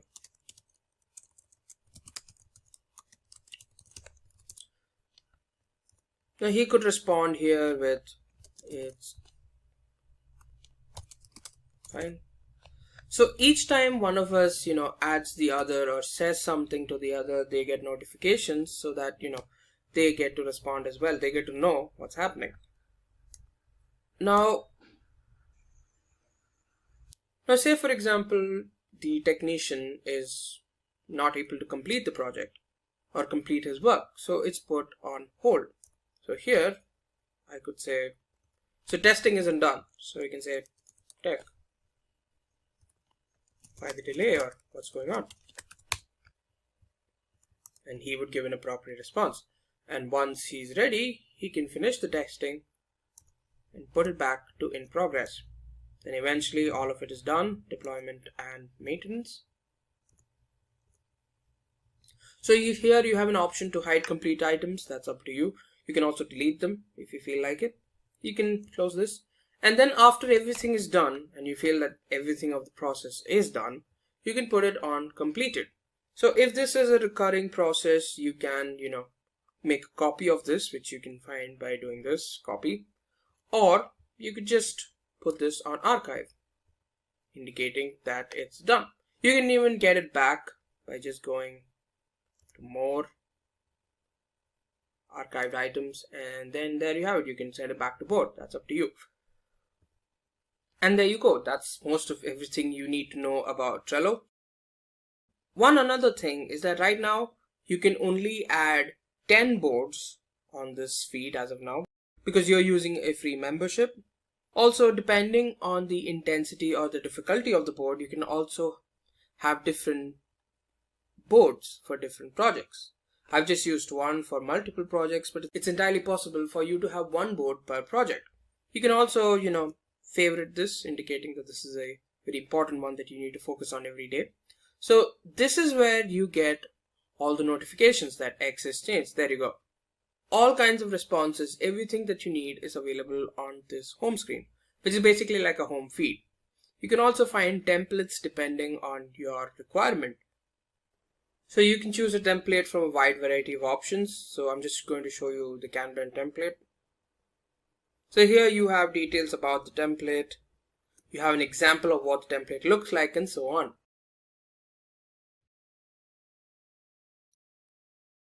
And there you go. That's everything you need to know about Trello. In this session, we will be talking about Agile project management and several other things related to it. Before we begin, let's have a look at all the topics we will be covering today. First, we will see the basics of Agile project management. Then, we will check the relevance and principles of Agile project management. We will then see necessary steps to implement Agile methodology. Along with that, we shall also see different frameworks involved in the process. And finally, we shall see some companies that use Agile project management. So without any further ado, let's get started with what is Agile project management. Agile project management, as the name suggests, is a flexible approach to building a project. In Agile project management, the project is broken down into several stages or sprints. Agile does not work on the principle of delivering the final product at the end of the project. It works on delivering sections of a project or mini projects. The process of project management in the case of Agile is Agile based. So there won't be any central control of project manager as it was there in the traditional way of working. Before we move forward, let's have a look at the Agile development cycle. Agile methodologies consist of several small cycles or sprints. At the end of each stage, we get a mini project. There's a product backlog that explains new features, changes in the existing features, and several other improvements in the project. Then we have a sprint backlog, which has a list of tasks that are to be completed during each sprint. The sprint consists of planning, designing, execution, testing, and deployment stages. And at the end of each sprint, a mini project is delivered. With every sprint, new features are added to the product, which plays a significant role in the overall project growth. After all the sprints and early validation in the development, the final deliverable has a fewer chances of failure. Let's now have a look at some reasons why industries have started moving towards Agile project management. The first reason is high product quality. When we talk about high product quality, we refer to the build of the product as per stakeholders' demands. Testing is performed at short intervals of time wherever needed to ensure high quality of the product. Then another reason is customer satisfaction. Whatever is done in the project is known by the customer. The deliveries don't take longer durations as they used to take in the case of traditional ways. The changes may be provided by the customer in the execution phase of the project. Third reason is reduced risk. Since the project is divided into sprints, so if the risk affects one sprint, it doesn't mean whole of the project will be at risk. The process of risk analysis continues to take place with all the other processes. Another significant reason for Agile project management is better and faster return on investment. The project is now developed in several sprints and each sprint has its own version. Therefore, the project becomes market ready after a few sprints only. Since the projects can now be released with ease and in shorter duration, this helps the organization to stay ahead in competition with respect to other organizations which have still not moved to Agile methodology. Now we shall check the principles of Agile project management.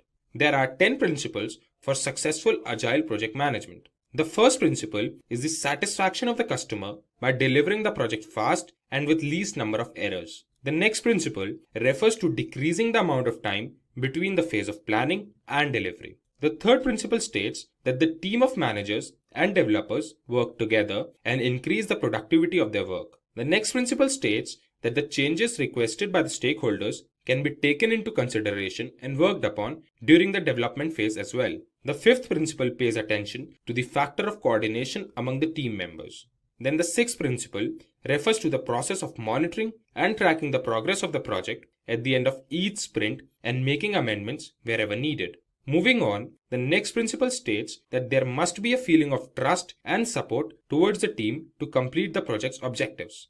The next principle emphasizes on face-to-face conversations with the development team. The face-to-face conversation helps in both solving problems and easy knowledge sharing. Then the ninth principle emphasizes on finding solutions and maximizing the amount of work done with simplicity. This ensures timely completion of tasks by all the team members. The last principle states that Scrum tools like Monday.com or Zoho Sprints must be used to simplify the complicated codes, which further helps in saving time. We shall now see the steps in Agile project management. The goal of Agile methodology is to produce shorter development life cycles and more frequent product releases than traditional waterfall project management. So we will now check 6 steps in Agile project methodology. The first step in the process is project planning. Project planning includes feasibility study, development of scope, breaking the project into executable tasks or sprints, and then estimating the amount of time needed to complete those sprints. The second step is the step of roadmap creation. A roadmap is a plan of action that shows how a project shall evolve over time. A list of all the features that the final product should have is created, and the steps to achieve those features are taken. The next important step is release planning. Since we are doing the project keeping in mind the Agile project methodology, the project will complete in sprints. That means there will be the release of features at the end of each cycle. And unlike the traditional waterfall model, the development cycles will be smaller. The fourth step in Agile project management is sprint planning. The sprints are made keeping in mind what all is to be accomplished in that particular step. At the beginning of each sprint, the goal of that sprint is decided and steps to achieve that goal are taken. The next step in the process emphasizes on daily meetings. There are short meetings every day to discuss if the team was able to finish the task for each sprint and check if there are any amendments that are required. Each team member talks about what they achieved in the last sprint and what are they going to work on in the next sprint. The last step is the step of sprint review and retrospective. There are 2 meetings after each sprint. First meeting is for the sprint review. This meeting is with the stakeholders to show them the finished product. This helps both sides to build a relationship and discuss if there are any issues in the end product. The second meeting is for having a sprint retrospective. This meeting involves the stakeholders to discuss what went well and what went wrong during the sprint. Sprint retrospective takes place after the sprint review and before the next sprint planning. Now when we know the steps needed for Agile project methodology, we must understand some Agile project management frameworks. There are several frameworks available today. Here, we will be discussing some of the most popular frameworks. The first framework we will discuss is the Kanban framework. Kanban framework is a well-known framework for implementing Agile software development. In the case of Kanban framework, work items are represented on the Kanban board, which helps all the team members to see the state of every piece of work at any time. Kanban board not only helps in visualizing the work, but also optimizing the workflow among the team. The next framework we will discuss today is the Scrum framework. Scrum framework is a popular framework for managing complex knowledge work like in the field of research and advanced technologies. Scrum is a simple framework that helps teams work together and learn through their experiences gained while working on a problem. The third framework we will see today is the hybrid framework. The hybrid framework is a combination of Agile methodology and non-Agile methodology. In the case of a hybrid framework, planning is done using the traditional way of project management, while the execution and delivery is done using the Agile methodology. Since the hybrid is a combination of the two, it handles the requirement changes and delivers the product in different stages. The fourth and the last framework we will see is the Lean framework. The Lean framework works on the principle of providing maximum customer value and creating zero waste. It focuses on optimizing the flow of products all through the value stream. This helps in eliminating waste all through the process and create processes that requires less human efforts. This also simplifies the process of information management and makes it more accurate. Finally, let's have a look at some companies that have opted for Agile project management. Today, around 22% of the organizations worldwide have all their teams working on the principle of Agile project methodology. Let's have a look at some of the most prominent companies in the world that use Agile project management. In the list, we have IBM, Cisco, AT&T, Microsoft, Philips, and Samsung. Welcome to Simplilearn's PMP 6th edition training tutorial. I am CMR, Chandra MR, a certified project management professional, Prince 2 practitioner, ITL expert, ITL 4 managing professional, COBIT 5 and DevOps. Today we are going to look at understanding what is the PMP certification, what is PMBOK, eligibility criteria to appear in PMP examination, the project management framework, the project management process groups, knowledge areas and processes. So now imagining the world where you have a project being done and you are the project manager, and how best a project can be conducted. So to make a project successful, it is required to follow a best practice.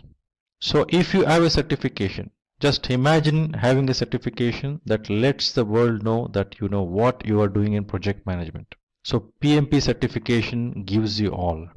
So what is PMP certification? So the PMP, the Project Management Professional Certification, is a certification of PMI, the Project Management Institute, which is at USA. So is an internationally recognized credential for project managers. See, the certification indicates that the certified professional has a sufficient experience, education, skills and competency. Reason being, before going for PMP certification, it asks for specific prerequisites which involves experience in project management as well as formal education of project management and demonstrated skills. So that being a prerequisite for project management professional certifications, it is very essential that one need to understand what it takes to become eligible for PMP examination. So that we will go through in the subsequent slides. So the moment one has the PMP certification, that itself indicates the prerequisites to take up a PMP certification is accomplished already before going for certification, and then the individual will go for a certification and become certified professional. So that way it concludes, it also indicates that person who holds the PMP certification has sufficient experience, education, skills and competency. Moreover, there are more than 100,000 PMP certification holders across the globe. So PMP certified individuals earn 25% more than non-certified individuals.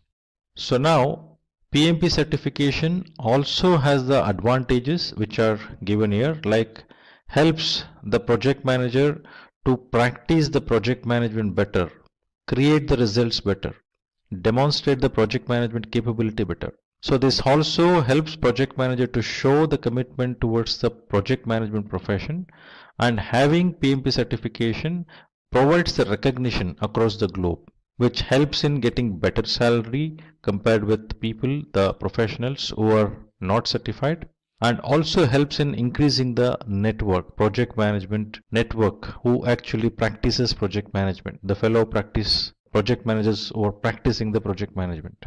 So there are certain vocabularies, jargons which are used specifically while doing the project management. PMP helps to understand those. So now let us look at what does the official guide which is used in PMP that can help to become a project management professionals. So that is PMBOK, which is referred as Project Management Body of Knowledge, or PMBOK, which is the collection of processes, best practices, terminologies and guidelines accepted as standards within the industry. So the latest edition of this is 6th edition, which was released in 2017.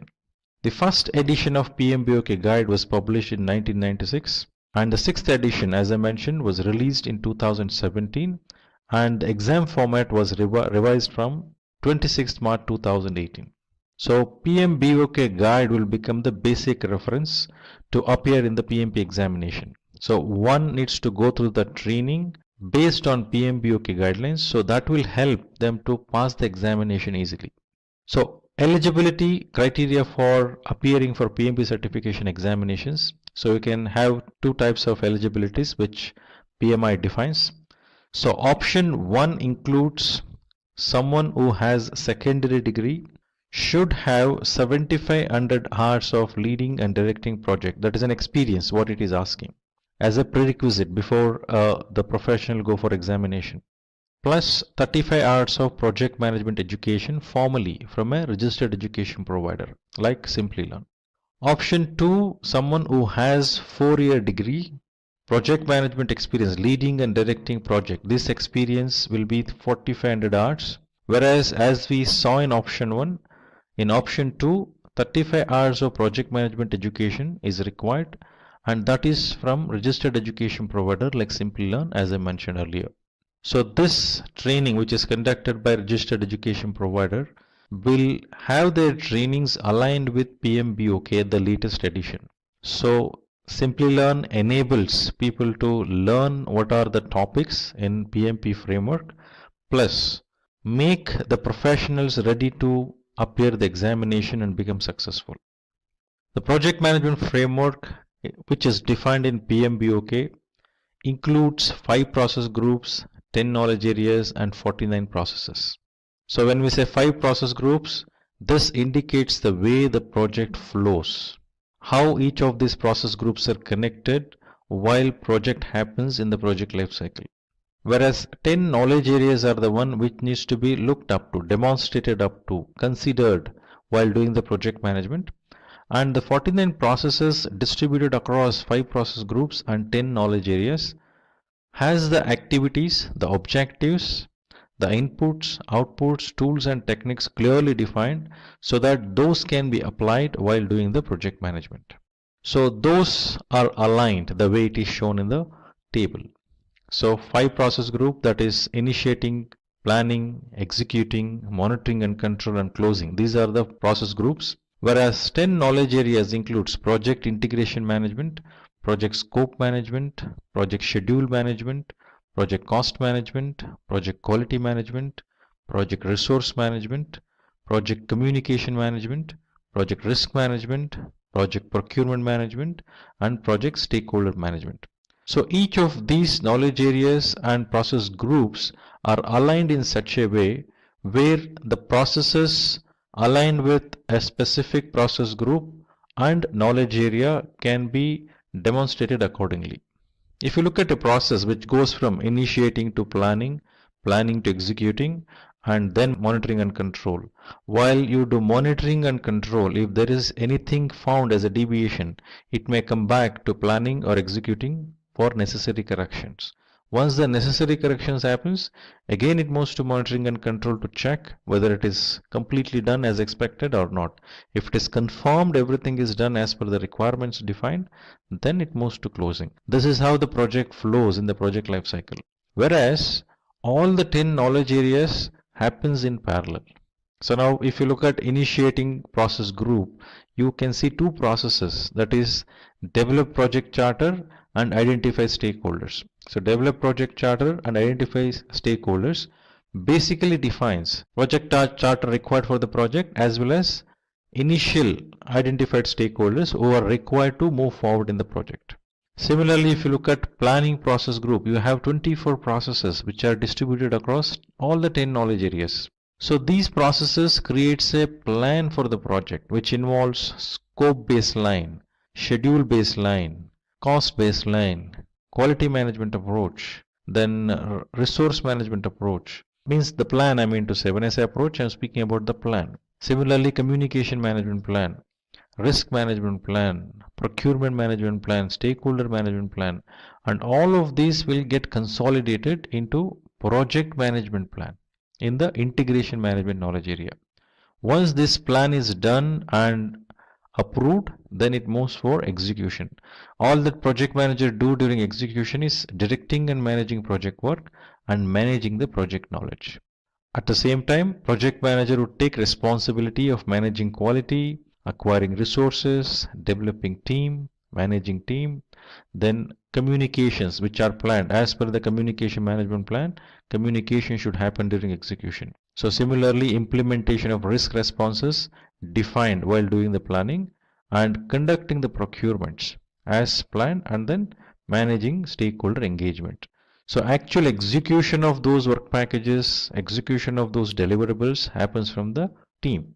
Now as those deliverables happens, The delivered products are checked, monitored and controlled. You can see validate scope, control scope. Likewise, for each knowledge areas, there is a control process which checks is that happened in execution as it was planned in planning process group. So then that is consolidated here for monitoring and controlling the project work in entirety, integrated. Similarly, performing integrated change control. Any deviations found in any of these checks which is being done in the control. Now that deviations needs to be corrected. So change will be raised. So request for change will be raised and that will be approved and controlled and necessary directions are given, approvals are given, and that moves towards execution for implementation. Once it is implemented, again validation happens. Once control checks if everything is okay, then it moves to the closure. Now, activities in closure, a project or a phase involves just an activities of closure. The products or services or results which are created from the project does not go to closure until those are validated, checked, confirmed and signed off. Only then it goes to closing project or phase, and necessary formalities which are required to be completed before conclusion will happen in closing project or phase. This is how the project flows. Second point which you should keep in mind is a project manager is also called as an integrator. So main focus, the umbrella view, the bird's eye view project manager should have from project integration management. So this layer, project integration management, where project manager should have an umbrella view, total view about entire project, what is happening. So bigger picture, only when project manager has a bigger picture, project manager can come to the lower levels and see are they progressing the way it is supposed to. So then go back, look at the bird's eye view again and see is it going in the right direction, which is very essential. So further, I guess we will look at each of these process groups and what happens in each of the process groups. Similarly in knowledge areas. So let us move forward. Now project management process groups. So these process groups details the necessary requirement that need to be satisfied to ensure that project resources are used efficiently, and these represents the chronological phases that all projects go through during the project lifecycle. So starting from initiating stage, it moves to planning. Once the plan is ready, then it moves to execution. As the execution happens, validation checks happens in monitoring and control, and as you find some deviation in monitoring and control, for correction of the deviation it comes back to execution, or if any necessary changes needs to be done in planning also while doing these corrections, then it may move to plan, then execution, and then monitoring and control. So this loop continues until the confirmation, yes, it is delivered as per the plan, and then it moves to closure. So that's how the project flows, and the project life cycle would be like that. So initiating process group. So initiating process group involves the processes, activities and skills needed to define the beginning of the project. As I mentioned earlier, in initiating process group, the creation of project charter happens and identification of the basic stakeholders, main stakeholders who are required to understand the further requirements in detail, who needs to be engaged. So those are identified. So setting up permits, authorization and initial work orders which should be in place and are important for effective and logical progress of the project and success across all project phases. So this clearly sets up the phases for the work to be completed, initializing teams and having a well thought out budget, which is very important. So this gives that view in totality, but it may not give you the full granular details, but it sets the directions, provides that insight. And also one important thing we should keep in mind is in initiation stage, appointment of project manager happens. The formal declaration of appointment of project manager happens and project charter will be formally handed over to project manager, and that formal declaration of assignment of project manager happens. From then project manager takes over, and first activity project manager does is identification of stakeholders. So next process group is planning process group, where we have around 24 processes to define the project scope, cost, schedule, quality, resource, risk, then procurement, stakeholder engagement. So comprehensive plan if it is waterfall approach, or basic skeleton plan which is required if it is agile approach. So it also clarifies the goals and expectations while putting in place the infrastructure to achieve the goals, keeping in timeline and budgetary constraints. The end-to-end view of the project is provided in planning. So this acts as a basic reference while the execution and monitoring and control happens. So based on the planning, the way it is done, execution will happen. Now next process group is executing process group, where the role of project manager is to direct and manage project work and manage the project knowledge, main activities, being an integrator of a project. Secondly, acquiring resources. It may be human resource or technology resource or any other resource required for the project. Then if it is human resource, there needs to be necessary training, development of the team, and then managing them. So a lot of team dynamics are involved. That needs to be handled. So this involves managing teams while handling time expectations and achieving benchmark goals. Team members delivers those results. Team members does all the activities and then creates that results. So team concerns needs to be addressed, because as you see the people together, the team members together, it is quite obvious conflict may occur. So conflict resolution should happen. The engagement with the team member should happen. So demonstration of work which is done by the project team, that needs to be monitored and controlled. Parallelly, which happens during the execution, monitoring and control is also happening. So project manager should look at both. So concerns needs to be addressed. Execution, is that happening as per the plan, has to be checked as part of monitoring and control while execution is happening. So bird's eye view in entirety, which says how the execution should happen, that needs to be directed and monitored. Whereas coming on ground, seeing is that happening the way it is required, that is also very essential. So next is monitoring and control process group. Now as part of these process group, as I mentioned, while execution happens, it is very essential to check, validate and control. So this process group involves processing change orders. Any deviations being found, change requests are raised. And if that change request needs some modification or changes in planning, then it goes to planning. If no such planning requirements, simple change, then it straight go to execution, change get executed, and then again validation happens. So integrated change management, which is there in this particular process group. So this also focuses on addressing ongoing budget considerations, handling unexpected circumstances that could hamper the team's ability to meet the initial project expectations. So it goes on throughout the project lifecycle. So two process groups, if you closely observe, planning process groups and monitoring and control process groups are the process groups where you see processes in all the knowledge areas. Otherwise, if you see an initiating process group, it is only two processes. One is an integration management, other one is stakeholder management. If you look at execution, you don't see in scope, time, cost and risk management. Similarly, if you see closing process group, only one process, which is in initiating process group. So these are the only two process groups, planning process groups and monitoring and control process group, where you see the most of the processes. So next process group is closing process group. So closing process group, closing project or phase is a process what we have in this process group, which basically focuses on addressing the culmination of project management skills shown throughout the other interconnected processes that guided the projects. So all the aspects of process are closed and all the necessary paperwork is submitted. So it can lead to great reviews and word of mouth referrals in the future. So all the activities which need to be done for formal closure and conclusion, which is done in the closing process group. So this is about all the 5 process group defined in the PMP framework. So now let us move towards understanding each of the knowledge areas and the different processes within it. So how many processes in each of the knowledge areas aligning with the process group, we just saw in the table, but when we look at it, understand what are those exactly. So now knowledge areas are necessary for effective project management, which can take place during any of the explained process groups. So there are 10.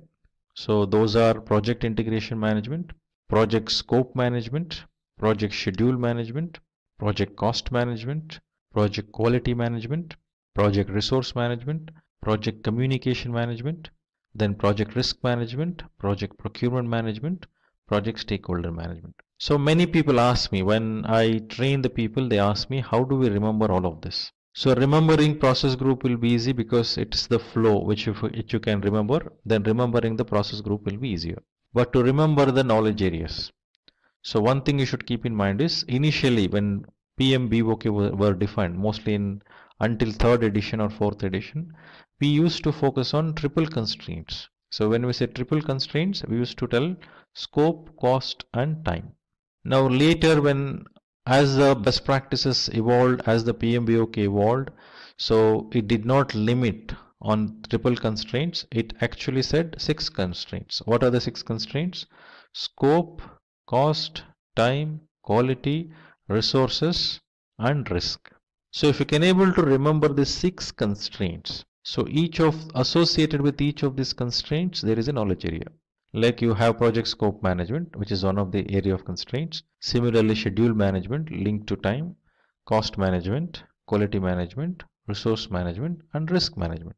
So out of 10, easily you can able to remember 6. Further, there are 4. Now integration management by default integrates all the 9 knowledge areas. So remembering that may not be difficult. So to consolidate this, to conduct the project properly, you need stakeholders. You need to procure something and you need to communicate. So other 3 knowledge areas remembrance should happen by linking to this. So firstly, remember 6 constraints, that is scope, time, cost, quality, resource, and risk. Then you have communication which needs to happen. To communicate, there should be stakeholder, and also there should be supply which needs to happen to the project. So if you can link like this, 9 knowledge areas you can remember. So all these 9 knowledge areas you will integrate and manage in integration management. So in fact, all the plans which are defined in rest of the 9 knowledge areas except integration management. So all those plans are called as subsidiary plans. So all these 9 subsidiary plans, that is scope management plan, schedule management plan, cost management plan, quality management plan, resource management plan, communication management plan, risk management plan, procurement management plan, and stakeholder management plan. So all these 9 subsidiary plans are integrated together and consolidated in project management plan. So that happens in project integration management. So this we should keep in mind. So project integration management, what does it do? So project integration management basically includes plans to develop project charter, a document that sets up the project and assigns the project manager created during the initiation phase. So a project management plan is also created, which is a roadmap for the entire project to become a success. So the project plan, once approved by stakeholders and sponsor, is monitored and tracked through the change log. It also directs and manages the project work. This process is monitored, analyzed, and reported to identify and control any changes or problems that could be encountered. So one thing we should keep in mind when we say project integration management, this is the only knowledge area where we see processes in all the process group. So we have process in initiating process group, we have processes in planning, we have process in execution process group, we have processes in monitoring and control process group, and also in closing process group. So project integration management is only knowledge area where it has a processes in all the process groups, which we don't see in any other knowledge area. Now next we'll look at the list of processes. Like develop project charter is in initiation process group. Develop project management plan, which consolidates all the 9 knowledge areas, is in planning process group. Direct and manage project work, manage project knowledge. These 2 processes are in executing process group. Monitor and control project work, perform integrated change control. These 2 processes are in monitoring and control process group. So close project or phase is in the closing process group. So now we will move to project scope management. So when we use the term scope refers to the boundary within which we need to do something. So first thing we should keep in mind when we say project scope, 2 things. One is the scope of that product, service, or results which we are creating, which comes out as a product or a service or result out of a project which comes out. What is getting created? So scoping that part of it. So other scope part of it, the processes, the tools, the resources, what is being used during the project so that deliverables happen. So 2 part of the scope we should look at. So project scope management involves those areas, deals with the work of the project, and involves plan scope management, an important part of project management plan. The collection of requirements of the product or service also takes place in this process group. And also project scope management knowledge area deals with work of the project, which involves plan scope management, an important part of the project management plan. So the collection of requirements of the product or service also takes place in this stage. The scope of project is also defined in the scope statement. This is expected to undergo change over the course of project. The scope is validated during the project, ensuring that the deliverables are approved by sponsors or stakeholders. So as I mentioned earlier, it involves the scope of the results, what is being created, and also scope of those processes, resources, tools which are used during the project. So processes in project scope management knowledge area. So plan scope management, which is in planning process group, collect requirements, define scope, create WBS. Even these three processes are in planning process group. In total, 4 processes in planning process group. Whereas validate scope and control scope, these 2 processes are in monitoring and control process group. So when you say plan scope management, it's about defining how to collect the requirements, how to manage those, entire scope management planning. And requirements management plan also has to be defined. Then requirements are collected from the stakeholders who are being identified, and then scope will be defined. Now, very important thing here is about work breakdown structure. So we have a product or a service or a result which we are working on to create as a result of the project. So how will you understand all the parts of it? That needs breaking down that particular product or services or results which we are going to create into multiple pieces in a structure which would look like a tree, so that you will get a necessary insight towards what is being delivered. So firstly, product breakdown structure is made, and for each of the layers of this product breakdown structure, you will be assigning an activities, assigning resources, effort estimation, cost estimation, sequencing those. All this will be done later. Basic thing needed is work breakdown structure for that. So to create WBS, the technique called decomposition is used, and this approach is top-down approach. Next, validate scope and control scope. As WBS provides the structure of various things which needs to be delivered, referring to that, as the execution happens, validation should happen, whether it is delivered accordingly or not. And is that scope management is being done according to the plan. Control scope will be checking that. So next is the project schedule management. When we say schedule, it's quite obvious for us to understand when what needs to be done. So what needs to be done is already told in scope, and when are we going to do that? For that you need to have a specific schedule, the timeline. So the project will have various different activities, tasks, which is assigned to the particular WBS element. So these activities will have a specific start date, end date, and this will have a specific output which is coming out as part of those actions which happens. So the project is divided into tasks, each with their own start dates and deadlines and budgets. So these are revised as the project moves forward, depending on how the project is progressing. A schedule for the project and determining who is responsible for that. So helps us to understand which resource is required at what point in time. Similarly, the cash flow requirement can also be understood by having a defined schedule. So the tasks are placed in a sensible order, and the dependencies between each of them are noted. Once sequenced, the resources required for the tasks are estimated and assigned. The time required for each of these tasks are also determined. Now when we say this, we are required to understand and visualize while doing a project, the WBS structure is defined and in what sequence each of these elements are delivered and what timeline, start time, end time, and how each of these are connected to other WBS element, in what sequence, what activities required, what resource required, what effort required, what competency skill required. So all these are put in. So since we schedule and sequence it, we know when is that required. So this requires working with other knowledge area very closely. When I say WBS element, it's quite obvious. It comes from scope management. When I say allocation of resources, obviously it has to work with resource management to create a resource calendars. If it's a cost management, to understand the flow, money flow, cash flow. So budget should be there for the project. So cash flow, when what amount is required. To understand that cost is linked to schedule. So all these knowledge areas should work very closely with coordinating with each other, interfacing with each other. So project schedule management also uses a very important technique called network analysis technique, where we speak about critical path, then forward pass, backward pass, then identification of floats. So when I say critical path refers to the longest path in the established network diagram of a project, and that will be the minimum time required for project to complete.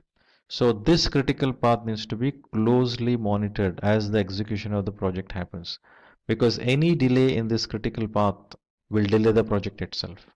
So that's about some summary about schedule management.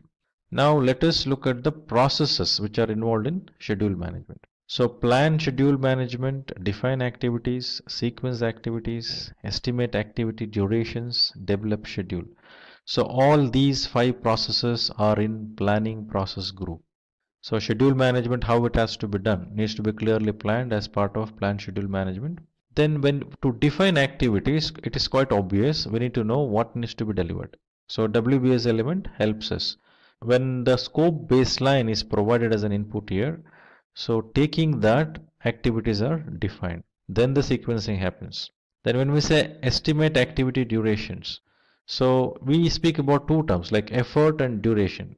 If I want to deliver something, let me assume to deliver X for a person it requires 1 day, or for a person it requires 10 days if we say. So to create that working piece of a product it takes 10 man days, we will say.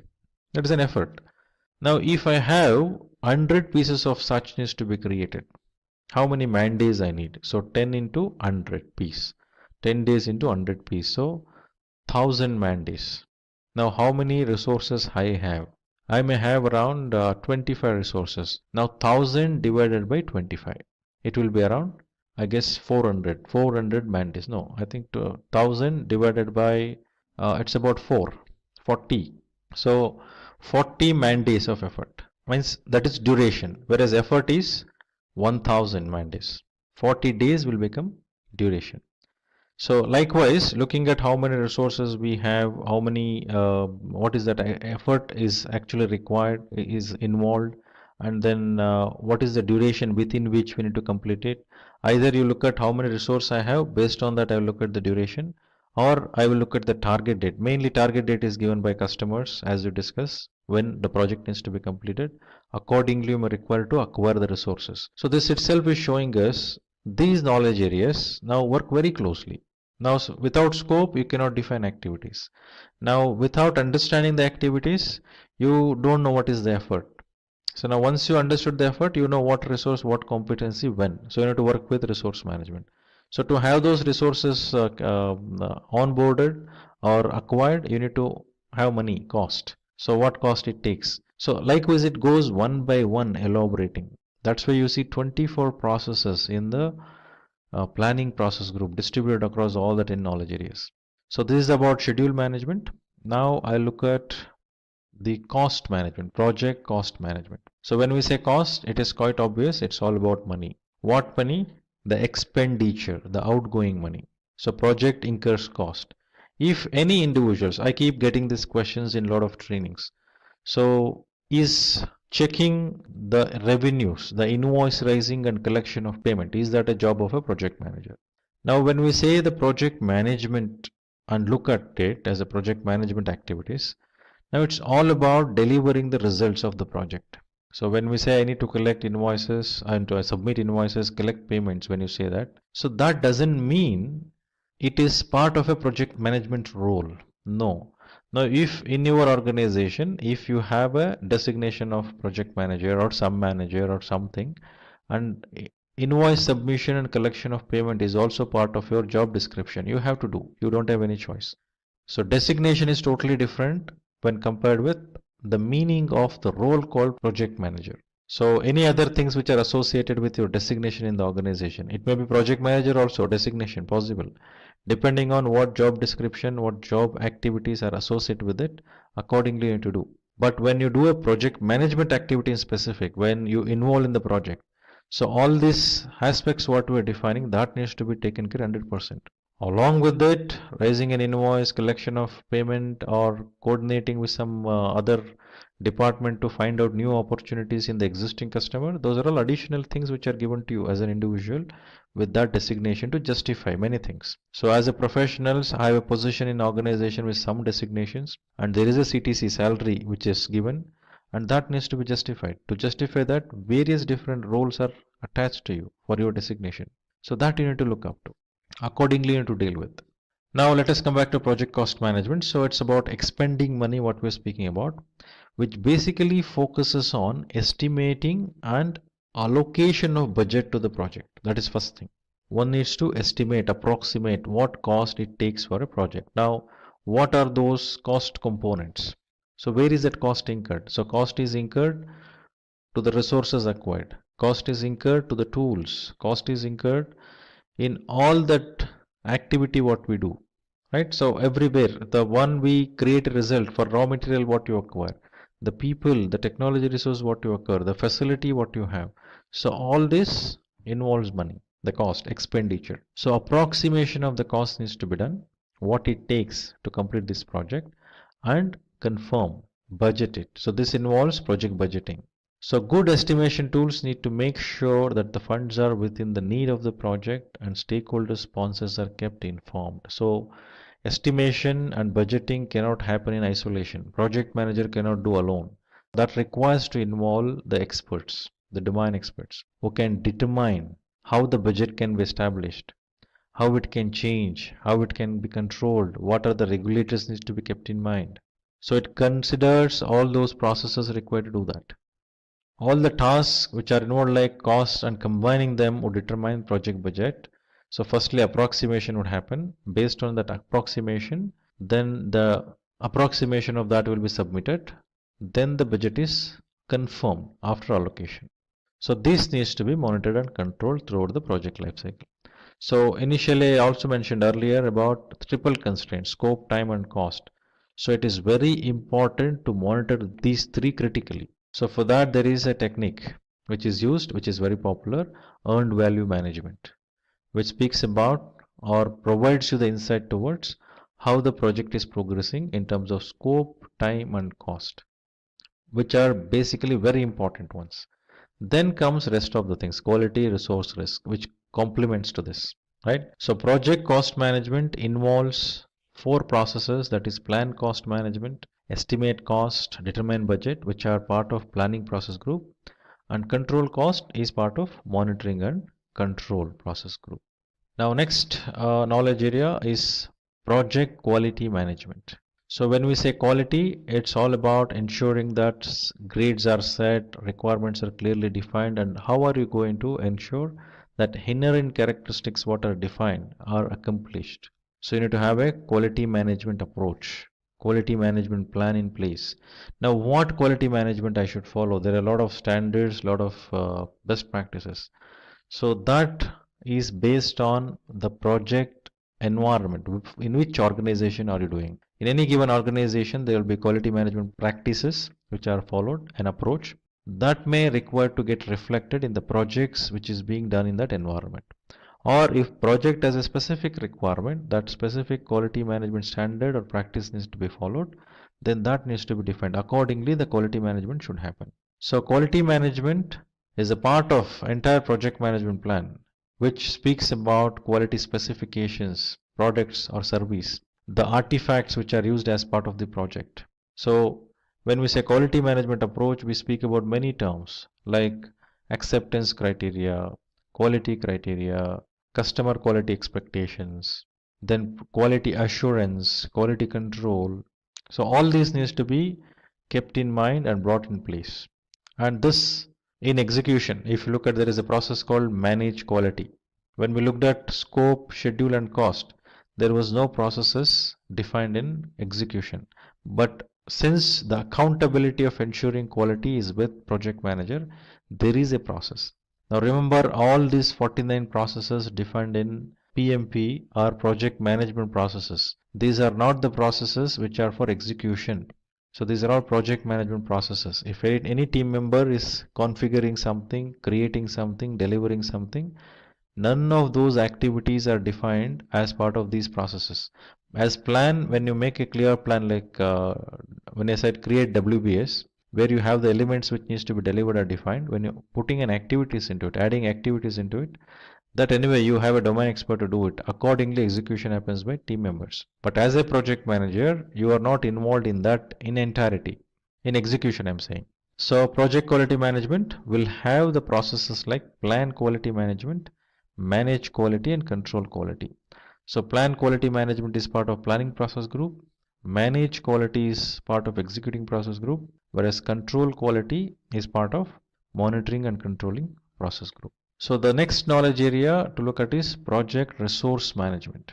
So when we say resource, by default we think about human resources. So that's how the knowledge area was in the 5th edition. So it was called as project human resource management. But as the discussions happened, as the realization happened, it is not about just human resource, many resources involves, technology resources, facility resources. So the renaming of that knowledge area happened in 6th edition as project resource management. So project resource management focuses on ensuring identification of those roles, identification of those resources, having a plan in place so that resources can be managed better. So predominantly when we say resource, it's quite obvious we think about human resources.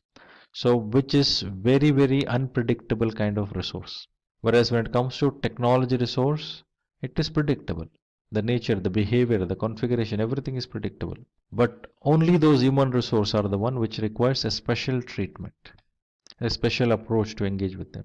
So this knowledge area helps to identify roles within the project team as per the project management team structure defined. So there should be project management team structure defined. And what needs to be delivered from which are the roles, which also include how they fit into overall structure of the project. So these team members or resources need to be acquired.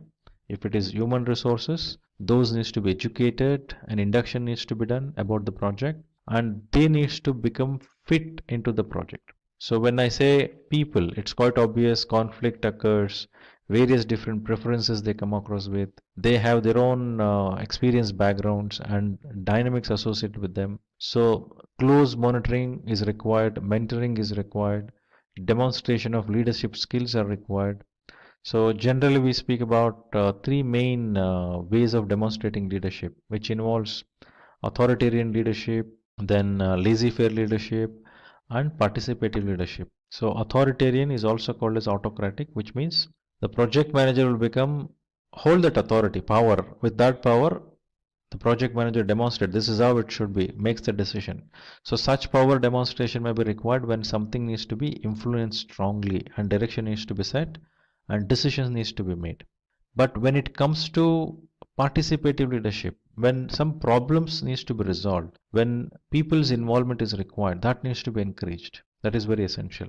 Reviewing or creating solutions, that approach, leadership style is required. But when it comes to laissez-faire, delegative approach, so where there are specific domain experts who will do it, so assign to them and then monitor, review with them. That is delegative approach. So these three leadership styles has to be demonstrated effectively while doing project resource management. So team will have their own dynamics, so that needs to be understood and accordingly dealt with. So this knowledge area has around 6 processes, that is plan resource management, estimate activity resources, acquire resources, develop team, manage team, and control resources. So plan resource management and estimate activity resources are part of planning process group. Acquire resources, develop team, and manage team are part of executing process group, whereas control resource is part of monitoring and control process group. So next knowledge area we are going to look at is project communication management. So when we say project communication, firstly we need to understand what is this communication is all about. So communication is used to convey something to someone. So there should be two parties. the communicator and the one who receives it, means sender and receiver. So very important here is when sender sends certain message, at the receiver's end, how it is received. Is the meaning what is actually perceived by a receiver is same as what is meant by the communicator, means sender. So this will become a big gap. If what I told versus what someone understood, if there is a gap, then the communication is not effective. So it is very essential to understand this dynamics. Communication should be very effective, and based on that communication, there is always a resultant action. So always communication will have two parties minimum, one is sender and receiver. And in the receiver's perspective, one needs to understand who would be the receiver generally. When I say project manager communicates with sponsor, project manager communicates with team members, project manager communicates with customers, project manager communicates with other functions within organization, suppliers who are external to the organization. Now, each of these communications will have a specific objective and intention. So, project manager should understand that. And what sorts of vocabularies, jargons which needs to be used while communicating, the words, the communication methods which needs to be used, the communication channel, the language, the syntax. Understanding all of these will become very important while doing the communication in the project. So project communication management is the area that informs the team and stakeholders about the project. So the communication management system is determined along with how it is done and how often it is done, how frequently the communication has to be made.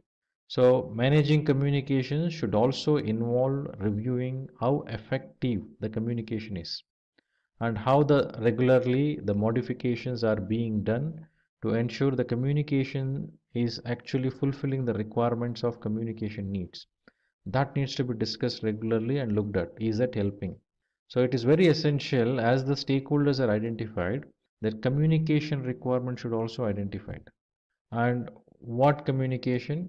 Why is that communication? How often, how frequently the communication has to be made? What channel, what template which has to be used, and what language. So all these needs to be understood, signed off. So when you go and inform or send a message to the sponsor, it will have specific objective of that communication. Similarly, when you send it to team member, specific objective. Here in this two aspect, the frequency will change, the language will change, the stakeholders to whom the communication is made changes, and impact it has to create in that communication will also change. So that needs to be understood. The project manager should be very sensitive about it. So communication management plays very important role, whereas 90% of the time project manager will be spending his effort and time in communicating. If that is not effective, it is difficult to become successful in project management. Now let us look at the processes in project communication management. So there are three processes, that is plan communication management, manage communications, and monitor communications. So plan communication management is part of planning process group, manage communication is part of executing process group, monitor communication is part of monitoring and control process groups. The next knowledge area is project risk management. So when we use the term risk, it's all about an uncertainty, what we're speaking about. So every assignment we take up, every initiative we do, everything involves risk. Similarly, project also involves risk. So risk, which is termed as an uncertainty of certain occurrence, are both positive as well as negative. The positive risk we call it as opportunities, whereas negative risk we call it as threats. So each of these risk has to be treated certain way. So before you treat or decide on certain treatment of the risks identified, risks needs to be analyzed. So qualitative analysis, quantitative analysis has to be done, and risk responses has to be planned. So the project risk management is the knowledge area which will identify how the risks are itemized, categorized, and prioritized in the risk register. Similarly, risks are prioritized and qualitatively and quantitatively analyzed. So based on their impact on the project, the necessary response plan will be defined. So risk has to be controlled by reviewing the risk register regularly and removing the risks that no longer impact the project. Now, the risk once identified, mainly risks are identified, some set of risks are already identified, captured in project charter, whereas in detail risks are identified during the planning, associated with many different aspects of the project. The risk related to scope, schedule, time, cost, quality, resources, maybe procurement, stakeholders. So risks are categorized accordingly and identified. Now, this is not the list which is made, it is not an exhaustive list which is made in one go. So, this acts as a basic list. As the project progresses, all these identified risks needs to be evaluated on continual basis, and also new risks needs to be identified regularly, so that what are the kinds of risks which comes up are understood, and then response plans are accordingly taken. So, this helps in managing the risks effectively and efficiently. The processes involved in risk management knowledge area are: plan risk management, identify risk, perform qualitative risk analysis, perform quantitative risk analysis, and plan risk response, which are part of planning process group. Whereas implement risk response will be part of executing process group, and monitor risks. This will be part of monitoring and control process group. So when we say identify risk, this is when you identify the risk here and captured in the risk register. And as I mentioned earlier, this is not a list which is exhaustive. So at the moment, whatever the risks are being identified, so these risks are analyzed now as part of this planning, qualitatively as well as quantitatively. But the analysis of the risk, assessing those risks, should continue throughout the project lifecycle, because the impact level of the risk would vary as it progresses throughout the project lifecycle. Now, as we have a risk response plans defined, and for some it is already implemented, some you cannot implement, you need to make yourself ready to tackle the scenario of issues when it occurs, when risk occurs. You need to handle those. So have that capability built, or having some contingency plans. Any of such actions are taken, and project should be ready. Means when risk occurs, the impact occurred, and I'm just okay with it, that will not work. So project will get impacted. It may escalate the cost. It may delay the project closure. Many things it will happen. So proper analysis and then actions in time. Right risk response plans can be implemented. So for positive risk, for opportunities, generally acceptance or exploit or taking advantage of that would be the kind of response we will see. For the negative risk, the threats, the kind of responses what we would see is like avoid or have a contingency plan or mitigate the risk in terms of having some measures implemented. Transfer risk is another thought which is done. So if someone says avoid risk, that behavior is called as risk averse behavior, someone who don't even take risks. So if I take up this, I have the risk of so much, so I will not even take up that, such behaviors. So those are the kinds of risk responses may come across, which needs to be implemented as part of executing process group. Then whatever the plan, whatever the implementation which has happened, that needs to be monitored as part of monitoring and control. So next knowledge area for us is project procurement management. So when we say procurement, so every project involves procuring something. So a main decision which happens here is make or buy decision. So should I make it myself? Should I create myself within the organization, or should I do something or purchase something? So make or buy decision. So when I decide I'm going to buy certain things from outside, because we cannot make everything as part of our organization, because the direction of the business is totally different. If I am a bank and I am doing an IT project, I need not go and sit and start configuring a server. So I need not hire people who configure and then they come and sit here and I start managing them. So my entire focus of banking services, which I need to focus on, will go for toss. I should not do that. So instead I'll give to an experts. So procurement of an IT services from an IT service provider I will do. So to giving it to the experts rather than doing myself, which helps me to have that expertise coming to me. So procurement management involves in identifying those resources, the products or services which needs to be procured to use in my project, so that I need not spend time on that. So this involves identification of the suppliers, having those subcontractors, right? So they will have an engagement through a contract, and monitoring and managing them and establishing a relationship with them and engaging with them in appropriate way that is required.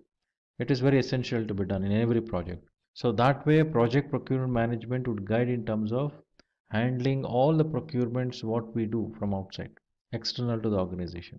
So this knowledge area handles outside procurements like hiring subcontractors. Outside needs of projects are identified and how much they are determined. This involves a statement of work, terms of reference, request for proposal, and choosing a vendor. So to do this, bidder conference happens. Floating request for proposals can happen. Request for quotation can happen. So many such actions are taken, and the processes involved here are three mainly. So plan procurement management, which is part of planning process group, conduct procurement, which is part of executing process group, and control procurement, which is part of monitoring and control process group. So the next knowledge area is project stakeholder management. So when we say stakeholder, who is the stakeholder? Stakeholders are internal, stakeholders are external, stakeholders are the one who influence, stakeholders impact, they will get impacted, they are influenced. So likewise, for every project, every initiative organization takes, there are stakeholders. For me, for my project, I need to identify all the stakeholders. So now identification of stakeholder, engaging with stakeholder, managing these stakeholders will become very essential. So as part of this knowledge area, after identification of stakeholders, the need of stakeholders needs to be understood. So not every stakeholders are identified will have very close to the project. They are not in very close proximity to the project. The distance of the stakeholder from the project may be far. Still, they may have an impacted because of this. We need to understand that. If I am building a flyover, construction of a flyover is happening, obviously people living in that region will get impacted. But they have no direct involvement in the project. However, their cooperation is required. So likewise, as we identify the stakeholders, we need to understand what kind of impact or influence that stakeholder will have on them or on the project from them. This needs to be analyzed. So stakeholders needs to be identified, their concerns need to be identified and must be managed. Some stakeholders would come up with certain powers, authorities. So we need to understand that as well. So each of the stakeholders needs to be listed out, their concerns prioritized based on their impact on the project. Then the stakeholders need to be engaged and determine if their needs are being addressed. If not, what can be done to rectify those, if at all any issues exist. So various stakeholders, state also can exist. There is a stakeholder who should be very supportive in the project, actively involved in the project, but the stakeholder may be in an unaware state. So we may require to engage with a stakeholder, bring that clarity, explain, and then ensure that stakeholder is supportive to the project. Some stakeholders may be resistive, some stakeholder may be neutral, some stakeholder will be very supportive, unaware. So various different state of stakeholders would exist, but one needs to analyze what kind of state that stakeholder should be in this project. That needs to be discussed, understood, and then decide. So accordingly, engagement should happen. So stakeholder engagement plan needs to be defined very clearly. So now here we have four processes. So one process in initiating process group, that is identify stakeholder. Then plan stakeholder engagement, which happens in planning. Manage stakeholder engagement, which is executing process group. And monitor stakeholder engagement is monitoring and control process group. As I mentioned in risk management, in stakeholder management also, identification of stakeholder, analyzing the way stakeholder engagement should happen and deciding that engagement. This is very dynamic, which has to happen throughout the project lifecycle. And this is not one time register what we create, like stakeholder register if we create, it is not one time register, it is dynamic, which gets updated throughout the lifecycle of the project. And today, we will learn about PMP certification. Before we begin, let's have a look at an incident where two project managers, John and Ted, are talking to each other. John is a senior project manager while Ted is a part of his team. John finds Ted to be upset, so he asks him, is there anything he can help him with? To which Ted replies that his project failed. John further asks him what could be the possible reason for the project failure. Ted tells him that it's because he was not able to manage the time and budget. Now John asks him if he is PMP certified, to which Ted says he isn't. Then John suggests Ted that he must take the PMP certification, which will not only give his project better performance, but also help him upskill in his career.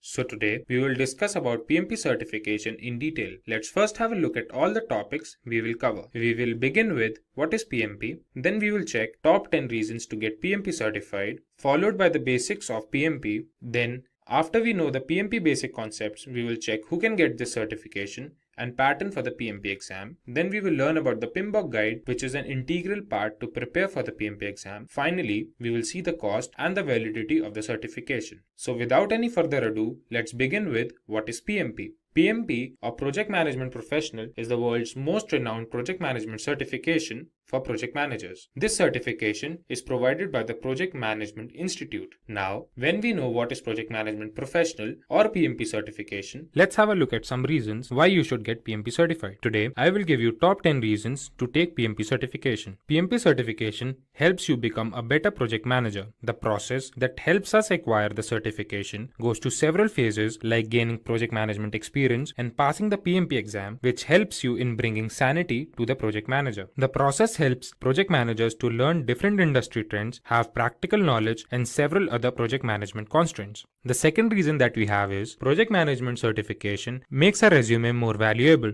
As we have discussed earlier, that PMP certification is the most renowned project management certification, so having it on the resume will definitely help the interviewer recognize our skills. There are companies that only accept project managers who are PMP certified. PMP certification not only helps in switching the job or finding a new one, it helps in progressing in the current company as well. The third reason that we have is it provides more job opportunities. When one acquires the PMP certification, it proves that one has expertise in completing the project effectively and efficiently. So the certification increases the trust factor of the interviewer in you and increases your probability of getting that job. The fourth reason that we have is salary hikes. PMP certified project manager is one of the highest paid jobs around the globe, and this trend will continue to grow. The global survey by the Project Management Institute shows that PMP certified project managers tend to get 20% more salary than the non-certified project managers. The next reason that we have is PMP certification validates your dedication to the job.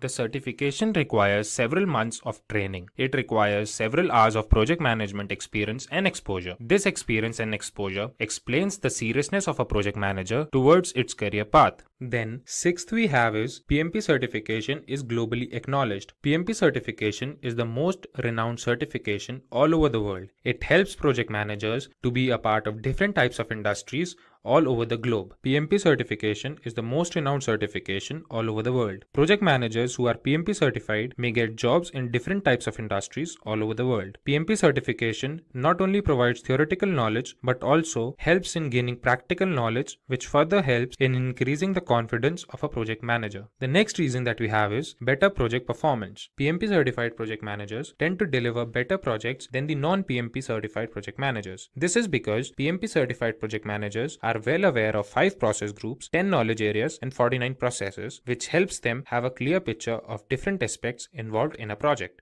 The eighth reason that we have is it increases your networking opportunities. There are several communities that one becomes a part of when they sign up as a PMI member. These communities have meetings regarding new job opportunities, and this helps in having a professional network. The ninth reason that we have is job security. Job security is a major reason that a professional thinks of before opting for a particular profession. Today, in the world of recession, where companies are drowning, the demand for PMP certified project managers goes on increasing. The last and the 10th reason we have is expertise in practical application. When one appears for a PMP exam, they need extensive preparation. They need to have thorough knowledge of process groups and knowledge areas, which help them develop several essential skills and move ahead in their career. Now, as we move further, we will look into the PMP basic concepts. The PMP basic concepts are the 5 project management steps. These project management steps start from the day we begin our project to the day we end our project. They begin from initiation to closure. The first step that we have is initiation,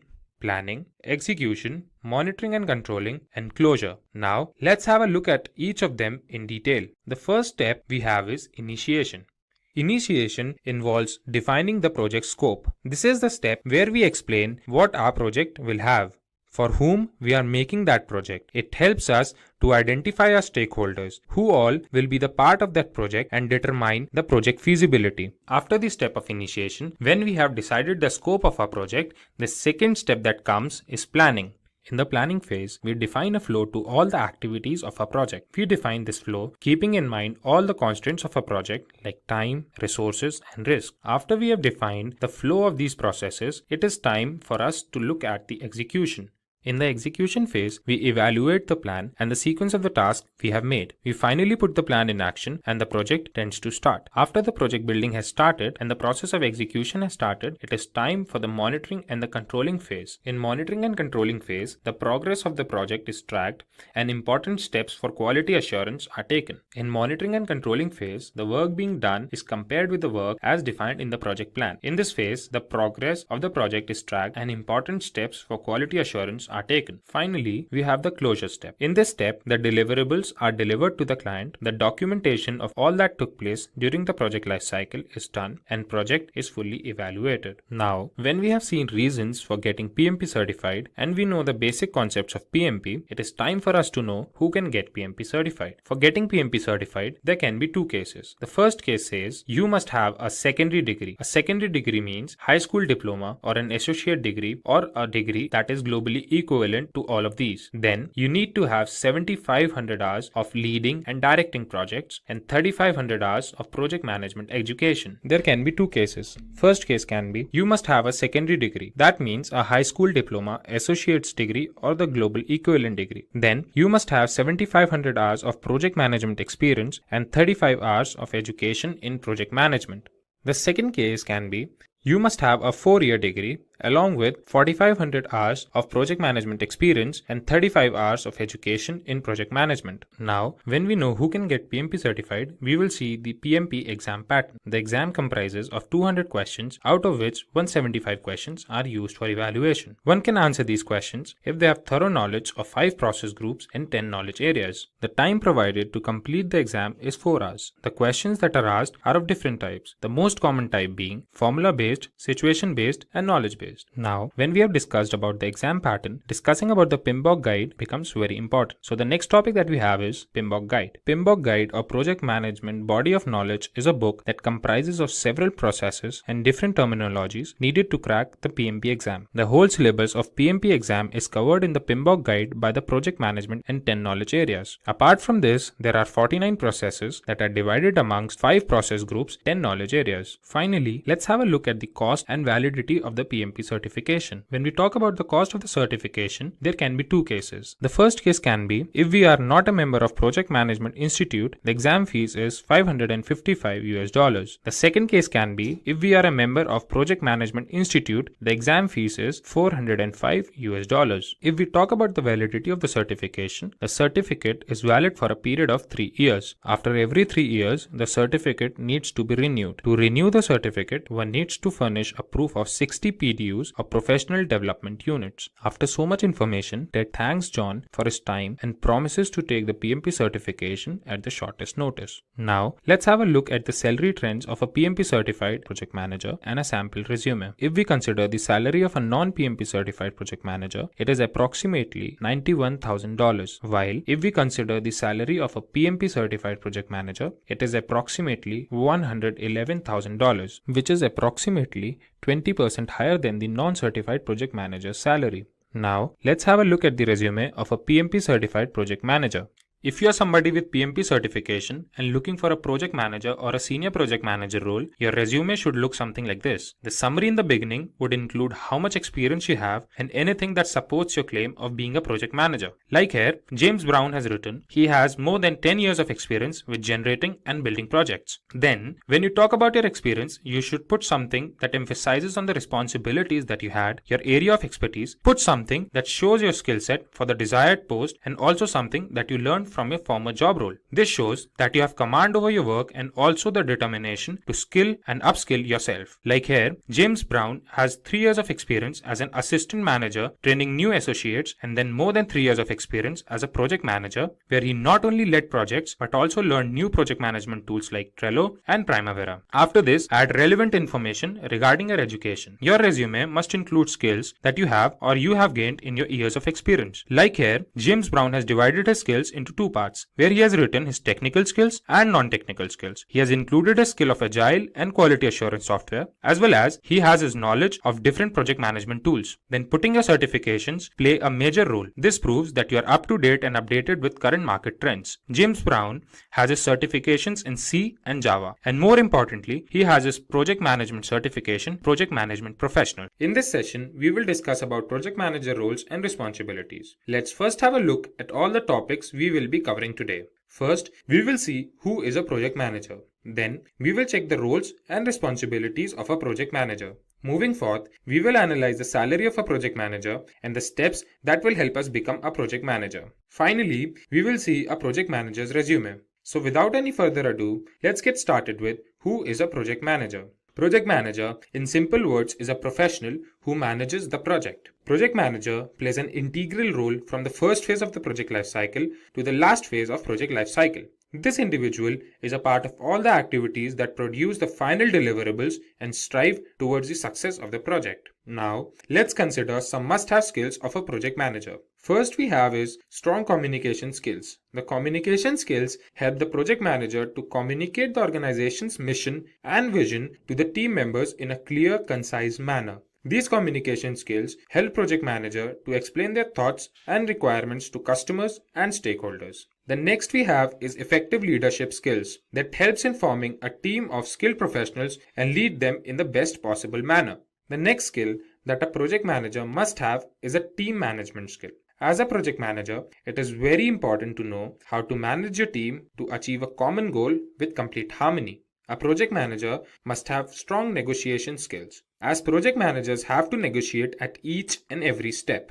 This negotiation might be with the customers, stakeholders, or team members. These negotiation skills become of utmost importance when project members get into a fight or an argument. Then we have critical thinking. This is what makes a project manager more effective and efficient in project management. This thinking capability is needed to take difficult steps, talk to stakeholders, and resolve several issues throughout the course of the project. The last skill that a project manager must have is risk management skill. Handling a project is an important step, but what is equally important is risk management. This is the process required to identify, analyze, and respond to the risk factors throughout the project lifecycle. Now, when we know who a project manager is, we must have a look at the roles and responsibilities of a project manager. The first and the foremost role of a project manager is to set up a project scope, check its feasibility, and determine the resources that are needed to satisfy the project scope. Second role that a project manager has is the development of a project plan according to the project scope.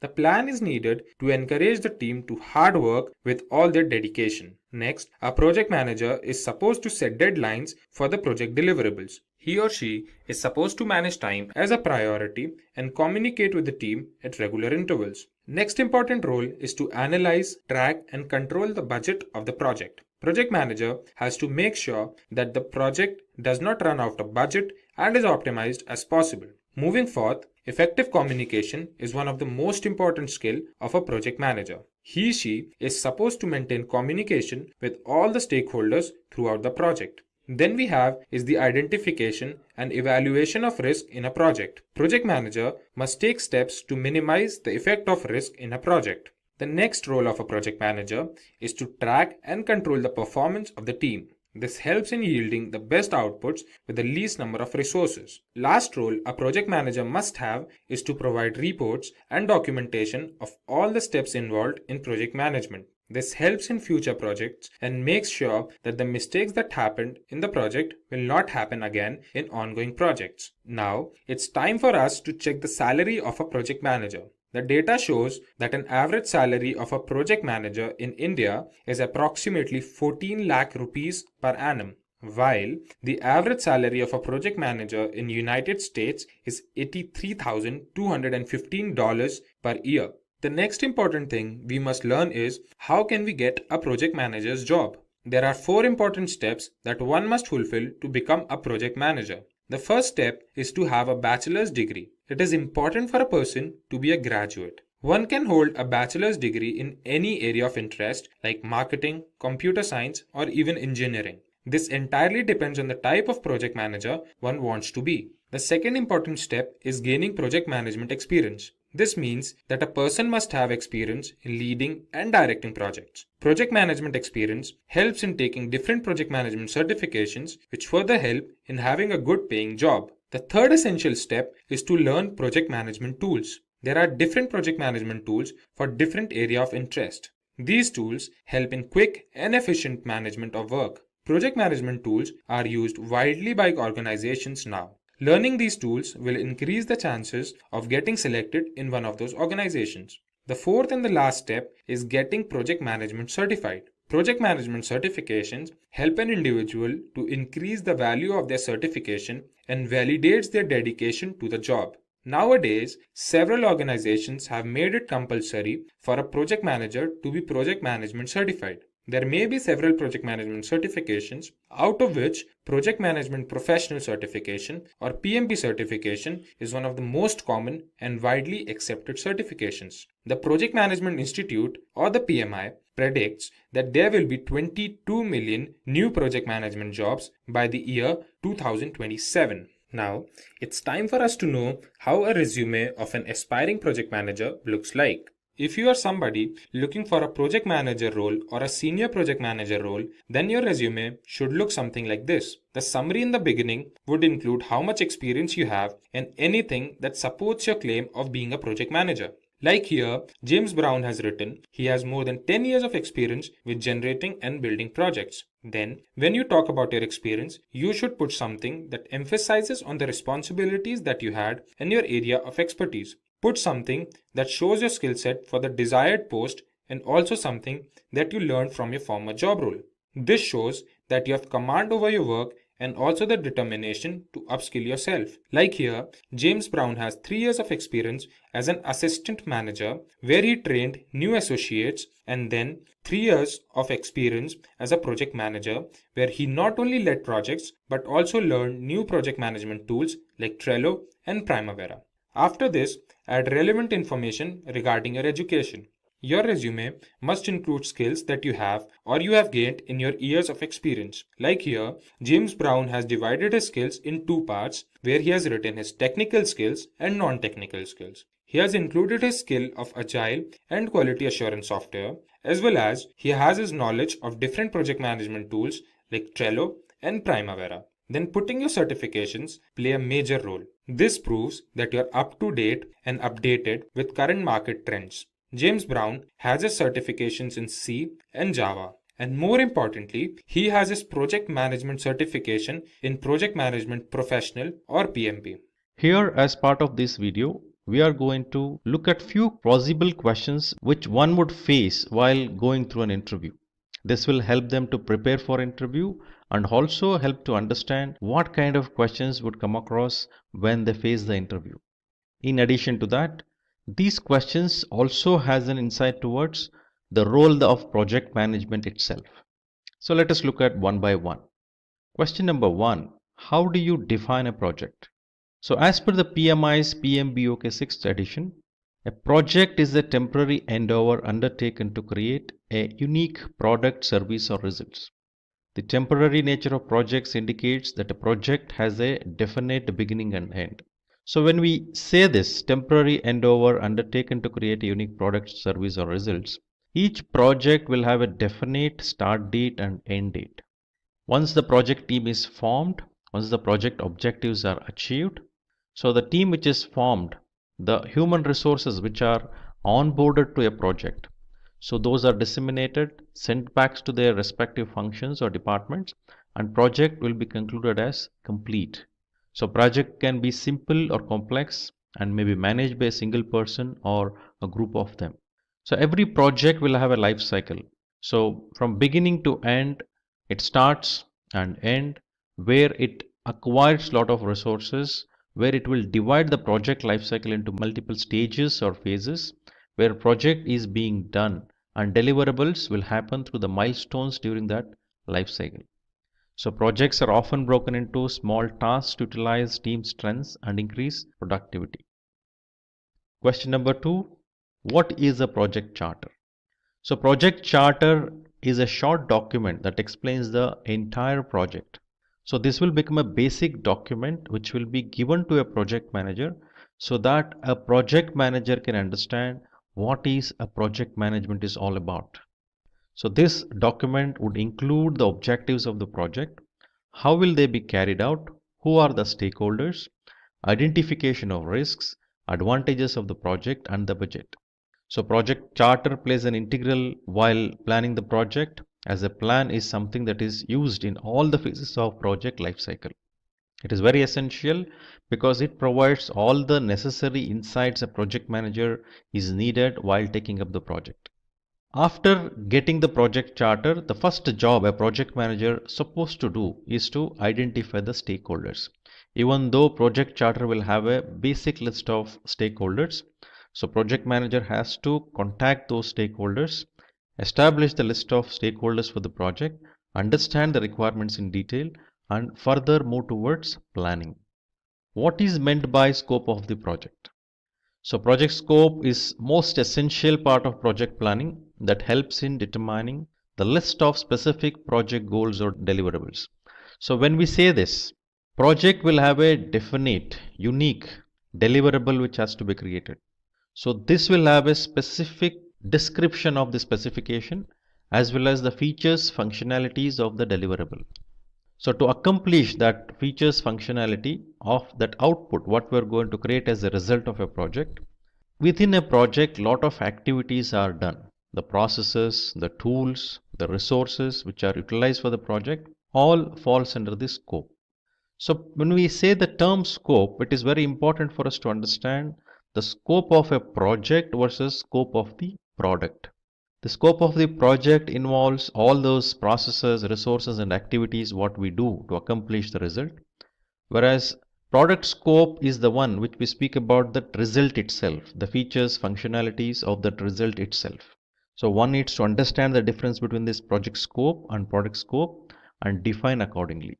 So this will help in identification of the project's output and why that output is created and how this particular product or services or results will help organization or business to accomplish their objectives. This should be the basic understanding a project manager should have. So it includes everything that is to be achieved by the project, which means all those results what needs to be achieved, all those value which has to be created by the results. So we need to keep in mind the result itself is not the ultimate objective of an organization. It is not. Instead, the result will help organization to accomplish their objectives. For example, if you take in HR department, if they introduce an intranet portal for claim processing, so the application what is created as part of the exercise of initiative where my employees should submit their claims through a specific portal. Now that is to reduce the time, the processing duration as well as the efficiency and effectiveness of the processed claim what is submitted. So this is an outcome. So keeping that outcome, the objective, this portal is created. That portal itself has the features and functionalities which project will focus and create that results. So through that result, organization would accomplish their objectives. That should be kept in mind. So understanding the scope is essential. So while understanding the scope, also need to understand how this particular output, the product results, is going to add value to the business. What is the outcome of that? That is also very important to understand. One is understanding the scope, ensuring the project is delivered within that scope, and all that required to be done to accomplish that scope has to be done, and only that. Not anything more than that, not anything lesser than that. What is project life cycle? As I was mentioning during the question 3, there is a project scope. So project itself has a life cycle. So this project scope falls under this project life cycle.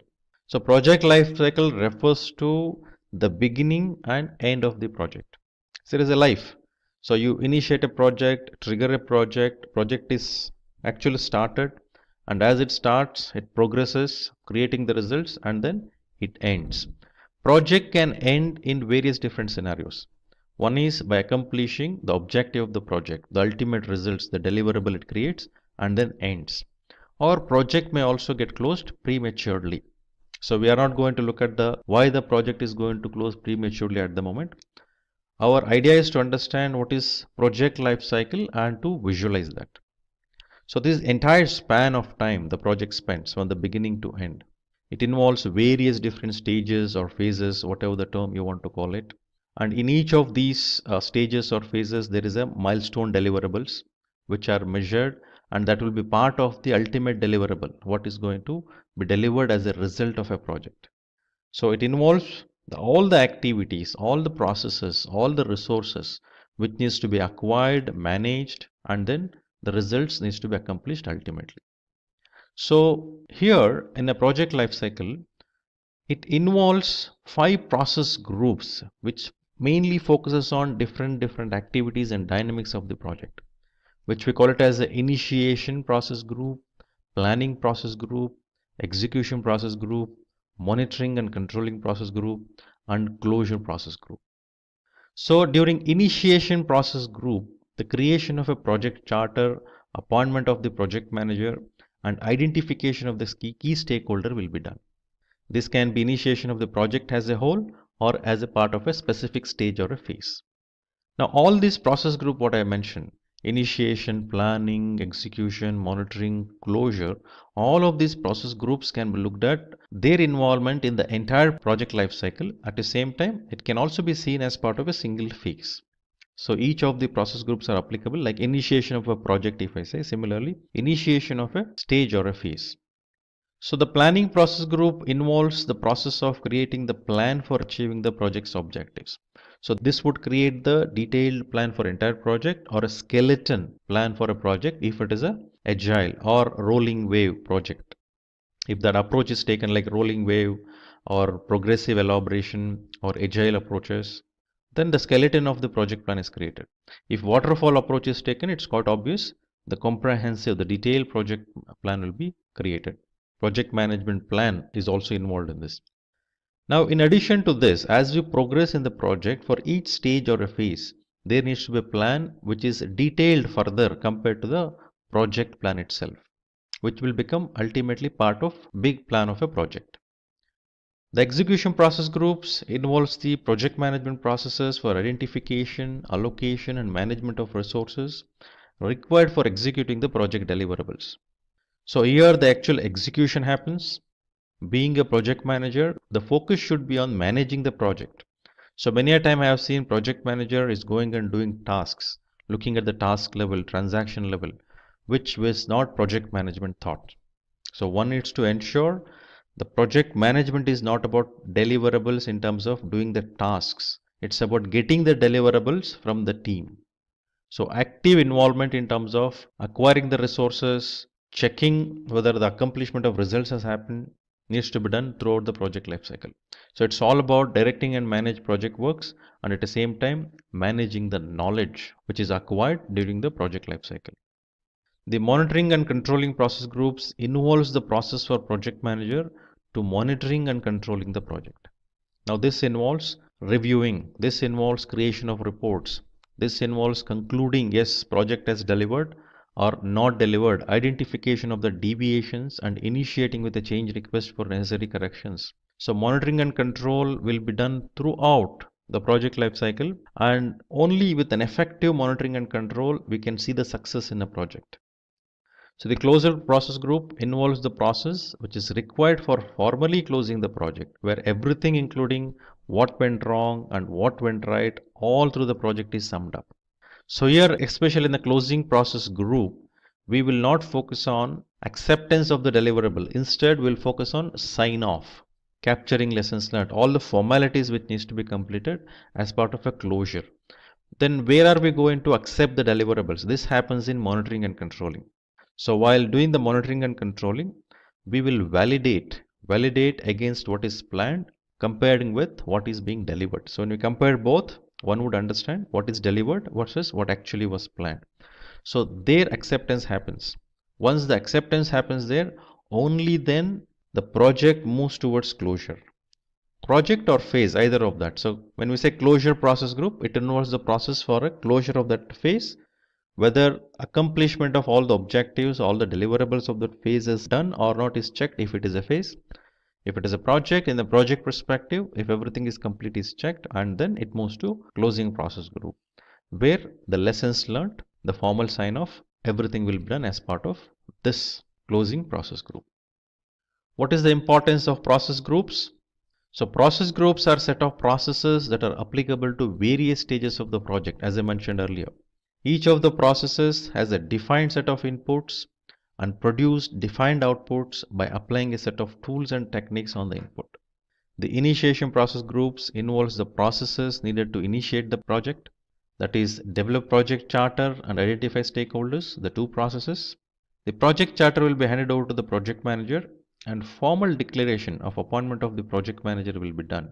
Further, project manager has to identify the key stakeholders and take forward the project as per the direction set in the project charter.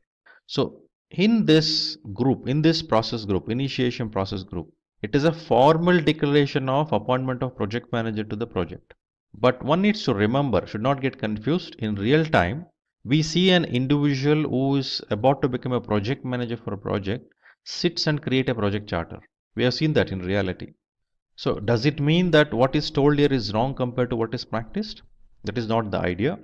Many organization thinks if we involve the project manager to be project manager of a project while creating the project charter itself, the level of information, the detail that person will have about a project will be more compared to a person who will become a project manager after handing over the project charter. So there is a difference. The person takes the project charter and become aware of the project. That is one scenario. The person actively involved in creating a project charter and then become a project manager. That is better scenario where the person will be more informed. But ultimately the accountability of a project charter lies with the sponsor. Formal declaration of appointment of project manager, confirmation of that happens only when project charter is approved and handed over to the person who is to be project manager. So that's where actual initiation of project happens. Then project manager can move ahead and start identifying the stakeholders and start collecting the details of the stakeholders, their requirements. And stakeholders cannot give all the requirements coming to their mind. They need to restrict to those project detailing what needs to be provided. The planning process group defines the detailed plan of the project, which involves the planning for scope, time, cost, quality, resource, risk, procurement, stakeholders, communication, and integration of all these subsidiary plans. Each of these plans, like scope management plan, schedule management plan, cost management plan, quality management plan, resource management plan, risk management plan, procurement management plan, stakeholder engagement plan, communication management plan. So all these plans are called as subsidiary plans. So all these plans are integrated and detailed project management plan will be created. So this involves various tools and techniques like expert judgment, meetings, analogous estimation, parametric estimation, decomposition, PERT, critical path method, depending on the specific area which is being focused on while planning. For example, expert judgment is a common technique used across all the areas like scope, time, cost, quality, all of these 9 areas, knowledge areas which I was mentioning. Expert judgment meetings are mostly seen as a technique used during each of these planning. Whereas when it comes to critical path method, so critical path method is about scheduling. So we will see that technique only mostly in schedule management. Similarly, if I speak about decomposition, we see that in scope management. So likewise, there are specific techniques which are specific to a specific knowledge areas, which we need to identify as we go through the entire framework itself. Similarly, there are common techniques used across the knowledge areas, which if we can identify that common techniques which are used across knowledge areas, it is easy for us to remember and recall those. Similarly, specific techniques for a specific knowledge area. The execution process group involves the processes to direct and manage the project works. The active involvement of the members of the team is seen performing their tasks to execute the project works. Although the project plan is finalized, there may be changes in requirements that come from the stakeholders which are considered for further modifications. So actual involvement of team delivering something acquiring the team, onboarding the team, onboarding the supplier, identification of them, doing the bidder conference, engaging with stakeholders. All this action should happen. So because the main focus of execution process group in project management perspective is directing and managing project work and managing the project knowledge, which is very, very important. The monitoring and controlling process group refers to tracking and reviewing the progress and performance of the project. The process of monitoring and controlling is continually performed throughout the project lifecycle. So here, I think as I mentioned earlier as well, so it is very essential for us to understand whether project has delivered all those required deliverables or not. Are the deliverables are fulfilling all the features and functionality which are defined during the planning? That validation should happen. Any deviations are found, change requests are raised, and these change requests are approved. Once it is approved, then it comes to integrated change control process through which changes are executed.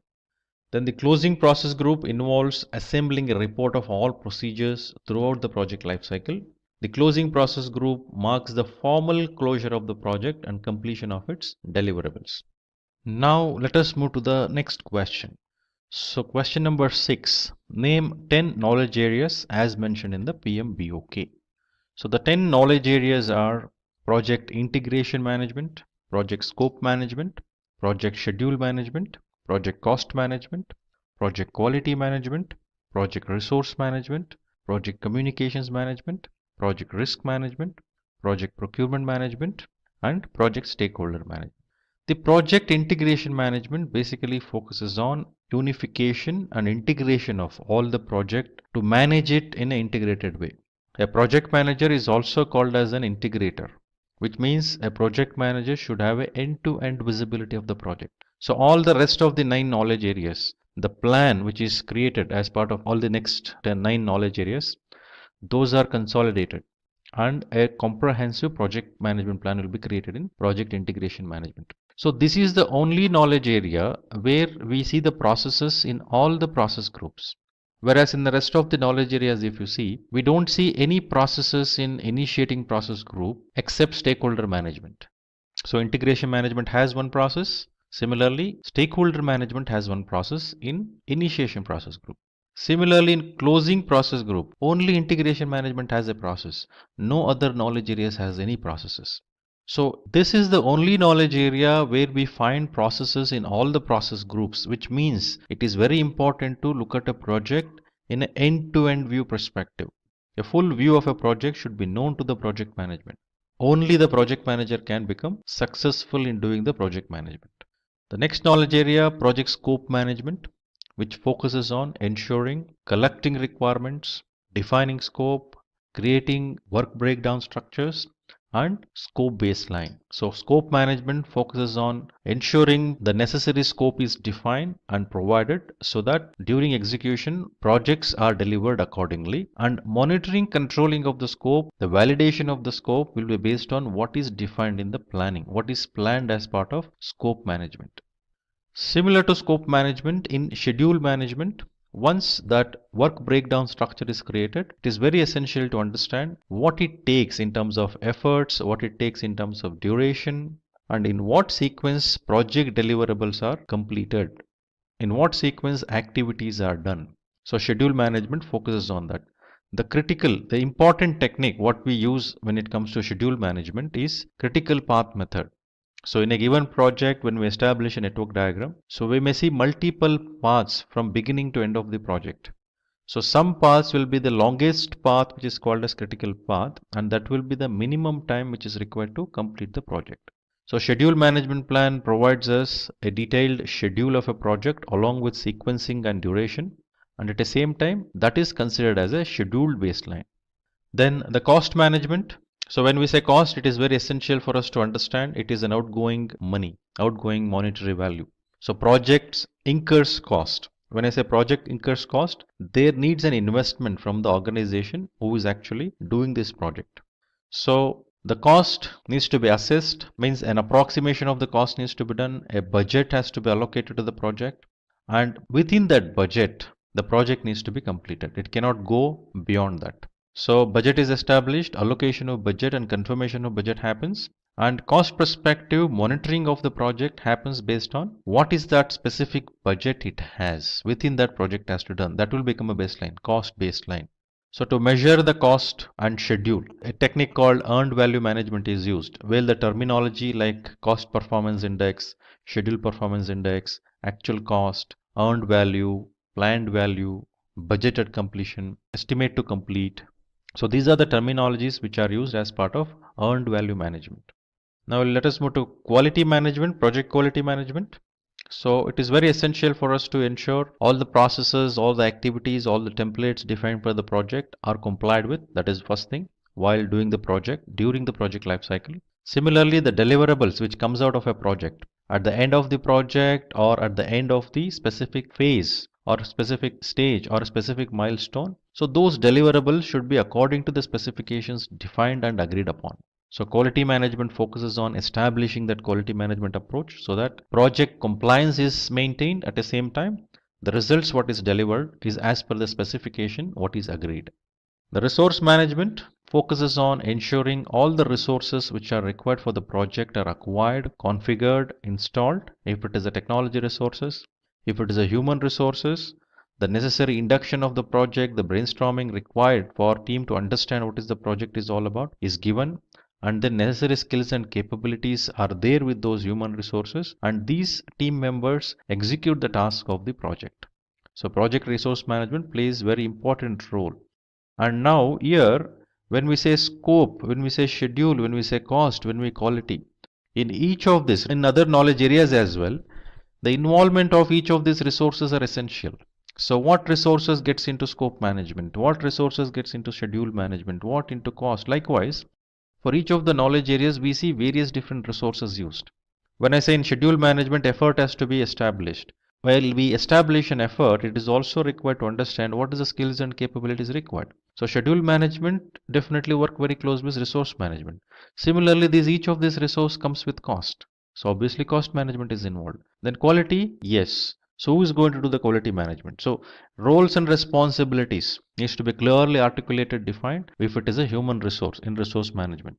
Coming to communication management. So communication I think plays very important role. As we know, 90% of the time project manager spends on communications. Many times we see project managers like only communicating. Many team members have told me mentioning that project manager only does communication, project manager only asks questions. Now this impression to the team gets created because they only see what project manager is doing is communication, because team comes in when everything is done, everything is set right. So they see project manager during the monitoring and control mainly, not during initiation, not during planning, not during closure. So many team member comes and goes during the project. They only see project managers reviewing and asking the questions. So because of this, they assume project manager only communicates, project manager only asks questions. But it is very important to ask questions, but there is a perspective and objective behind it, which already project manager is involved and created like a plan, like signing off, coordinating with stakeholders, understanding requirements, many things has done. In all these areas, communication is involved. So it plays very vital role. So then project risk management, every initiatives organizations takes, every investment organization does, there is a risk. So already the identified risks are evaluated and project is taken up by the organization, which means the business has already understood what is the risk associated with this particular project. Considering that, they have taken up a project. But while doing this project, while doing the project management, lot of risk comes across. Project manager should keep identifying the risk, assessing the risk, analyzing the risks qualitatively and quantitatively depending on the level of impact of the risk. So risk means we already know it is uncertainty of certain occurrence, an outcome. It may be positive or negative. Positive, you can take advantage of that, you exploit it, you enhance it. Whereas negative risk, you mitigate, you respond, you will have a response plans like accepting those or transferring it, sharing it. Transferring means you outsource or you take an insurance. So that is negative risk responses. Next, the project procurement management. The projects would involve certain procurement. So we need to ensure for this project, what is that I am creating myself and using it? What is that I am going to procure from external suppliers? So whichever we decided in make or buy decisions, whichever we have decided that we need to procure from elsewhere. So procurement management plays a very important role here. So identification of what needs to be procured, what quantity we need to procure, who would be the best supplier, what are the criteria while selecting the suppliers. You may float an RFP, a proposal request will be a respond which will come in. You may float a bid.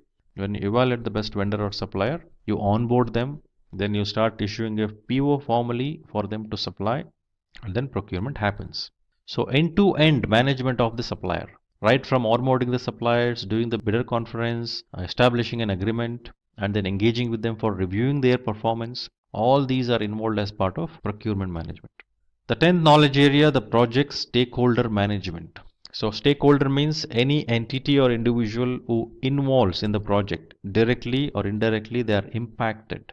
They influence the project and they get influenced. So very importantly, if we think about the stakeholders, we can think about customers, we can think about sponsor, we can think about team members, suppliers, who plays very vital role in the success of the project. So engaging with the stakeholders, managing the stakeholders plays very important roles. And if every 9 knowledge areas there is something which you've done right, but something wrong done with the stakeholder management, entire project may go for toss. So one needs to be very careful understanding the dynamics associated with each of these 10 knowledge areas and then dealt with them accordingly. And integration management would integrate all of this as I mentioned earlier, so that